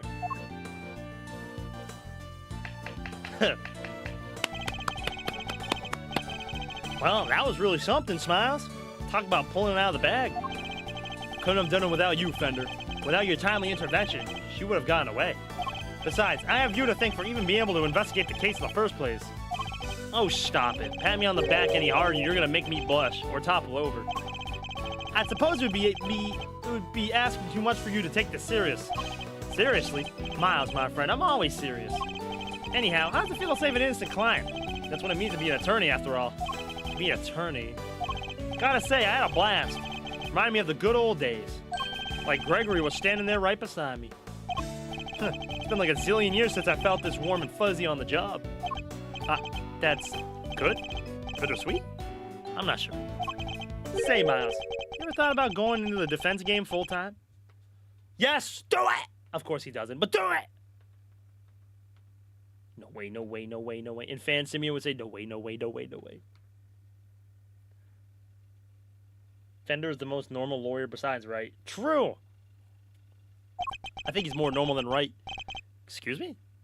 You know, pick up where Gregory left off. Get out there and actually help people. Hey, pal, don't get any ideas. Mr. Edgeworth ain't about to switch sides. Why not? Coming over to the light side's all the rage. Everybody's doing it these days. Come on, Mr. Fender, you know it's not about that. Chill, team, chill. Don't get it twisted. I was just asking a perfectly innocent question. No, you weren't. The heck you were. Hey, looks like you got a mean defense team there yourself, Miles. Fender, I am a prosecutor. Yep, and I'm an attorney. You could be one too. I'm serious. Well, I've said my piece. You change your mind, you know who to call. I'll be waiting. Don't be the last time I see you. No, Fender, don't go. No, Fender. I miss him already. Following my father's footsteps. Could I really do such a thing? Aww. Going to become a defense attorney just like my dad. It's the first time we're actually seeing Gregory like this. An attorney like my father? Me? Look at the dude. The end. We still got some time. We will hop right into the third case. That actually lasted a lot longer than I thought it was gonna. That case too was pretty long. This haunting music. We will hop right into case 3. Turnabout Legacy. Alright, before I do that, I do gotta use the bathroom real quick. I will be right back. I'm gonna grab a water. And we will start case 3 today. We'll do a couple hours of it. Good old Shin Mitsurugi. Is that who made the music? I will be right back, fellas.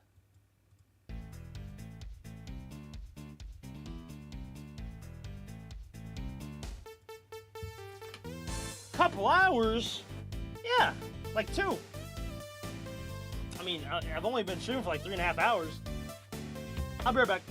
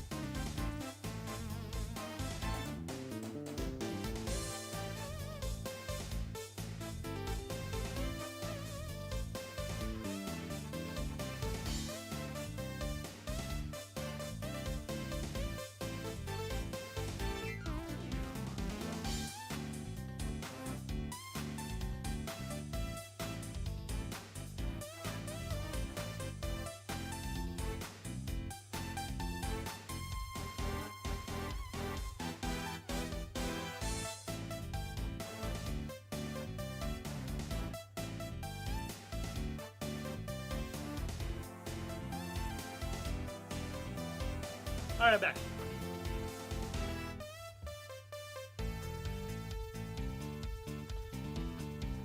That's Gregory Edgeworth's Japanese name? Oh, I see. The dancing troll stickman. Huh. All right. We're back. We are back.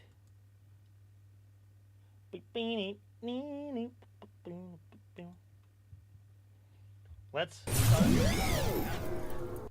Like I said, we'll do a couple hours of it. Turnabout Legacy.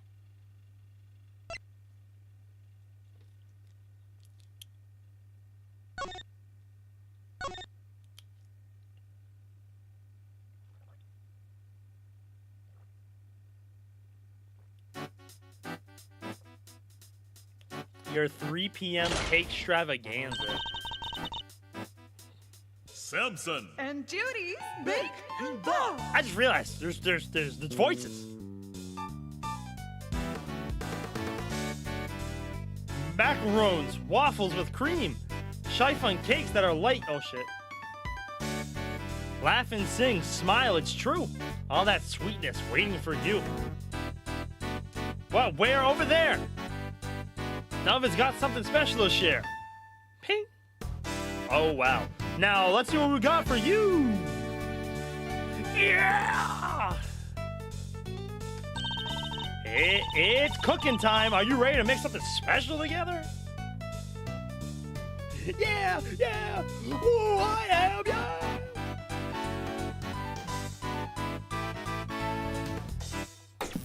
Oh shit. Wow. Oh shit. Fender! Wow, talk about a blast in the past. Hey Gregory. I'm going back there tomorrow with your boy. I'm finally going to find out what happened 18 years ago. Aww. Do we get to play as Fender? Ooh, that'd be fucking fire. This is such a nice picture, bro.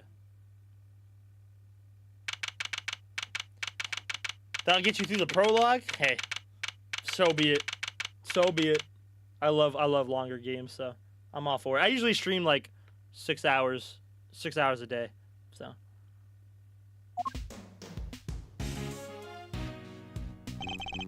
Well, Fender, are you finally going to tell me what we're doing here?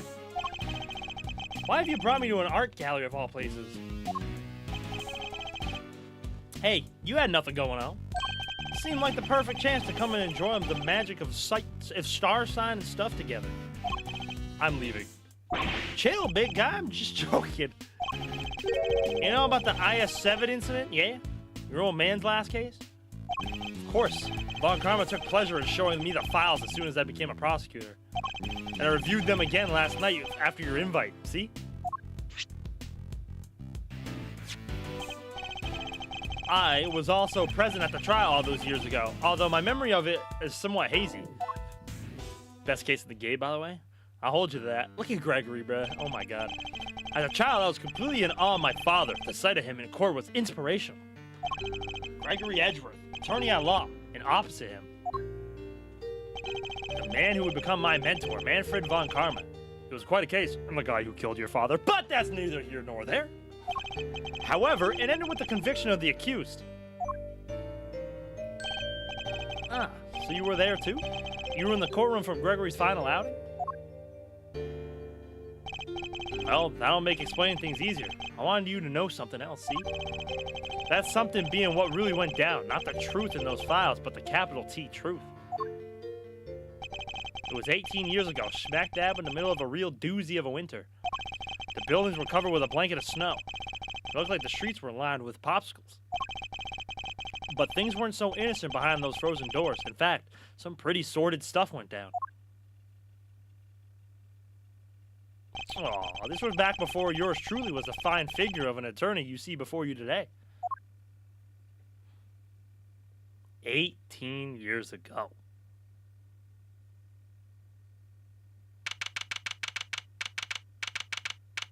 December 24th, the day before Christmas.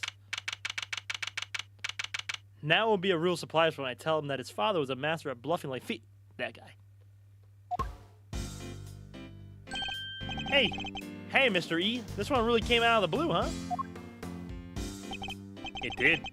I recalled him before the ink on the arrest papers were even dry. My name is Gregory Edgeworth. Nah, I can't do that. I'm a defense attorney. I'm here visiting a client with my assistant, Eddie Fender. I can't. A murder on Christmas Eve? What's the world coming to? In the dark of night, at the end of the day, I saw two timeless saviors are coming my way. Oh, this guy. Welcome, my friends, to the visitor's room. If we're not friends yet, I'm sure we will be soon. Whoa, talk about an entrance. I was not expecting that. Neither was I. So we're playing as Gregory? Oh, shit. Sorry if I surprised you. I'm just happy to see you both. Thanks so much for coming out. Seriously, I can't thank you enough. You're the accused, I take it? I am. Gregory Edgeworth, attorney at law, at your service. Oh. I look forward to representing you. This is my assistant, Eddie Fender. No, we're playing as Edgeworth. All right, bro. Pleased to meet you, sir. I'll do everything I can to help. Get it? I get it. Come now, Edward. Calm down, please. You have to forgive him. You're still new to this. He's been helping me out part-time, but he's far from fully-fledged lawyer material yet. Nonetheless, I'm hoping he'll be of some assistance in investigating the particulars of this case. Gregory and Eddie, it's an honor to meet you both. My job as a defense attorney is to save my clients from wrongful convictions. So the first thing to do is establish whether or not he is truly innocent. Perhaps we could begin by having you tell us a little about yourself. What am I thinking? I haven't even told you my name. I'm Samson Tangaroa. What? It really is you. Samson Tangaroa, the world's greatest confectioner. You flatter me, my young friend. And call me Samson. All my pals do. Wow. Thanks, Samson. I will. I can't believe I'm meeting you in person. Seems Eddie knows something of our client. Mr. E, it's the Samson Tangaroa, the singing, dancing, confectionery making sensation.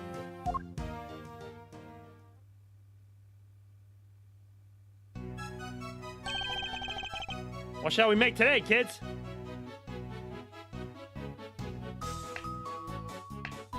Macaroons, waffles with cream, Shifung cakes that are light as a dream. How old is Fender? Laugh and sing, smile, it's true. All that sweetness waiting for you. Look there, what, where? Over there. The oven's got something special to share. Ping. Now let's see what we've got for you. Yo, look at the guard, look at the guard, look at the guard, look at the guard, bro. What's up, Dylan? Jazz hands cop, look at the guard, bro. No way, I got to sing with Samson Tangaroa. This is a dream come true. Thanks, little pal. It means a lot to hear you say that. Proof of my profession. Polishing it every day has become just become another part of my routine.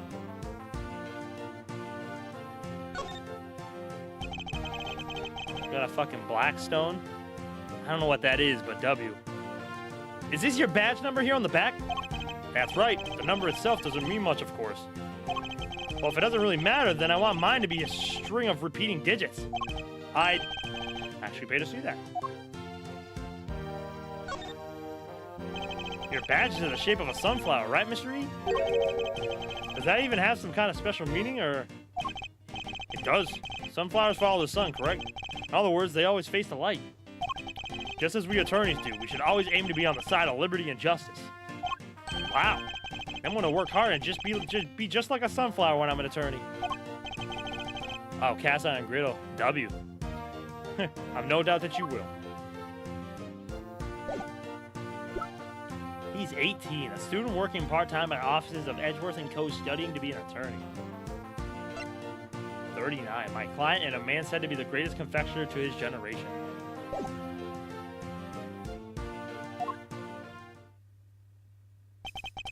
My apologies, but I think we need to discuss the matter at hand. Of course. I'm sure you're both very busy. All right, where would you like me to start? I'm trying to do a voice for Gregory. Aimless. Ain't aimless. We'll make smash burgers soon. Do it up. Do it up. Wait, we went back in time? Motherfucker, we're playing as Gregory Edgeworth right now. 18 years ago.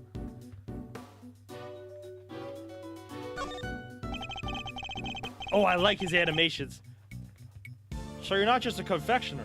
but also a singer and a dancer? I sure am. When I'm having fun, my body just starts moving. You must really enjoy making desserts. Wouldn't be much of a confectioner if I didn't. I live to make sweets that will bring joys to others. Hey, they're not just things, they're works of art. Sparkling, dazzling, mouth-watering creations, the stuff that dreams are made of. So he aims to create joyous and inspirational pieces, does he? Miles' father. His late father, but yeah. Yeah, Fender looks like young Goo. Yep. If I'm gonna dress up as someone for Halloween, it's definitely gonna be Fender. I understand that the incident in question happened at your mansion? It did. We were holding an international confectionery contest there when a body was found inside one of my creations. Wow. Damn. Inside one of your... No way.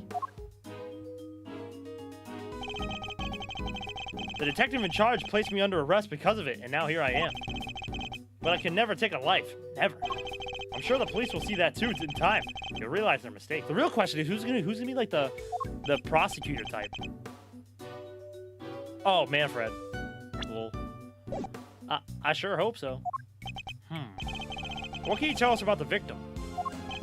His name is Artie Frost. He was taking part in the contest. Mr. Frost was an wonderful confectioner. His creations were real things of real beauty. I just don't understand. Why did he have to die? I'm sorry. He seemed generally upset over the victim's death. I think I have a pretty good measure of the man now. Mr. Tangaroa, there's just one last thing I need to confirm with you. You didn't kill Mr. Frost, correct? Correct. I swear to you, I didn't do it. Like I told you, I could never take a life. Never. I like his hand, really. I like the way his hand does it. Yeah, we were talking about earlier, if I were to cosplay someone from Ace Attorney, who would it be? We said Fender. This is him 18 years ago, so he's older now, but...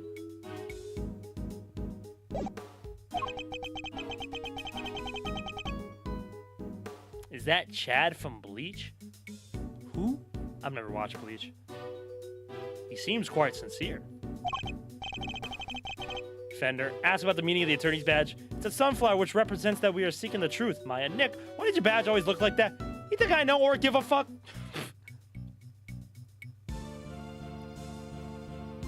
All right, I'm gonna take you at your word. Thank you for being so forthright with me. Likewise, it's good to talk to somebody other than those detectives. We'll head to the scene of the crime and see what we can learn. We'll be in touch when we have something more to tell you. Goodbye, Gregory. Goodbye, Eddie. Count on you both. All you need is a fedora. I actually do have a fedora. Funny as that may sound, I actually do have a fedora. I have two. A white one and a black one. But I need a brown one. It's pretty cold out there, Mr. E. I never saw so much snow. Yes, and it doesn't seem like we'll be letting up anytime soon. But just look at this place. What a sweet house Samson's got. It's huge. Oh, sorry, that's not fucking. That's Fender. But just look at this place. What a sweet house Samson's got. It's huge. Get the suit and going to Ace Con. But he has a brown hat. I need a brown one. Yes, bring enough to hold an international confectionery contest, no less. Welcome, welcome, everyone. Come on in, we'll have some fun. Oh, it's the lady.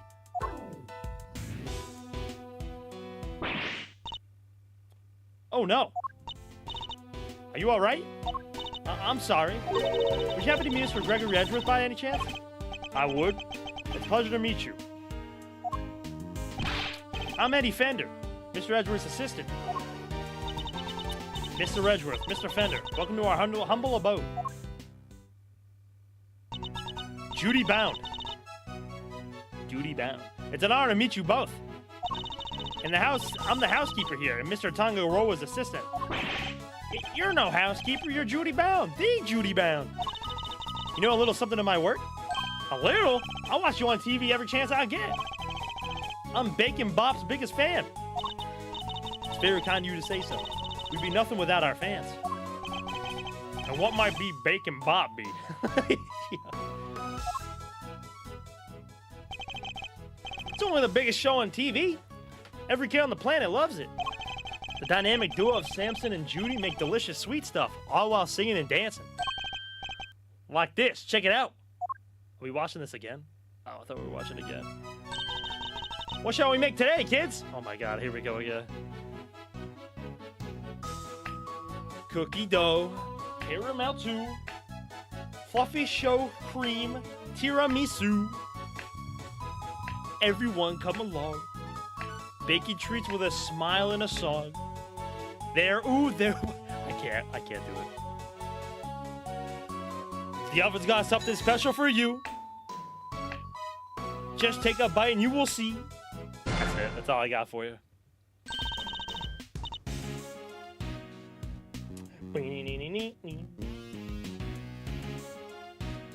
Spin. Judy got that infinite rotation. She was spinning. That was wonderful performance, Mr. Fender. Bravo. What comes next? A show about a samurai made of steel? Imagine if he says that, bro. That'd be so funny. I dance along every time I watch the show. Perhaps Miles might enjoy it too. I'll suggest it later. Oh, that's so cute. The fact we get to hear him talk about Miles now too. But all this dancing really takes it out of a guy. Oh, I'm so sorry. I'm the world's worst hostess. Here, nothing relaxes the body and mind quite like a cup of tea.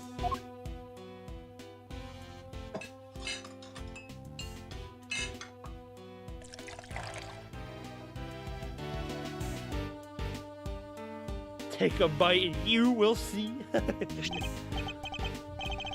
This is Ceylon, correct? It's delicious. Its citrus aroma is said to improve one's ability to concentrate, as I recall. Interesting. So this is what Ceylon tea tastes like, huh? How odd. The saucer's cold. Yes, it's so that the tea cools down more quickly, I'm afraid. Some of our guests don't like it too hot. I see. These ticket cups are very unique, too. The design is really something. You think so? Thank you so much. I ordered them all the way from France. They're my absolute favorite. They were designed by a marvelous sculptor named Paul Leek. Have you heard of him? He makes the most amazing tableware in the world. You're clearly a big fan of his work. Oh, I am. These teacups are my greatest treasure. She's certainly not afraid to show when she's passionate about something. I get Hank Hill vibes from Gregory. That's just me, though. If you don't mind, Miss Bound, I'd like to move on to the reason we're here. Can you tell us everything you know about the unfortunate incident that occurred earlier? Of course. I'm sorry for getting so distracted. I guess I'm still in shock. Because I'm the one who found the body, you see. You discovered the victim? Is it true that the body was recovered from inside one of Mr. Tangoroa's creations? It is. We were in the middle of the contest's final judgment phase when I heard the sound of something big collapsing coming from Samson's room.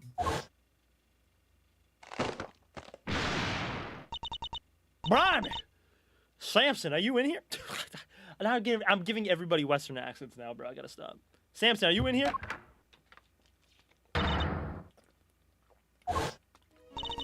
I opened the door and went inside, and there was Mr. Frost's body. Thank you. I'm sorry to make you oh my god. I'm sorry to make you relive such a traumatic experience. Think nothing of it, please. I only wish I had more to tell you. Now, if you don't mind, Miss Bound, I'd like to begin our investigation of the crime scene. Oh, Mr. Edgeworth, Mr. Fender, you have to save Samson. He's no murderer. He can never do something like that. Of course. Leave it to us, Miss Bound. Thank you so much. I'll go serve the others their tea then. Come, Eddie, to the scene of the crime. Yes, sir, Mr. E. In the fan translation, they had one French character. In the official translation, they added 2 French characters. They removed the fan's French character, who was Judy. Oh, Judy was supposed to be French? Or, you know, I say was, but, you know. That's funny. Who are the 2 of the French characters? Am I crazy? Or have I not met them yet?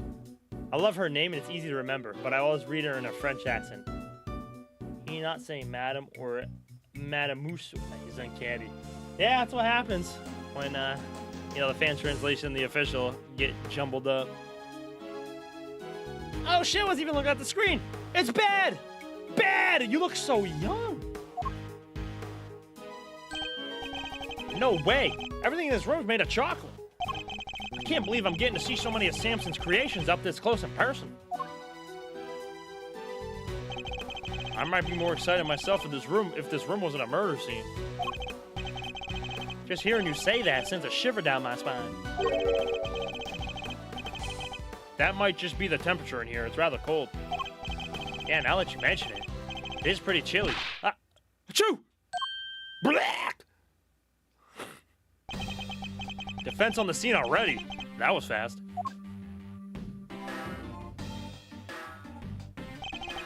A pleasure to meet you. Gregory Edgeworth. I'm representing Mr. Tangaroa. This is my assistant, Eddie Fender. Nice to meet you. Bad. Detective Tyrell Bad. The detective in charge, his name is Bad. A man of few words. Ugh, something about this just doesn't taste right. Fender, what the fuck are you doing? What the? You're eating your notepaper? He likes to chew over his thoughts rather literally, I'm afraid. It helps him to digest or remember them. It's a little quirk of his. Please try to ignore it. What? So that's Fender's special power, is that he can write stuff down, eat it, and remember it? Oh boy. Remember, he likes sweets. Beefy and Verity. Oh, yeah. Wait, Verity? Oh, yeah. Oh, yeah, you'd be right. Good old Dad, bro, with his lollipop. Although I'd be the first to admit that's easier said than done. With introductions out of the way, Detective Bad, would you mind if we joined you in investigating the scene? Sorry, not gonna happen. What? How come? Mr. Edgeworth is a Mr. Tangaroa's attorney. Yeah, and attorneys will do anything to get them off the hook, even put words in their client's mouth. You think I need that on my crime scene? Mr. Edgeworth would never do something like that. I don't trust attorneys. Okay, kid? Detective, you established my client's supposed guilt based on an investigation of the crime scene, correct? That's usually how it works, yeah? What of it? Then extend me the same courtesy. I believe he is innocent. I would like the chance to prove it. You believe he's innocent? You didn't even see the scene yet? That's some flimsy lawyering. That's exactly why I wish to see the scene for myself. I need to ensure that my belief is based on solid evidence and sound reasoning. You about to tell me you're not leaving until I let you look over the scene? I am. Fine. Knock yourselves out. Remember something like that in the chapter of Doraemon. I don't even know what that is. Goo, what did you write down? Goo, do you eat what you write down? No comment. I plead the fifth. Thank you, Detective. But I'm coming around with you. Like I said, I don't trust attorneys. If you're good with that, go ahead and get to it. That was a lollipop this whole time? I must admit, I didn't see that coming either. Better get started then. I'll need you to take notes, Eddie. On it, Mr. E. Let's get this over with. Let's go! We get to run around as frickin' Gregory, bro. Look at Gregory! Look at the man go. Oh, yeah.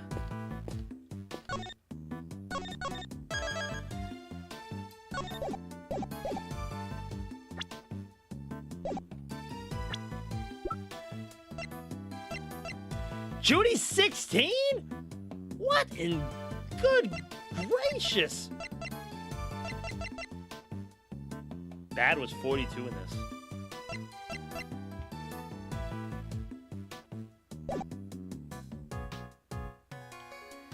He is not taking no for an answer to investigate. I know. W. Gregory. Alright, let's inspect. Let's start from the left and just go right. The Red Rover and the Crimson Tide. Looks like this title is the inspiration for everything on display here in this room. The ship and the treasure chest, of course, but also all the other nautical objects on display. It's certainly a suitably grand theme which would wish to showcase Mr. Tangaroa's talents. This is a fine selection of nautical paraphernalia. You think one of them could be a murder weapon? No. They're all made out of chocolate. You have a hard time bludgeoning someone to death with one of them. Can't tell what's real in here. They really do look genuine. I can hardly tell the difference myself. A true testament to Mr. Tangaroa's skills.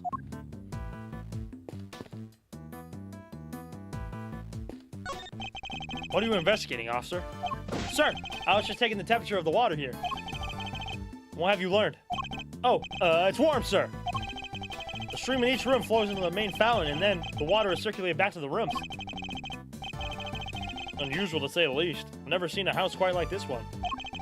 Rich folks, they're all crazy.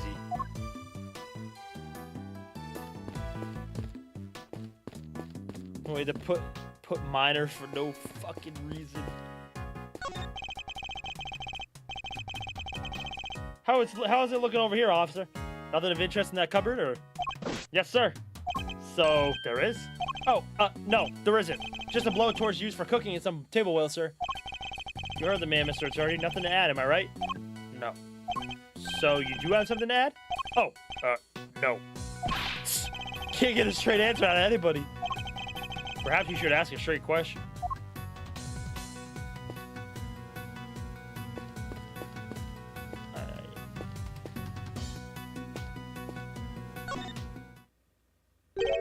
And you are?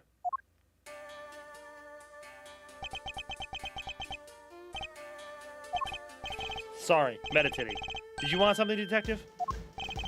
Oh, I'm an attorney, not a detective. Gregory Egworth. A pleasure to meet you. And I'm his assistant, Eddie Fender. I see. Name's Carmelo Gusto. I'm a confectioner, here for the contest. You are? What's your specialty, Mr. Gusto? Ooh! Ooh! Ooh! Oh, it's a seahorse! The art of errant sugar. No way! Look at that! It's a little baby seahorse! It's a dragon, a noble soaring creature of the skies. That's a dragon? Does look more aquatic than airborne. No need to sugarcoat it, my design sense is weak. I know that better than anybody. That's why I'm heading to Zhengfa when this is all over. I need to train hard. Perhaps we should get off the subject of his design sense for now. So what are you doing in here, Mr. Gusto? I didn't think they were allowing civilians on the scene yet. Detective wanted to know more about one of the pieces in here. Makes sense. Seeing he's a contestant, perhaps I should ask him a few questions of my own.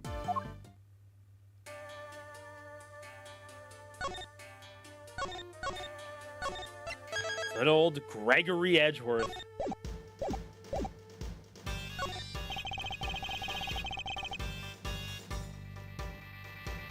Those are some interesting implements you use, Mr. Gusto.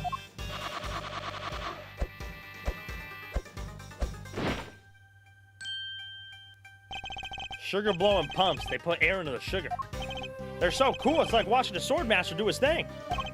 I'm no master. Not a day goes by I don't hurt myself one way or another. That's why I wear red. That way it doesn't matter when I make a mess. The way of the confectioner is a lonely one. You never stop learning, not until you die.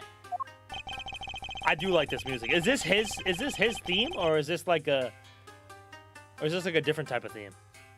Carmelo Gusto. I'm almost sure the joke is in Spanish or Italian. Carmelo Gusto. Yeah, probably. The way of the conjecture sounds like confectioner. Sounds like a long one too. If he's still injuring himself on a daily basis. What can you tell us about the contest? Based on what we've seen so far, flavor doesn't seem to be the only criteria at play. The contest was Tangaroa's idea. It's about art. Confectionery as art. Confectionery as art? Art you can eat. Every part of it. Every single item in this room is edible. The whole place does kind of smell like chocolate. Tangaroa is a genius. A once-in-a-generation talent. Flavor and flair. He has it all. If you can't outdo the god of confections himself, you can't win. I don't know, man. Being out the greatest in the world seems kind of hard, yeah? As it should be. Whoever beats him becomes the greatest in turn. That's the real prize here. Nothing else matters. So you're competing for a title, effectively? And a treasure, the ultimate cookbook. Tangaroa's most prized possession. If you want to know more, it's all written down here. It's a list of the rules that was given out to the contestants.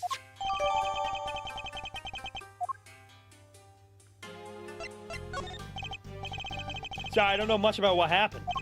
I only heard it after the judging was over. How was the judging organized?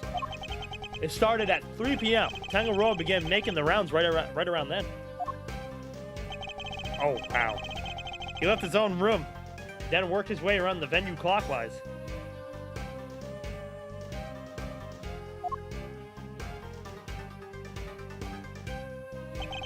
My creations were the first to be judged. After that, you went to Scone's room. She's another one of the contestants. What can you tell us about her? Ruthless. Brutal. There's nothing she wouldn't do to win. She was working with Cream. Some kind of dreamscape. And last of all, Frost's room. His thing was flavored ice. Sculptures this time, or so I heard.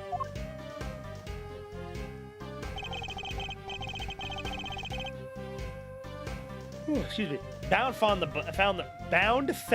I hate everything. Bound found the body while Tangaroa was still making the rounds. She panicked, ran to call the cops. Tangaroa went right on judging. Claims he didn't know a thing about it until afterward. Went ahead and looked over the victim's work, even though the guy was nowhere to be seen. Pretty suspicious behavior in anyone's book. I don't have enough information to challenge him on that yet. She can take my cream. Gorilla, we haven't even seen her yet.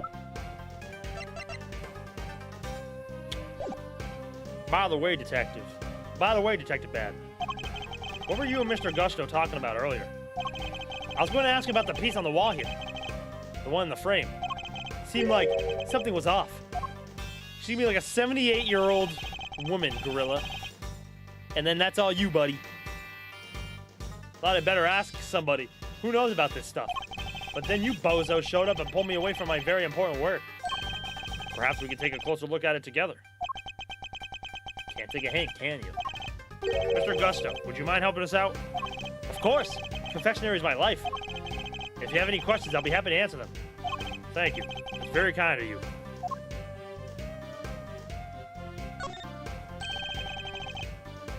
Who knew you could make a picture this pretty out of chocolate?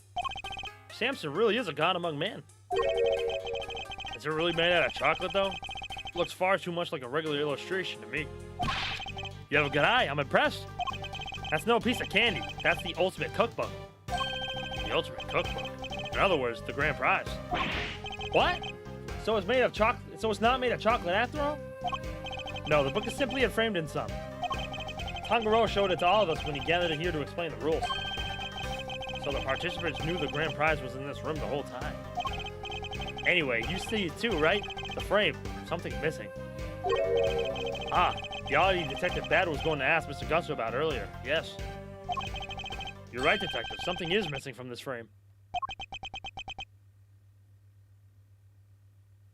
I never knew Judy was 16. I got a lot of explaining to do. You can keep that to yourself, Ender. It's all right, bro. I won't question nothing. So it's not just me? Huh? What's missing? I better show Eddie what part of the frame is missing some chocolate. Take that! Oh, that was hard. Look at the decorative work in the corner here. Something's missing, no? Oh yeah, it's different from the other side. It's not like Tangaroa. The balance is all wrong. But that's not all. Take a look around. Every confection in this room is missing some small bit. You're right. The candle holder, the nautical stuff, they're all like that. Did somebody deliberately damage them? That's a very good question. Or did Tangaroa just want to look like somebody messed with his work? He never do that to his own creations. Never. Could this have been some deeper meaning for the case? A I'm gonna scour these scenes and inspect anything that catches my attention.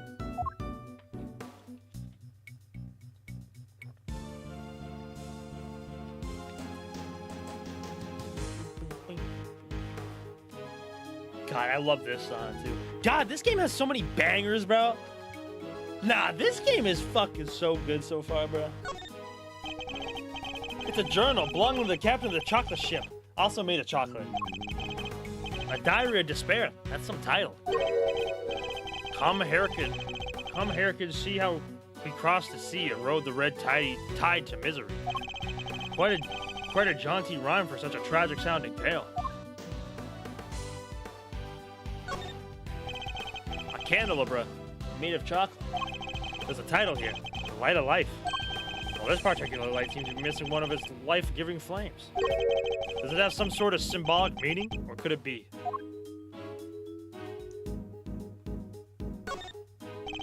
Looks like a fire alarm. Yeah. Before you start prodding it, it's not made of chocolate. Push it and bells will start ringing. People will come running from the security room. A whole bunch of hassle, so don't. I know you want to, but don't. Honestly, the thought hadn't even crossed my mind. Typical attorney. What does being an attorney have to do with anything?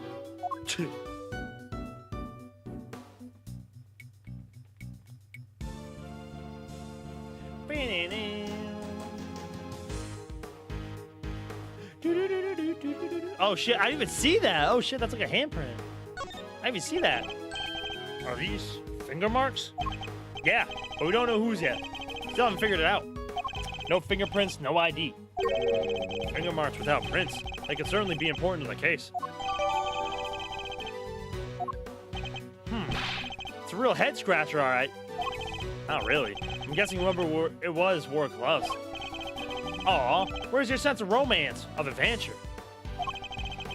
There doesn't tend to be much of either at a crime scene, Eddie. Wait, there doesn't tend to be much of either at a crime scene, Eddie. Achoo! Oh, you're all right, Eddie? Yeah. But it sure is chilly in here. Huh. Yes, it wasn't exactly warm out in the fountain room either. But it's even colder in here. Would you like to borrow my jacket? No, I'm fine. And besides, you said you'd give it to me when I finally got my attorney's badge. I did, didn't I? Why don't I have the heat down so low? Chocolate needs to be kept at the right temperature. Take a look behind that panel on the wall. What panel? Look at that. It was here this whole time. There's one in each of the contest rooms. Tangaroa hid them so they wouldn't spoil the aesthetic of our works. What do the controls do? They adjust the temperature and the lighting. It's all the way down to negative 22 degrees Fahrenheit, cold enough to keep any confectionery from melting. So in effect, each room is a giant freezer. It's 59 degrees in here, no wonder I'm cold. Hey, Detective Bad, you mind if we turn it up a little? Preservation of the crime scene is the foundation of detective work. But I'm not a detective. The same goes for you, attorneys. The same goes for attorneys, Eddie. We must never disturb the scene of the crime. Get used to the cold. It's all part of your training. Chocolate needs to be kept between 59 and 65 degrees. There's no way around it. You know the temperature by heart, huh? Guess it is your job. It's the very least I should know. Any real confectioner should be able to tell you that and more. Alright, what about lollipops and cream? If it's not too hot or too humid, a lollipop should be fine just about anywhere. Cream needs to be kept at around 50 degrees. Need to watch out for heat and humidity, huh? Duly noted. Detective Bad kind of brightened up when he was talking about lollipops, didn't he? I suppose you must be very fond of them. I don't believe there's any more to be found here.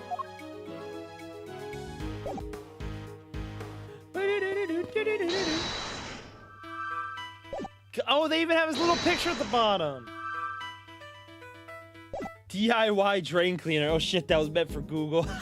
You're good, man. Drain cleaner? Shit, I don't know the first thing about drain cleaners. That's funny though.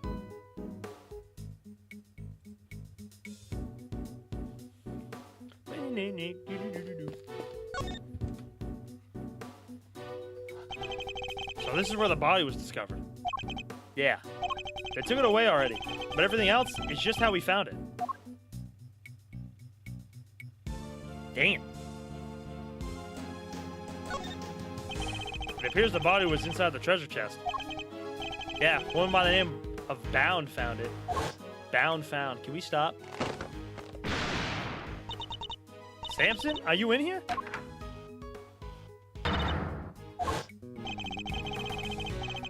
Seems she heard something breaking and came in to see what it was. If only we had just a little more information. There's something else in here. Huh? Looks like a seal of some kind, with somebody's initials in an intricate shape carved into it. Is it for making those fancy wax things on... Oh, my fault. Is it fancy for making those fancy wax things on documents? Do you think it belonged to the victim? No idea, but it's got to get logged anyway, so I'll take that.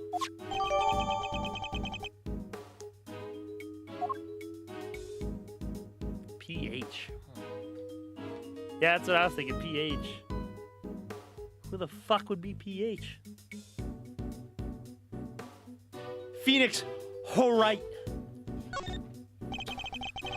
It's really rather impressive making an entire ship out of chocolate. That's Samson Tongoroga for you.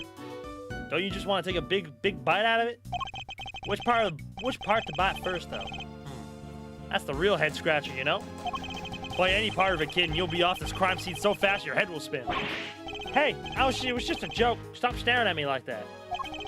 I do sometimes wish Eddie could keep his cool a little better.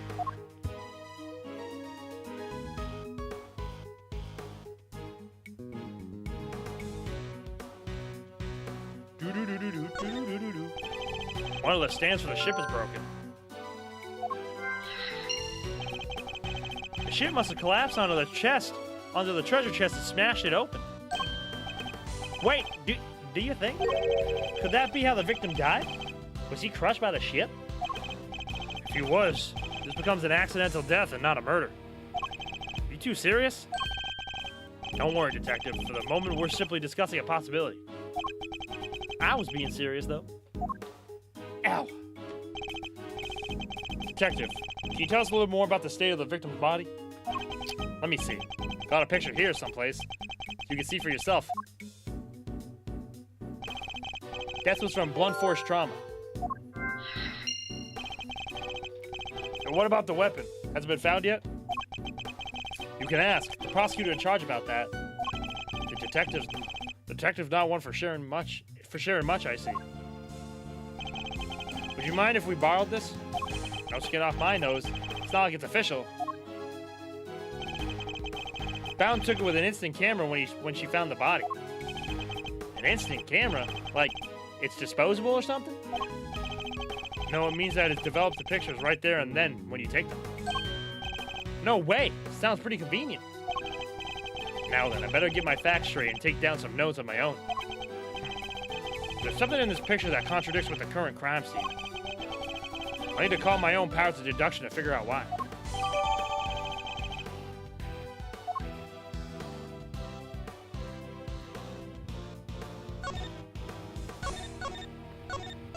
We got this.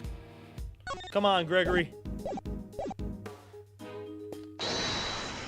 Actually, before I do this, let me talk to Fender. Or Bad. What is it? You're doing this all wrong. An investigation's like a popsicle. You walk around the scene, look at stuff, talk to witnesses. Everything you do, it's like a lick of that popsicle. Slowly, you always eat at. Always... Wow. Why did I just forget what the fuck you just said? You eat away at it. Until all that's left is stick. And written on that stick is the truth. Then I suppose I better hope it doesn't say guilty. Nothing has been moved since the body was found, correct? Preserve the scene. That's the rule number 1 of any investigation. They took the body away, but everything else untouched. Could you tell us a little more about the state of the body before it was taken away? Bound took a picture. You have to make do with that, Mr. Lawyer. I get the feeling that good detective is none too fond of defense attorneys. Probably best not to rely on much or too much on him and searched the scene for clues and contradictions myself. You like my badge? Attorneys are bad luck. Nothing good ever happens with you guys around. You trample the scene, jump to conclusions. You really think that of all of us, me included? Not a yes, but not a no either.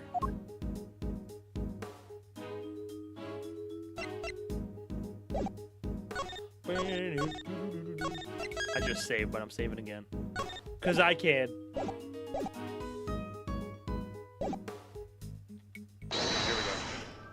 Come on, Edgeworth.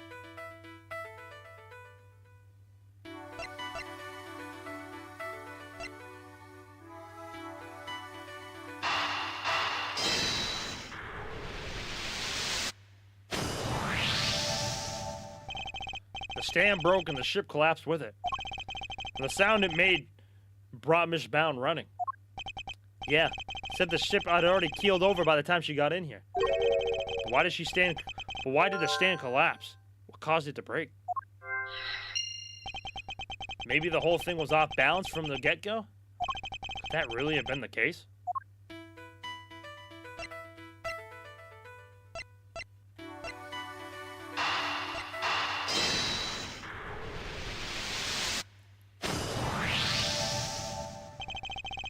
All of Mr. Tangaroa's creations are missing a little piece each, including one of the stands that was holding up the ship. Somebody really went all out. Do you think it could have been the killer? It's certainly a possibility. Either way, I think we can safely say the stand was damaged in our mystery person's tampering spree. And when it broke, the ship fell and smashed open the treasure chest, which would have remained closed otherwise.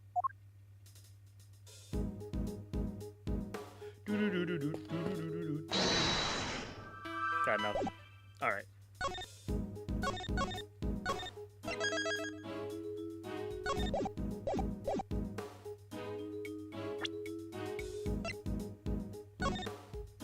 Victor's body was found in Samson Tangaroa's room inside a chocolate treasure chest. The cause of death appears to have been blood loss following blunt force trauma.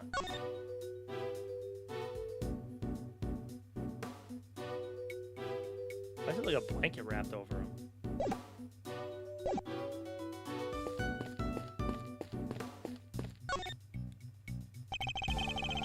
I must scour the scene and inspect anything that catches my attention.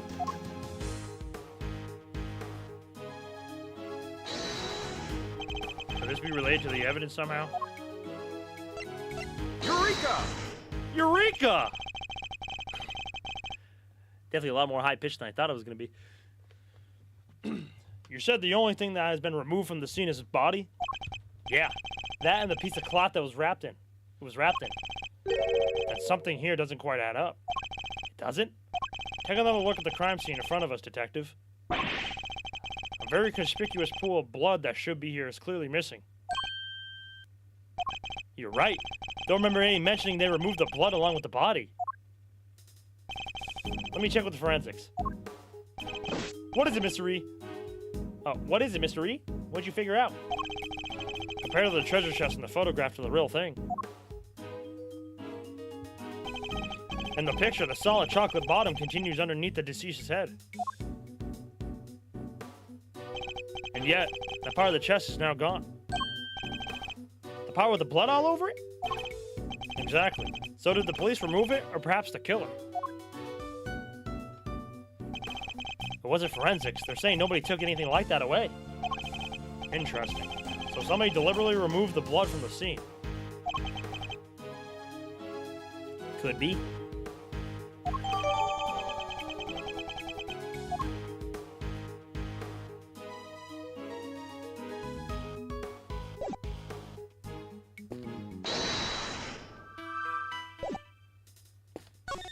It's a whole nother side I haven't looked at.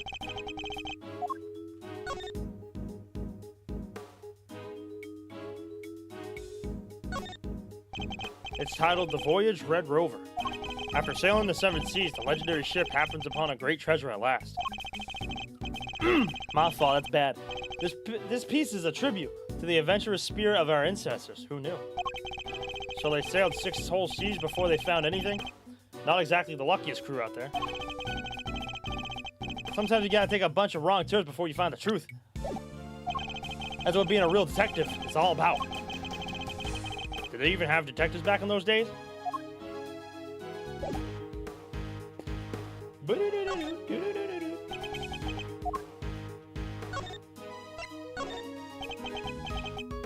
This case, well, can't get my head around a few parts of it.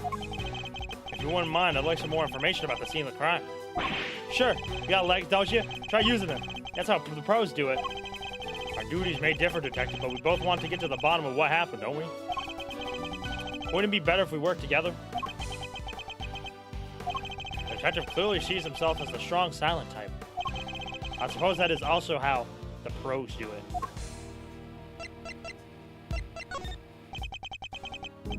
Seems the culprit made sure to wear gloves. Couldn't lift squat from those finger marks. Or perhaps you could extrapolate something about their owner from the size of their fingers, for example? It's not as easy as it sounds. Sorry, but these finger marks are pretty worthless as evidence goes. There's no need to be hasty, Detective. After all, even the absence of fingerprints tells us something of interest, don't you think? You lawyers have an answer for everything, don't you? I'll take that as a compliment.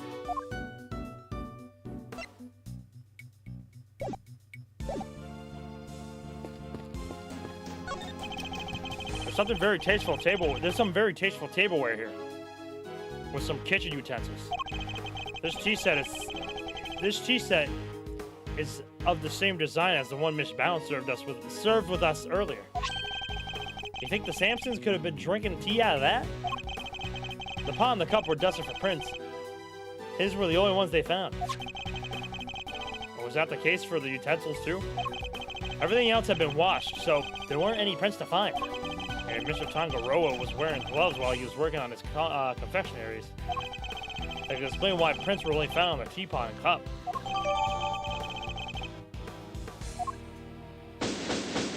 That was the one thing I was missing.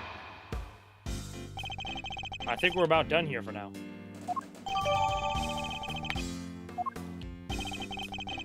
Is this Gregory's theme?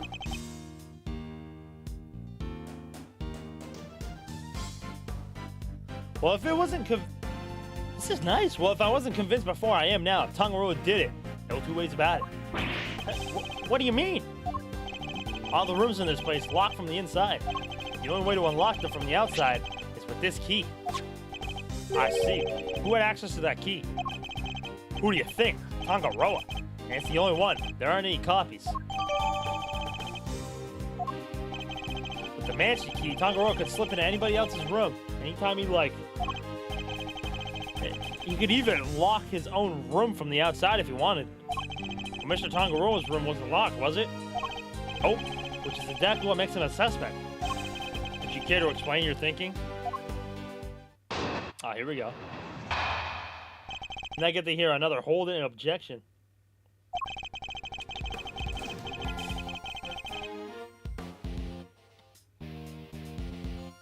If the door had been locked when the body was found, Tangaroa would have been the obvious suspect. Greg's damage animation is amazing. I'll make sure to take damage here. Just so I can see it. Which is why he deliberately didn't lock his room. And why he smashed the lid of the treasure chest so the body was on full display. Everyone was supposed to gather in his room when the judging finished up. So he made it look like the murder happened while he wasn't there. The one thing he didn't plan on was Bound finding the body. Anyway, that's my thinking on this whole thing. Good enough for you, Mr. Attorney? Do you also believe it was Mr. Tangaroa who damaged the other pieces in this room? Yep. I know you have to believe your client. That's your job, but I am a detective and I serve the law. And no matter how squeaky clean somebody might seem, a suspect is still a suspect. I fully understand your reasoning, Detective. Now, would you mind if I applied a little critical thinking of my own? Do your worst. Just as the detective won't compromise his devotion to the law, I won't compromise my beliefs either. I'm not about to just accept his version of events and fact. I'm going to show him the piece of evidence that highlights the contradiction in his claims. Get him!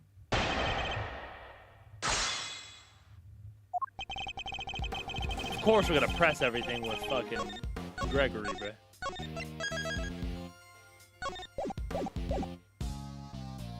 Hold it! Hold it! That's hardly solid grounds on which to base your suspicion of Mr. Tangaroa, Detective. And that's hardly solid grounds to start shouting objections left and right on, Mr. Attorney. Maybe quit interrupting and let me finish. Hairbrain also ate notes to digest his hypothesis. Did he? I forgot. Did Hairbrain actually do that? He must have, yeah. Dib. I kind of forgot about Hairbrain, but I loved that case. Enoch Drebber. Oh my god, I love Drebber. Hold it! Why would he deliberately not lock his door? Because if he locked it, he might as well have held up a sign saying he did it since he had the only key. But maybe it was just a coincidence. Maybe he just left it unlocked without meaning to. He just happened to leave it unlocked and somehow just happened to find the body inside? Come on, kid. You'll never make a detective thinking like that. But I don't want to be a detective. I want to be an ace attorney. Did I say ace attorney? I want to be an attorney. Wow. I'd be grateful if you stopped trying to steal my apprentice. Look, there's a reason why Tangaroa left his door unlocked. Hold it! You're saying Mr. Tangaroa himself deliberately smashed the treasure chest open? Yep, if he hadn't, the body would have never been found. I struggle to see how he managed to destroy his creation while judging the contest at the same time. Exactly, and besides, there's no way he would have disrespected his sweets. He eats every last cum on Bacon Bop while dancing. That's the only way his stuff gets destroyed. This isn't about what happens on TV, kid. You know about Bacon Bop, Detective? Am I the only one who isn't familiar with this show?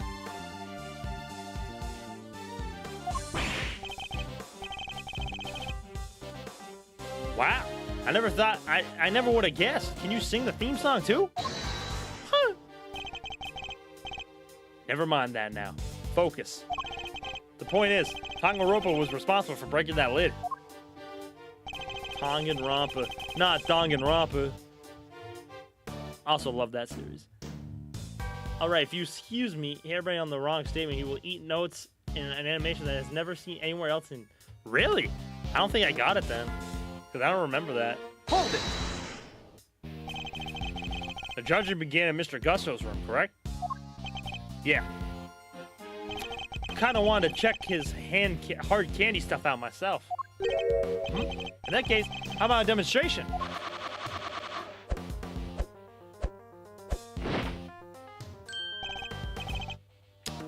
Well, it's you, Detective. Are you calling him a dirty dog? Huh? It's a wolf. Huh, a lone wolf. I like it.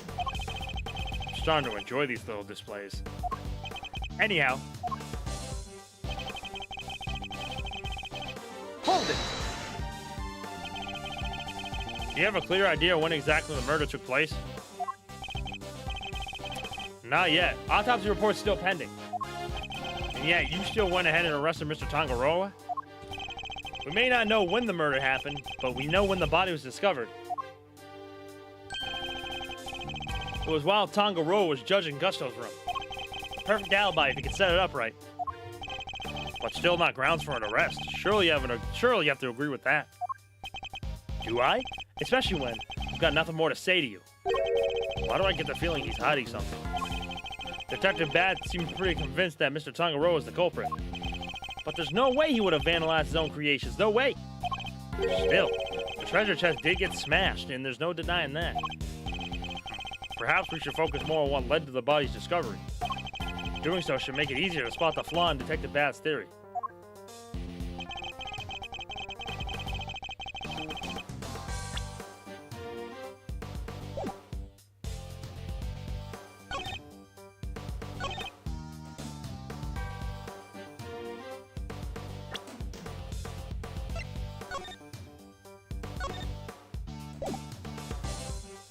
Objection!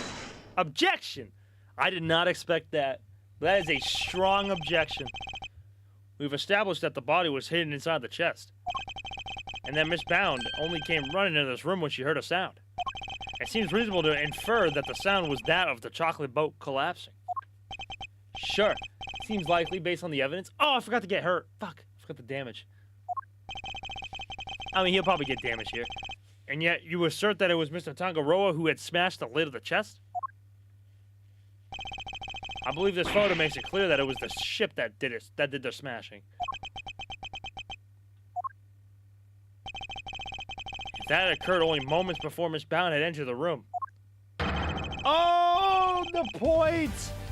Then it could have been broken by Mr. Tangaroa, who was out judging the contest at that time. I never said he did it then in there. He could have done something to the stand so it could collapse when he was in the middle of judging. Objection! Objection! Have you any way of proving that assertion? Nope. But the investigation isn't over yet. There's still time. So he has a higher voice than I thought. I still like the voice I'm doing for him, so I'm gonna keep it. So he doesn't have anything conclusive. Have you found any prints in this room besides those of Mr. Tangaroa? Yep, on the door. But we found Tangaroa's and Foss's prints on there too. We were all brought in here for a briefing right before we started to work on our creations. Those prints are probably from then. I take it you haven't checked into any of Mr. Tangaroa's works for prints yet? Why would? We know that somebody tampered with them. Therefore, it's possible that they left prints behind when they did so. Fine. But if we don't find anything, your guy's still top of my list. Got it? You! Check all this chocolate stuff for prints, now! Yes, sir, right away! Detective Bad! We finished dusting the chocolate in. We found the prints that don't belong to Mr. Tangaroa, sir. Go on. Whose? Delicate Scone, sir. She's one of the contestants. Good work. You can go back to whatever you were investigating before. Yes, sir. So it seems we have a suspect besides Mr. Tangaroa. Even without your lawyering input, I wasn't about to wrap up the investigation anyway. I'll go speak to Miss Scone and see what she has to say for herself. Delicate Scone. Mr. Gusto mentioned her too. He said that she was ruthless, that she'd do anything to win. This Scone lady sounds like a pretty suspicious character, huh, Mr. E? Yes, I think we better try to speak with her ourselves as well. Detective Bad, would you mind if we accompanied you? Babysitting you is not my job. Aw, come on! But I guess you did pick up a couple of useful clues already. So if you want to tag along, be my guest. Thank you, Detective. You're too kind. Aww. Alright, Gorilla, time to see your delicate stone. But Detective Bad, sir, I don't think that's such a good idea. The lead prosecutor's still busy in there. It'll be fine. Me and him don't exactly see eye to eye anyhow. Fucking Manfred. Who is this him? Who are they assigned the case to? Manfred von Karma. What? They give it to von Karma? He hasn't lost a case in 25 years. Manfred von Karma, a living legend over at prosecutor's office. We've never faced one another in the courtroom, but I've heard plenty of stories. They say he'll do anything to ensure a guilty verdict. But I can't let that distract me. For now, I need only to continue to do what I believe is right. To be continued. We are still going. We're still at the beginning phase. Holy smokes. All right, Miss Scone, what do you look like? Oh, yeah, Gorilla, she's all you, buddy.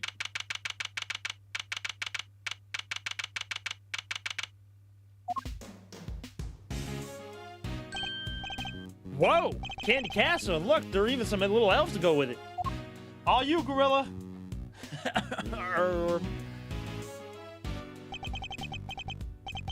Room's laid out pretty much the same as Tangaroa's. It's not as cold, though. That's something. Let's see.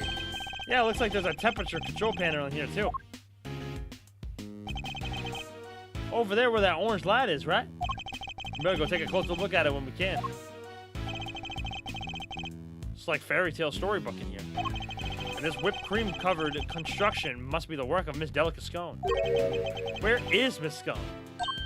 Me? Why, I'm just over here, dearie. Tuh. Oh, just look at you lovely boys. Delica Scone at your service. Some cheeky blighters back in Blighty even call me Miss Delicious. Called a lovely boy at 34? Unexpected to say the least. Lovely boys? Really? Even Mr. E? Oh yes, dear. You, the detective over there. You're all lovely boys to me. I'm nobody's lovely boy, lady. Name's bad. Why forfeit me gains? Wonder just how old she is. Finish this up so we can get out of here, Mr. Attorney. Yes, all right. Objection! Objection! There it is. Objection! That growl. What's the meaning of this chit-chatting with the defense? Mr. Edgeworth, some scary guy just stepped out of the castle. Von Karma. What? He's Manfred Von Karma? Eep. Sorry, mannequins.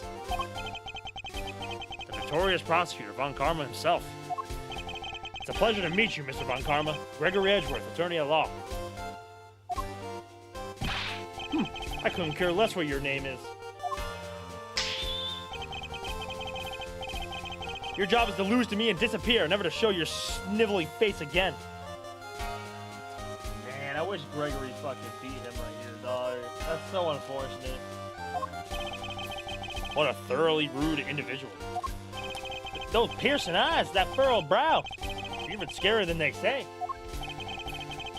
And you might want to keep your rude thoughts to yourself, Eddie. We were hoping you might pursue us to carry out some brief inquiries, Mr. Von Karma. Ha! And why would I wish to extend you any such courtesy? This clearly isn't going to be easy. So long as your inquiries are limited to this room, I suppose I'll allow it. Why the sudden change of heart? You, the tall fella. Name's bad. Is that so hard to remember? I didn't ask for your opinion. The thoughts of a lowly detective do not concern me. But I do admire your spirit. Bad? See to it that these worms don't step out of line. Why do I have to? I'm not offering you a choice, detective. You need to go and look over Gusto's room. Good day. Wow. Great. Or babysitting. Not gonna lie, I don't know why this guy hates defense attorneys, but then has to deal with Von Karma. Make it make sense. Otaku, why we ding-dong ditching me, bro? What the heck? Why aren't Detective Bad and Mr. Von Karma investigating together?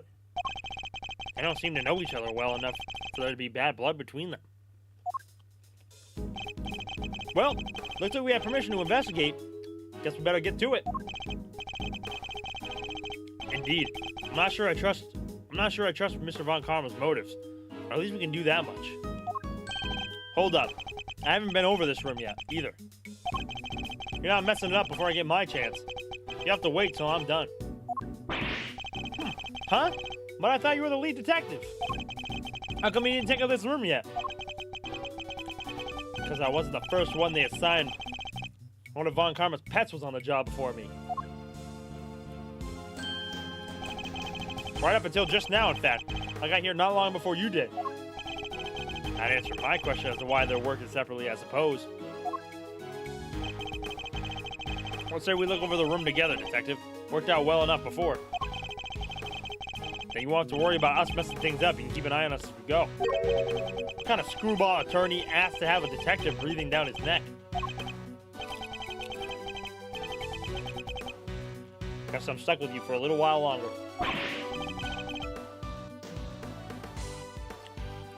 Yes! You're amazing, Mr. E!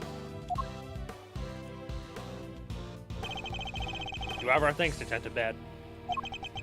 Don't be too grateful. This is my scene. The second you get in my way, you're out of here. Of course, we understand. Now, shall we begin?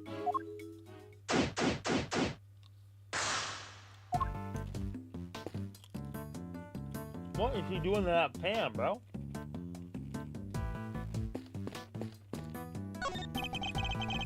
It's a cute little elf made of candy. And it's sitting on a little tree stump. Huh? The whipped cream decorations around it are beginning to lose their shape. But the elf seems completely fine. Strange.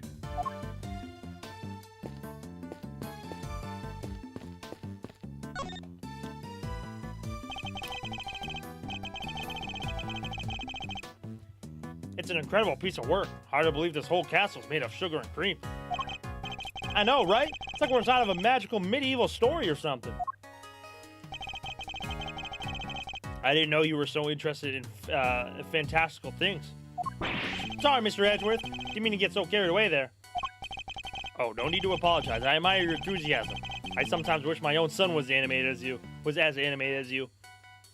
You have a son, Mr. E? I do. He's still in elementary school, and yet he'd rather read a statue book than a fairy tale. I can't help but worry that his interest will make it hard for him to make friends. Don't say that. He sounds super interesting. You make a ton of friends, me included, I'm sure. I like to think you'd be more of a big brother to him than a friend, Eddie. Big brother, huh? Guess I have some growing up to do. Better take this more seriously. Aww. So Eddie sees Edgeworth as a younger brother. Indeed. And with that in mind, shall we continue our investigation? I can't get over the resemblance to what, me and Fender, bro?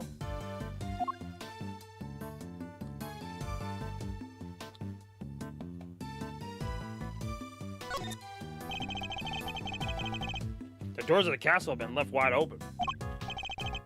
Yeah, was this guy born in a barn? Could I at least close them behind him? I like to see you say that to Mr. Von Karma's face, Eddie.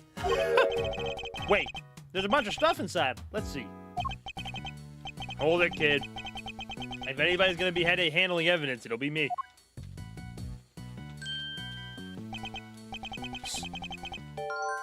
Cream's going all runny. Runny cream.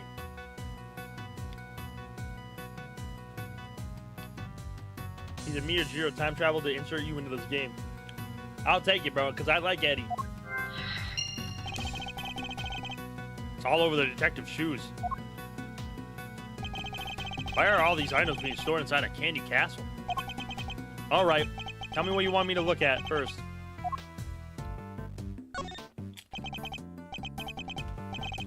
Two big rock crystals. Looks like somebody was using the castle for storage. Kinda expected something a little more exciting behind those doors. Oh, I know. Maybe there are giant uncut gemstones. Maybe this whole thing is based on a story about a castle with a priceless treasure hidden inside. I think I treat my priceless treasure with a little more care. There's something on the bottom of them. Looks like a little stand or something. Rock crystal stand. I was right. They are gemstones. The stands must be so they can put them on display. Well, whatever they are, it seems they're not just a large set of paperweights.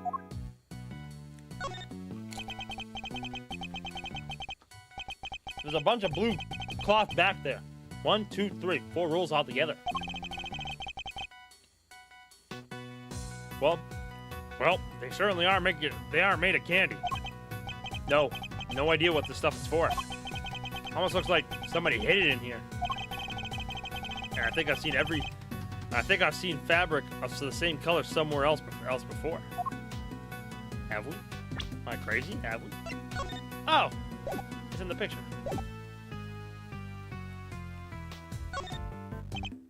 Huh? Those pillars. They have a hexagonal indentations. Looks like something's supposed to go in there. Well, wherever they were, they're long gone. Hexagonal indentations, huh? I wonder.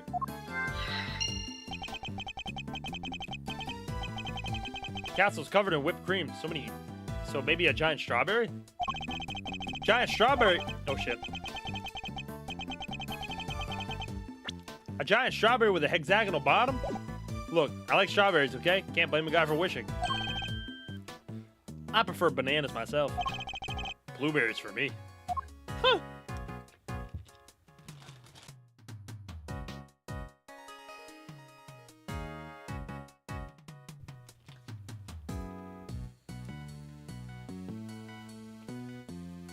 No, I know you motherfucker.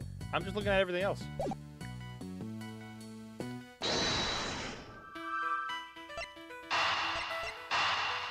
Actually, I'll do that after. Let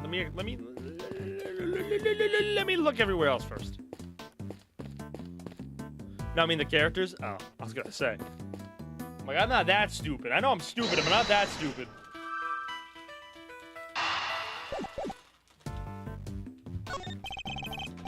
There's a blowtorch and some chemicals here.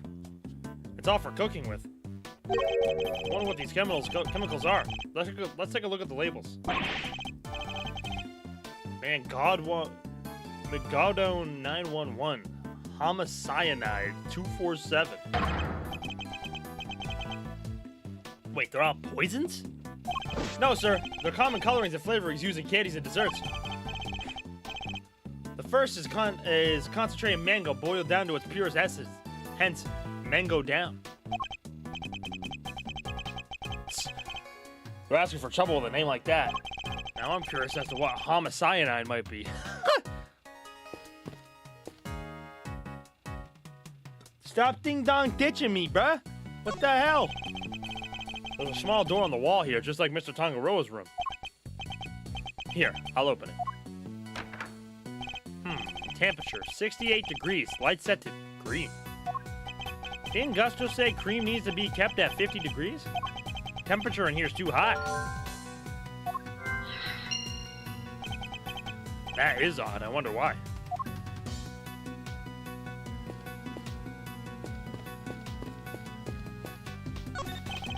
Don't turn around. Don't turn around. If you turn around, you'll eat it. You can't eat the castle. Don't eat the castle. I guess he's watching his sugar intake.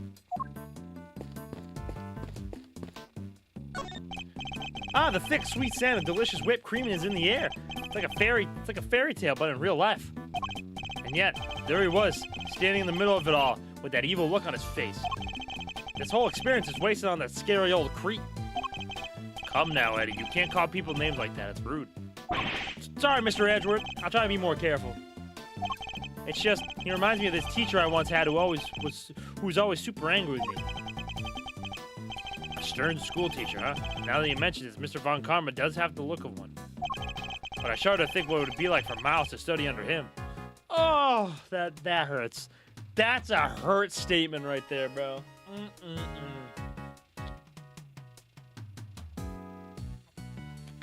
That is a hurting statement. Holy. Ooh, step ladder and real ladder, bro.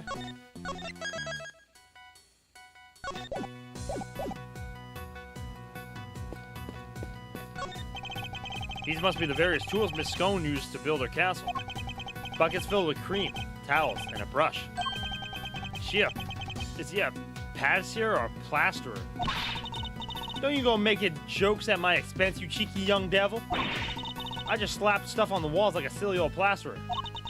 I have to spread the cream out lovely and smooth and then work out all the rough patches. That's literally exactly what a plasterer does. Oh, we actually don't know her. We actually don't know her. Back home in the UK.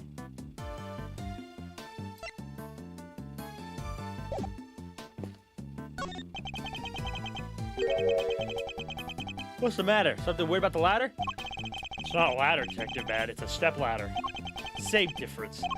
Far from it, actually. You know, if you'd observe their basic natures more closely. Amazing, Mr. E! I'll have to remember this for future reference.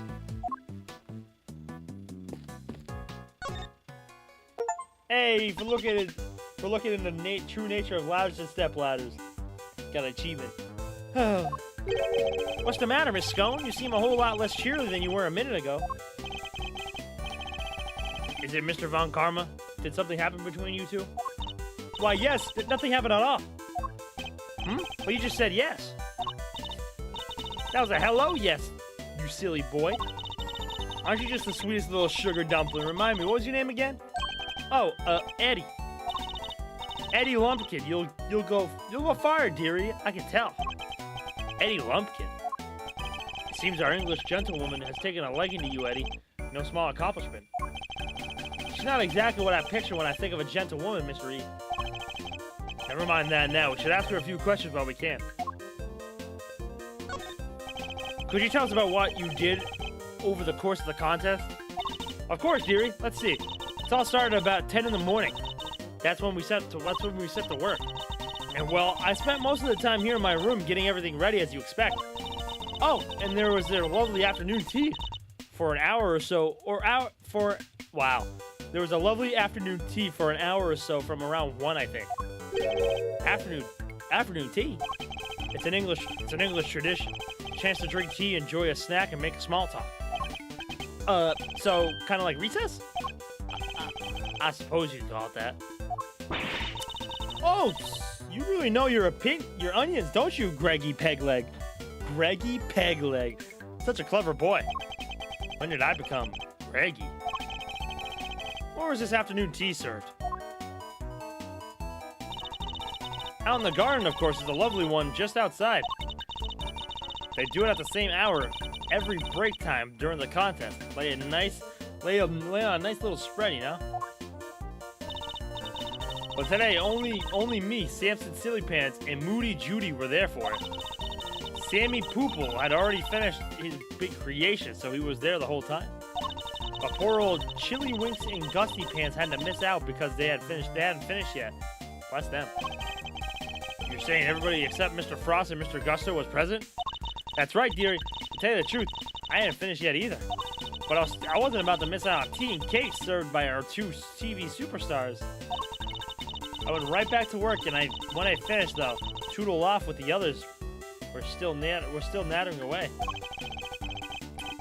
At any point during the contest, did you visit any other competitors' rooms? No, dearie, don't be silly. That's strange, because your fingerprints were found in Mr. Tangaroa's room. Eat, caught red-handed. Wait, so you admit you were there? Oh, well, I can hardly deny it now, can I? I didn't kill anybody, I swear. I suppose I better tell you what really happened. Just promise you'll believe me, won't you, dear? What exactly were you doing in Mr. Tangaroa's room? Well, I suppose you call it research. Research? Sammy Poople's a dab hand when it comes to the old sweet making. Everybody knows that. So when I noticed there was no one in there, I just popped in for a quick bit of research, like I say. What kind of research leaves fingerprints? Yes, well, it stands to reason that I leave fingerprints, doesn't it? After all, it's hardly research if you don't have a little nibble now, is it? What? You ate a little piece of them? So, the traces of tampering in Mr. Tangaroa's room. That was all you? I'm ever so sorry, sweeties. I didn't mean to make a mess. I just had to take a little bite here and there, didn't I? I didn't want poor Sammy Poople to getting upset, so it was just the teensy bits and pieces. And the stand holding up the ship, you took a bite of that too, I suppose? Oh, yes, dear, of course I did. It was you. You brought the whole thing crashing down. I'm sorry, my lovely, truly I am. Hold on, is that why you left the afternoon tea early? You were heading off for a second helping us sweets? Look, just please believe me. I never killed anybody, I promise. Our actions were certainly suspicious, but that's about all we can say for now.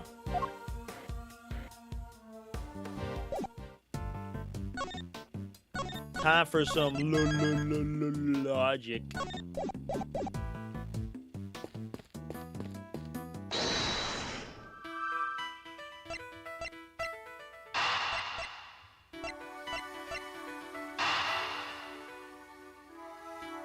Here's the one for you. All yours, bruh.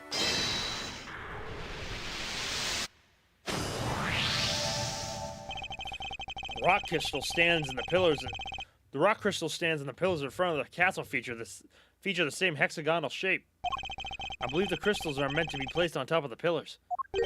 Oh yeah, hexagon to hexagon. Makes perfect sense. But if that's the case, then why were they being hidden inside the castle? The rolls of blue cloth and the rock crystals inside the castle. I imagine both must belong to Miss Scone. Miss Scone, what were you using the items inside the castle for? Oh, those? Sorry, Lampkin, but I'm not allowed to say. Let me guess. Von Karma? How'd you know? Please don't ask me to tell you. You have my guts for garters. It seems the prosecution really has no intention of sharing anything with the defense. Man, thought we were onto something with those giant rock crystals, but... What's that, dearie? You're interested in my little trinkets? Your trinkets? Yes, my sweet. I use them to make people all lovely and relaxed. Use rock crystals and cloth to do so? Cloths to do that? I do. It's wonderful. You should see it. And they're not just any old rock crystals either. They're great big lumps of salt with lights inside them. Wow, those things are lamps? Oh, that's not even the half of it. Those cloths hold an even more exciting secret. She's really opened up the moment we started talking about her trinkets. Since you're here, why don't I give you a lovely boys a taste of my relaxation magic, Oh, Batty Bumpkin, can you get it all out and set it up for me? My name is Bad. Is that a no? Why are you being so selfish, Batty Bumpkin? Shit. All yours, Gorilla, all yours. You, have you finished taking photos of this room yet?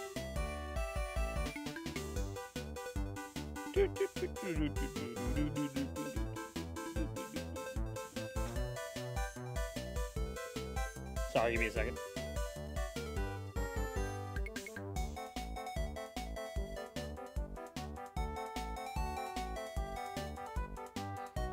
Yes, sir. We have, sir. And help Miss Scone here with something, will ya? Yes, sir. Right away, sir. Oh, you're a sweetie at heart, aren't you, Batty B? That's amazing, Miss Scone. You got him to do exactly what you wanted. That's some talent.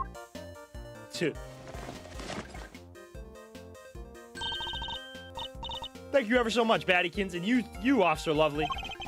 She's even giving me nicknames to the forensic guys now.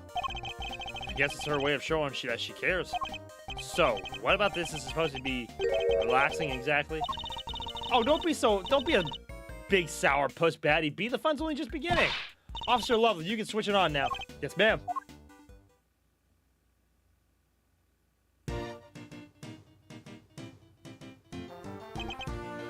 Huh? Wow, it's beautiful. It is. Wish my son were here to see it. Isn't it, though? Isn't it just wonderful? The 4 adorable elves in the sweetest little castle made of sweets. That's my theme, you see. I thought it'd be extra lovely if it was all lit up. Isn't it the nicest thing you've ever seen?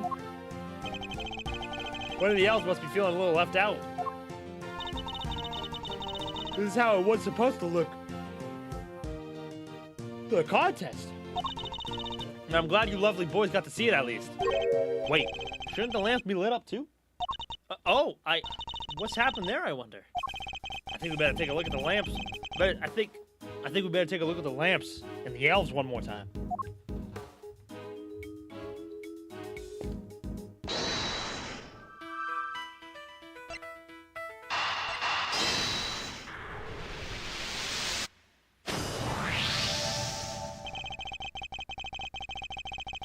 The whipped cream in this room is collapsing because the temperature is too high. It's 68 degrees. My messed up shoes can vouch for that. And yet, when you open the door to the castle, the handles themselves were just fine. Yeah, they were sturdier than expected. Sturdy? That's not what I would have described the most things made out of confectionaries. I think we better take a look at those handles, don't you? Killer is you. What the? I think it's safe to say those handles aren't made of candy. It's not just the handles, the whole castle, the little elves. They're all just plastic models with whipped cream smeared on top. Scone! What? So none of this is confectionery art after all? No, it's simply made to look like candy with the cream having been added to lend it all an air of authenticity. Miss fucking Scone. What the hell is going on here? You got some explaining to do, lady.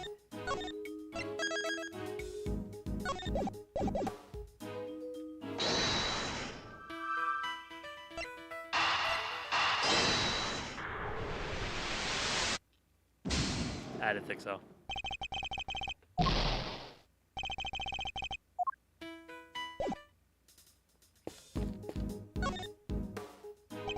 herself doesn't have an illuminated cloth over it like the others.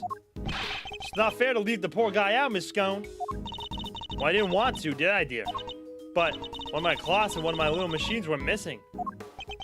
Cloth and what sort of machine exactly? Oh, you'll never guess how it all works. Those luminous cloths are connected to these little thingamajigs. They're called full spectrum light emitting devices. They send light down the main cable into each optical fiber strand. That's what makes it the cloth glow. The cloth glow. Jesus Christ. With a little bit of fiddling, you can change the light into any color in the whole wide world. Bright red like ferocious fiery flames. Cold blue like clinking crystals of ice. They have these special batteries that last for donkey's years. And they don't mind the cold at all. Forgive me. So the machines, they're what makes the special luminous cloth light up in all these beautiful colors, Mr. E. I see. So much new technology, I can barely keep up. So these light emitting devices, you lost one of them in a piece of luminous cloth? That's right, Lambkin. Heaven only knows where they have gone to. This cloth could have something to do with the case.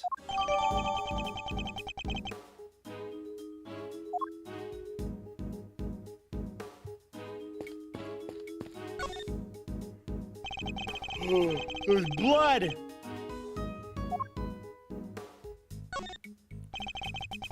These lamps appear to be broken. Bulbs are smashed. Both of them. Maybe they fell and broke on the floor? Look, there's a red stain on one on the left. That's not just a stain. That's... Yep, it's blood, all right. I can smell it. What? Blood? Why is there blood on this lamp? Could it have had something to do with why its bulb is broken? We better take a closer look at the other one, too. So Miss Scone had actually intended to use these lamps in her display. But then why were they stashed inside the castle? Maybe because they're broken? Except, there's plenty of other places she could have put them. The best place to hide some salt is in some sugar. Isn't that how it goes? Or perhaps, the best place to hide a tree is in a forest. Anyway, if her intention was to put these salt lamps in her final display, that contradiction contains a piece of evidence in my possession. I need to point out by making a deduction.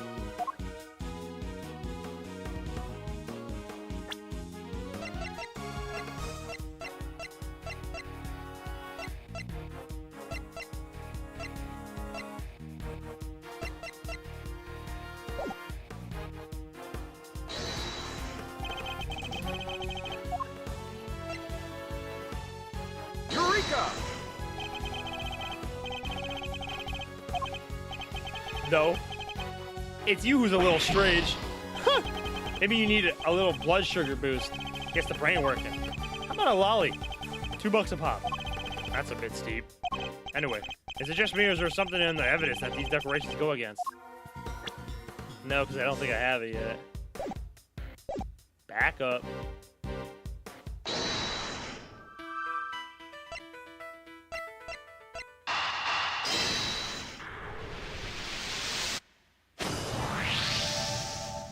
We know that the victim was struck and killed with something blunt. And we found some blood on the lamps, which a smashed bulb inside. Could the lamp not have been the murder weapon? For sure, it could have definitely do enough damage to kill someone.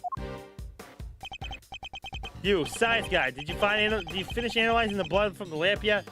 Yes, sir. Just got done a minute ago, sir. Blood is the victim's. No doubt about it. There you have it.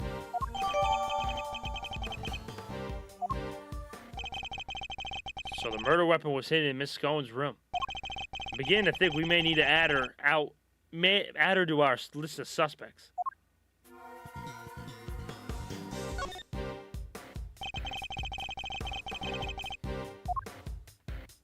Oh shit. Oops, I didn't mean to do that.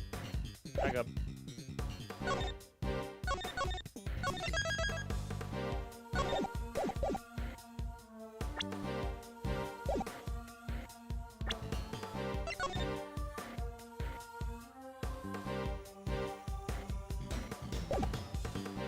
Aha! Miss Scone. Not following the rules. Take a look at the list of rules for the contest, Detective. Non-confectionery items may not be used as decoration. That means the salt lamps and the luminous cloths would both be against the rules. Is that why they were stashed inside the castle? I think we need to dig a little farther into this with Miss Scone before we can say for sure.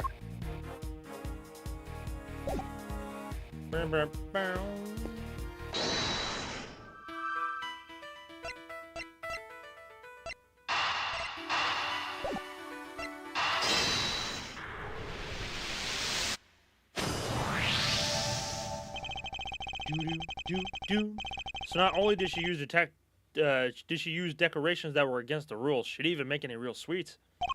Miss Scone made a mockery of the rules. Yeah, guess she's not gonna get crowned world's greatest now. And that's why it's so warm in here? Do you think it's got something to do with all this? Is this your first playthrough? This is my first playthrough. Welcome in, homie. But yeah, it's my first playthrough. So far, so good. I'm loving this game so far.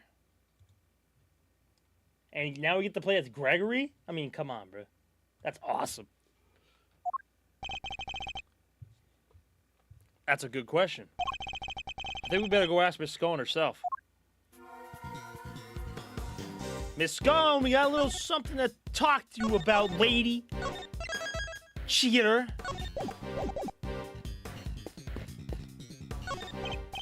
Never mind. All right.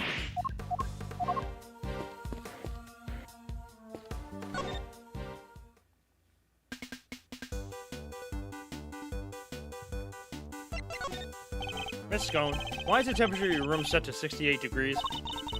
Because I hate the cold, don't I, dearie? And besides, being chilly's no good for a girl. If I want to keep my fresh face complexion, I've got to be careful about these things. We ladies have to stay young, don't you know? How old is she really, though? That's what I like to know. It's not polite to speculate on a person's age, Eddie. But most of your work is made out of whipped cream. And whipped cream needs to be kept at 50 degrees or it starts to deflate. Is that so, dearie? Well, silly me, eh? I've only gone and made a whoopsie. Wait, she really didn't know that? World-class confectioner, my foot. Not only did she break the rules by using fake candy, she's ignorant of basic facts about her supposed craft. Miss Scone grows more mysterious by the minute. Wait, what does that say on her vest? Is that a thy? Thy lacinus? Lacinus? I don't know. I don't know. Alright.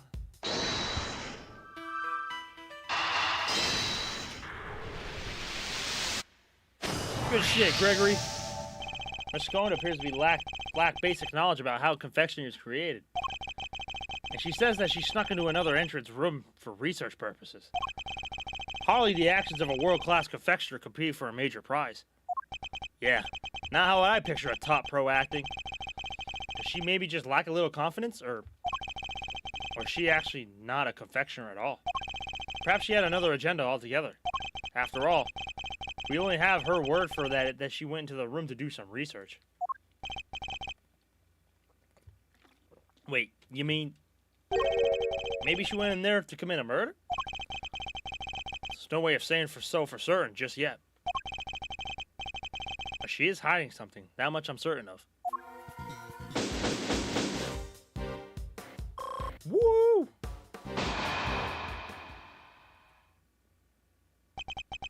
That's enough investigating for now. For now, don't you think? Yes, we've certainly found plenty of interest. Something's been bothering me for a while now. Mr. Von Karma would have surely found the murder weapon when he searched this room. And yet, he didn't arrest Miss Scone. He even seemed interested in questioning her. I think our first priority should be to find out what he's really up to.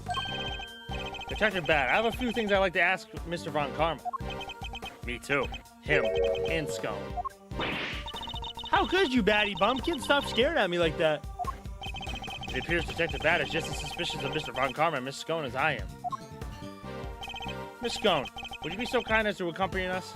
Of course, dear. Where are we off to? To find Mr. Von Karma.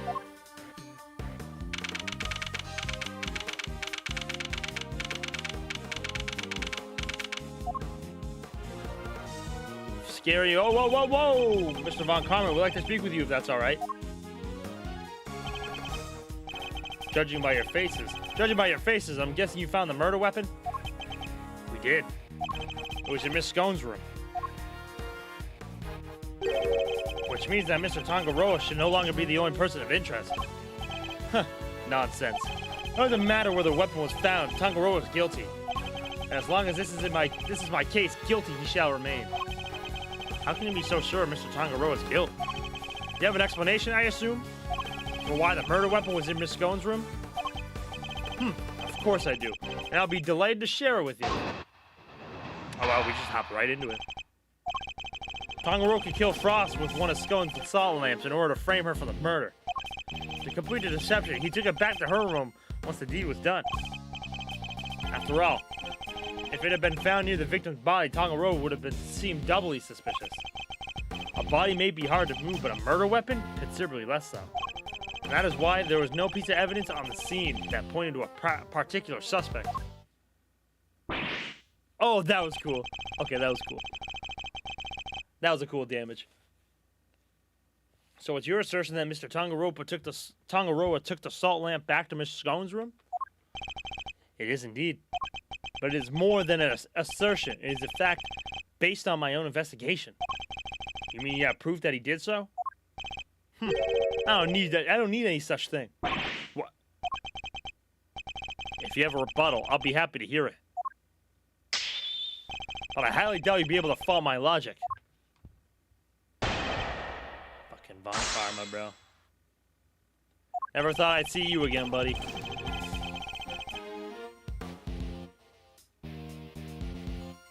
Hold it! She took one of the salt lamps from Miss Scone's room back to his own? Indeed. He prepared it beforehand, knowing that it would be the perfect weapon to which to kill Frost. But we found the lamp in Miss Scone's room. Surely this cast Miss Scone herself has sufficient light. Perhaps if you would let me finish, now as I was saying. Hold it! You're talking about the lamp made of rock salt that was inside the Candy Castle, correct? Precisely. I was the one who found it. So be grateful. It's like to me you even have such a vital piece of evidence.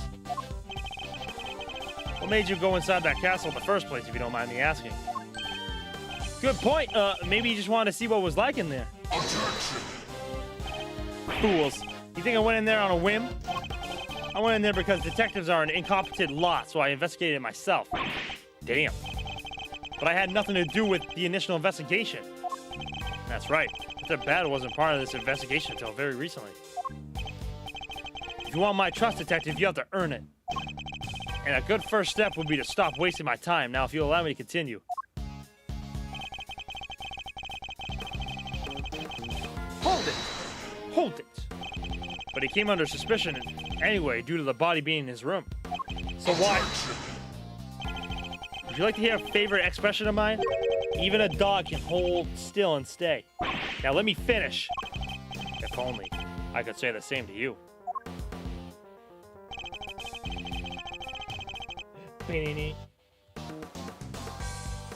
Hold it! So you think he tried to hide the body but remove the murder weapon from the crime scene? Yes, he foolishly believed his own creation to be the perfect hiding place. I'm sorry, I had to help myself. I think you couldn't help yourself, no? She doesn't seem very sorry to me. In any case, the weapon was taken away while the body remained at the scene of the crime. What are we peepo shaking, bro? Peepo shake. Hold it!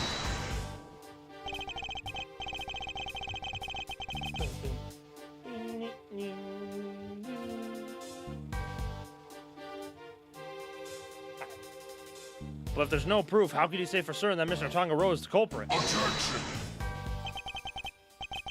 Is that the best you can do at pressing me? Listen here. The presence of the body in Tangaroa's room is itself proof enough of his guilt. Objection! And you didn't find evidence pointing to any other possible suspects. Perhaps you should take another look. You might... Objection! You really don't give up, do you? There's no need to take another look. Tangaroa is guilty. End of story. Here, let your son help you, Gregory. Objection! If you insist on asserting otherwise, then show me some proof to back up your ridiculous claims. I have to think back over the scene of the crime. If Mr. Tongaropa really isn't guilty, then there must be something that points to somebody else. Pressing Mr. Von Karma on any of his statements won't have much of an effect, I fear. My only hope is to find a piece of evidence that contradicts his claims. Well, I already pressed him on everything, so...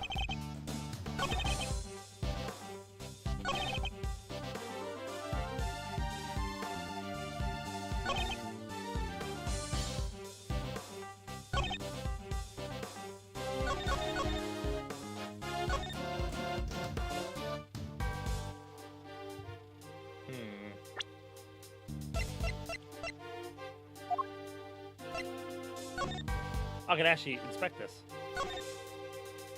So the lamp has these hexagonal stands on them on the bottom, right? Yes, I imagine the indentations the pillars made to accommodate them. And boy, do they fit like a glove. This lamp isn't working. No, unfortunately, it appears to be broken. Would have been nice to see it all lit up just once.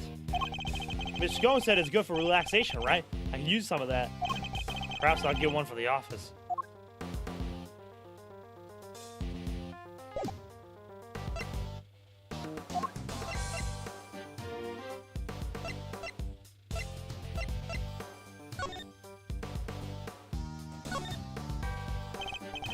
Yes, what a gorgeous design. Really? Just seems a bit out there to me. Like, how do you even get your tea in there? Art isn't about art is about function, Eddie. It's about form. Guess I'll have to take your word for it, Mr. E. This art stuff is way beyond me. Oh! Look! There's something stamped at the bottom. It says PH. I suppose that means Pong Halik's pottery mark. Those are his initials, after all. Miss Bound says she's a big fan of his work. His initials, huh? So if I made it, it would say EF? Perhaps you should practice by initialing your personal belongings first.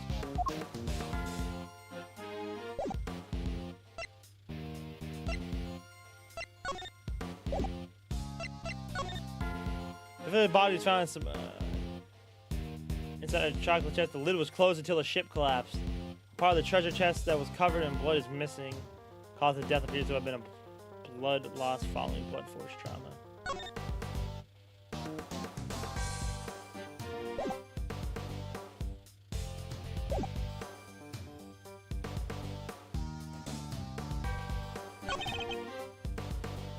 Deception, he took it back to her room once the deed was done.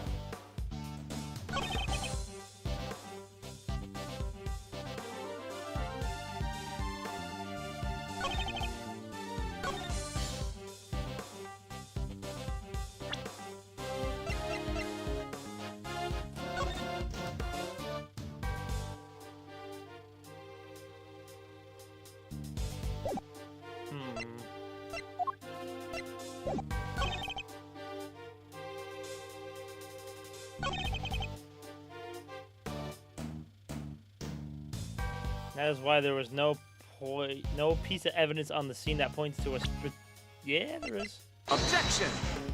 Maybe not. What do you make of this piece of evidence, Mr. Von Karma? Nothing. It's even worth considering. Is this all I can expect from you? How do you even earn your badge in the first place? And yet, here I stand proudly as a lawyer. Exactly the kind of feeble-minded response I expected. Pathetic. Lower than dirt to him.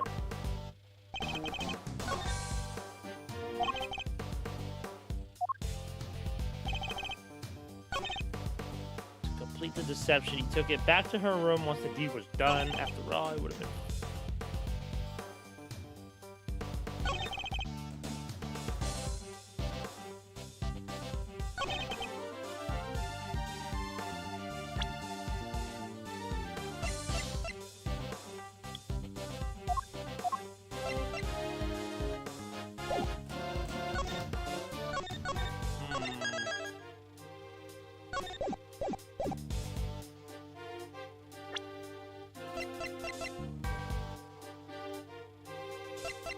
Objection!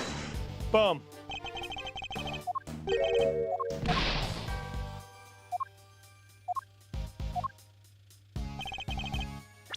That is why there's no piece of evidence on the scene that pointed to our particular suspect.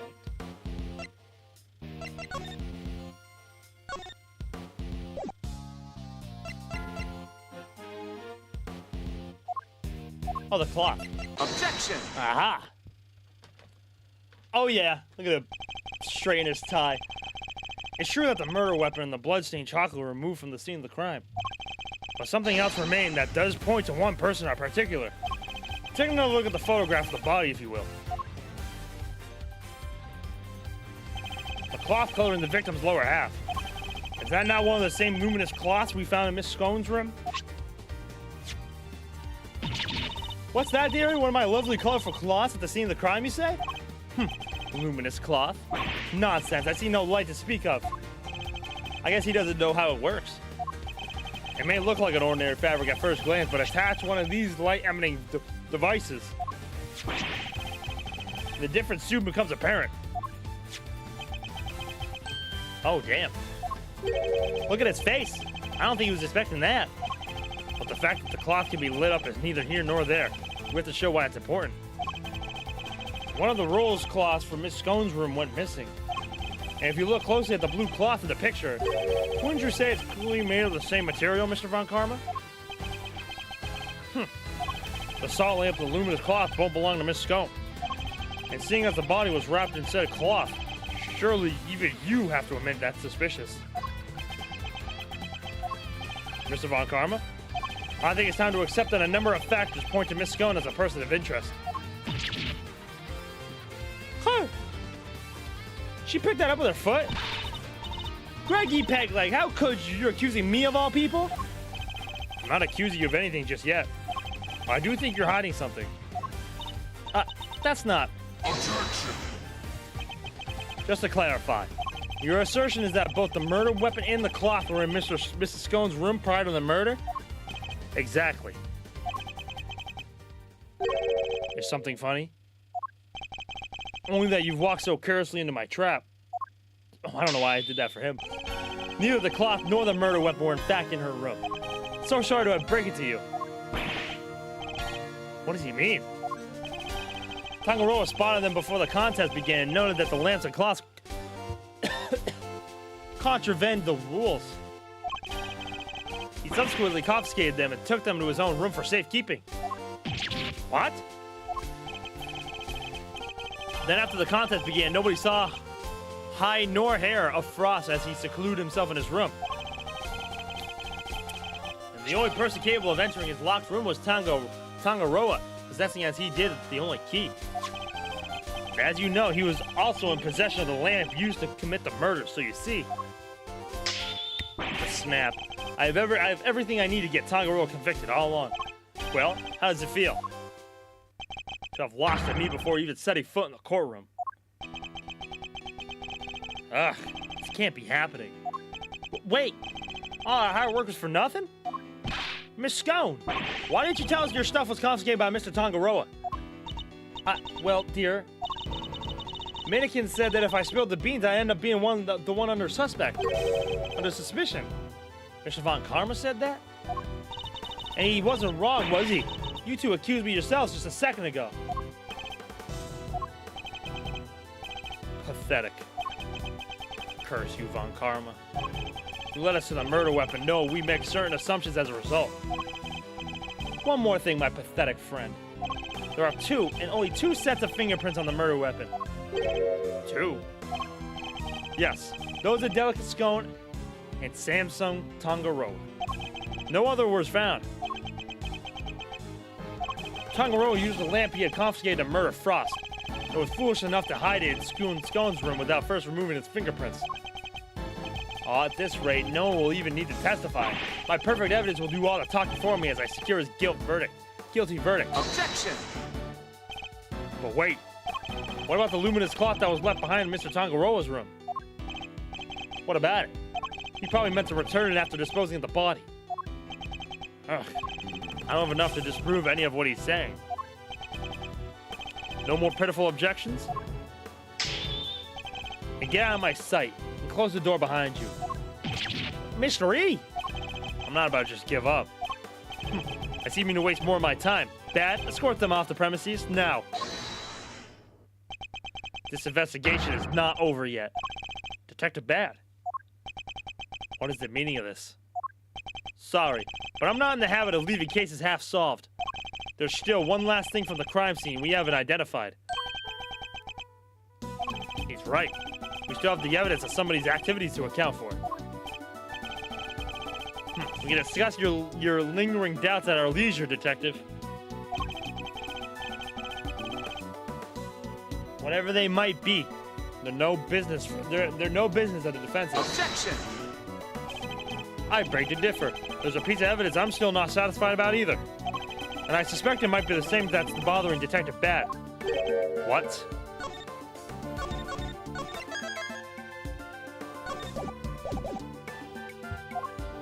This is yet unidentified. That was something that was left in Mr. Tangaroa's room. Is that the fingerprints or the stamp? Take that! There are finger marks on one of Mr. Tangaroa's creations. Supposing they belong to the murderer, it could certainly explain how their prints didn't end up on the murder weapon. How do you know so much about the crime scene? Because I let them look around. Objection! You let the defense examine the scene, Bat? Are you out of your mind? I don't remember you telling me not to. Insolent worm. You would do well to remember this, Detective. That the results of your next salary review is up to me. Oof. Detective Bad's in trouble now, too. I'm sure glad you're my boss, Mr. Edgeworth. As long as you remember that the results of your salary review is up to your performance on this case. A mere attorney uncovering such a fact based on a curious investigation. Cursory investigation. I'm almost impressed. But it's entirely possible that those fingerprint marks belong to Tangaroa. After all, he wore gloves while preparing his creations. Objection! But what about the fingerprints? But can you prove conclusively that the finger marks are his? Furthermore, there is still something about Miss Scone that doesn't add up. Is there? Are you simply not prepared to admit defeat? Oh, stop it, Greggy. Stop it, stop it. Why are you being so mean to your poor old pal, Delica? I own up to nibbling poor Sammy Pool's sweeties. What more do you want? I don't want to have to make you a suspect, that much is certain. But you lied to us. You're still not telling us everything. Greggy, stop it. Stop bullying me. I'm sorry, but you don't even know the temperature whipped cream should be at. What kind of professional confectioner doesn't know something as fundamental as that? I'm sorry, all right? I'm sorry. I'm just a silly, muddle-headed girl. What more do you want me to say? I don't think you're muddle-headed at all. I think that you were never a confectioner in the first place. Objection! How dare you? Enough!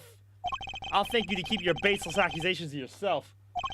Evidence is everything in a courtroom. In case you've forgotten. If you're going to accuse a witness of perjury, then I demand that you present something to back it up. This isn't a courtroom, is it? Nevertheless. What proof do I have that Miss Scone doesn't know the first thing about making desserts?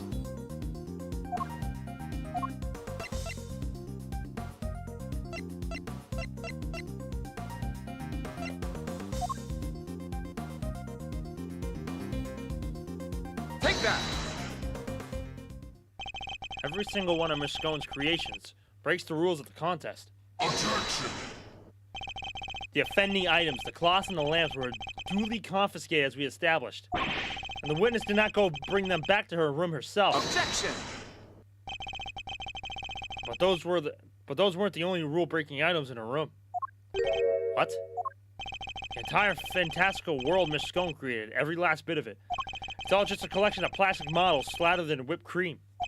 That cream is the only authentic confectionery in the room. Yo, get him, Greg! No real world title contender would ever stoop so low. Is this true, Bad? Yep. Saw with my own eyes. Stepped in with my own shoes. Get him, Gregory! I love this. I love that we get to play as Greg, bro. This is fantastic. Did we finally convince him? And young Fender? With her lies exposed like this, surely he can't continue to deny the facts. Miss Scone, your actions place you firmly on our list of suspects. No, dear, I'm no killer. So why don't you finally start telling us the truth? Who are you really, and why were you tampering with your rival's work? All right.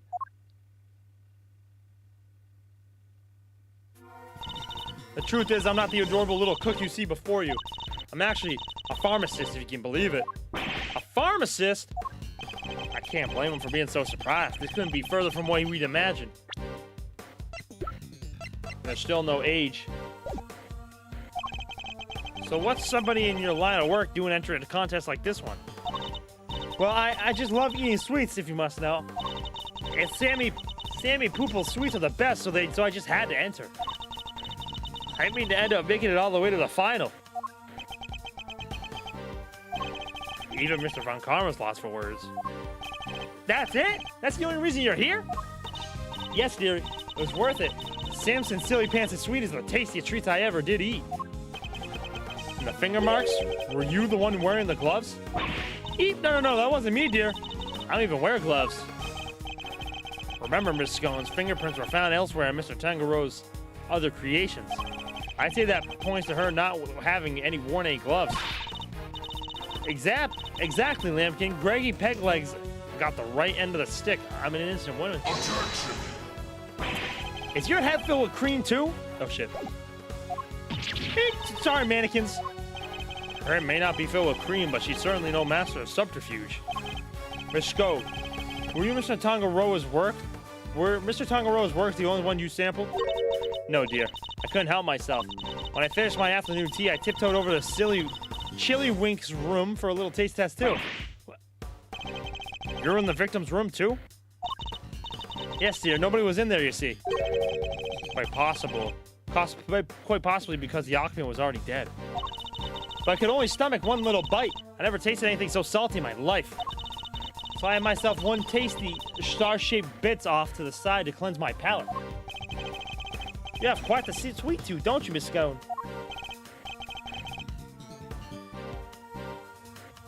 Indeed. What didn't she sample? That's everything, I promise.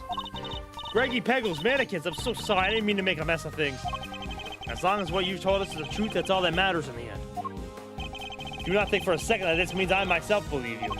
I'm going to investigate the victim's room now. We'll see how truthfully you've really been after I'm through. Mr. Von Karma, please let us accompany you. I think it's only fair that we be allowed to investigate the veracity of our conclusions. Accompany me if you like, but don't think for a second you'll be permitted to conduct your own investigation. We'd like to accompany you all the same.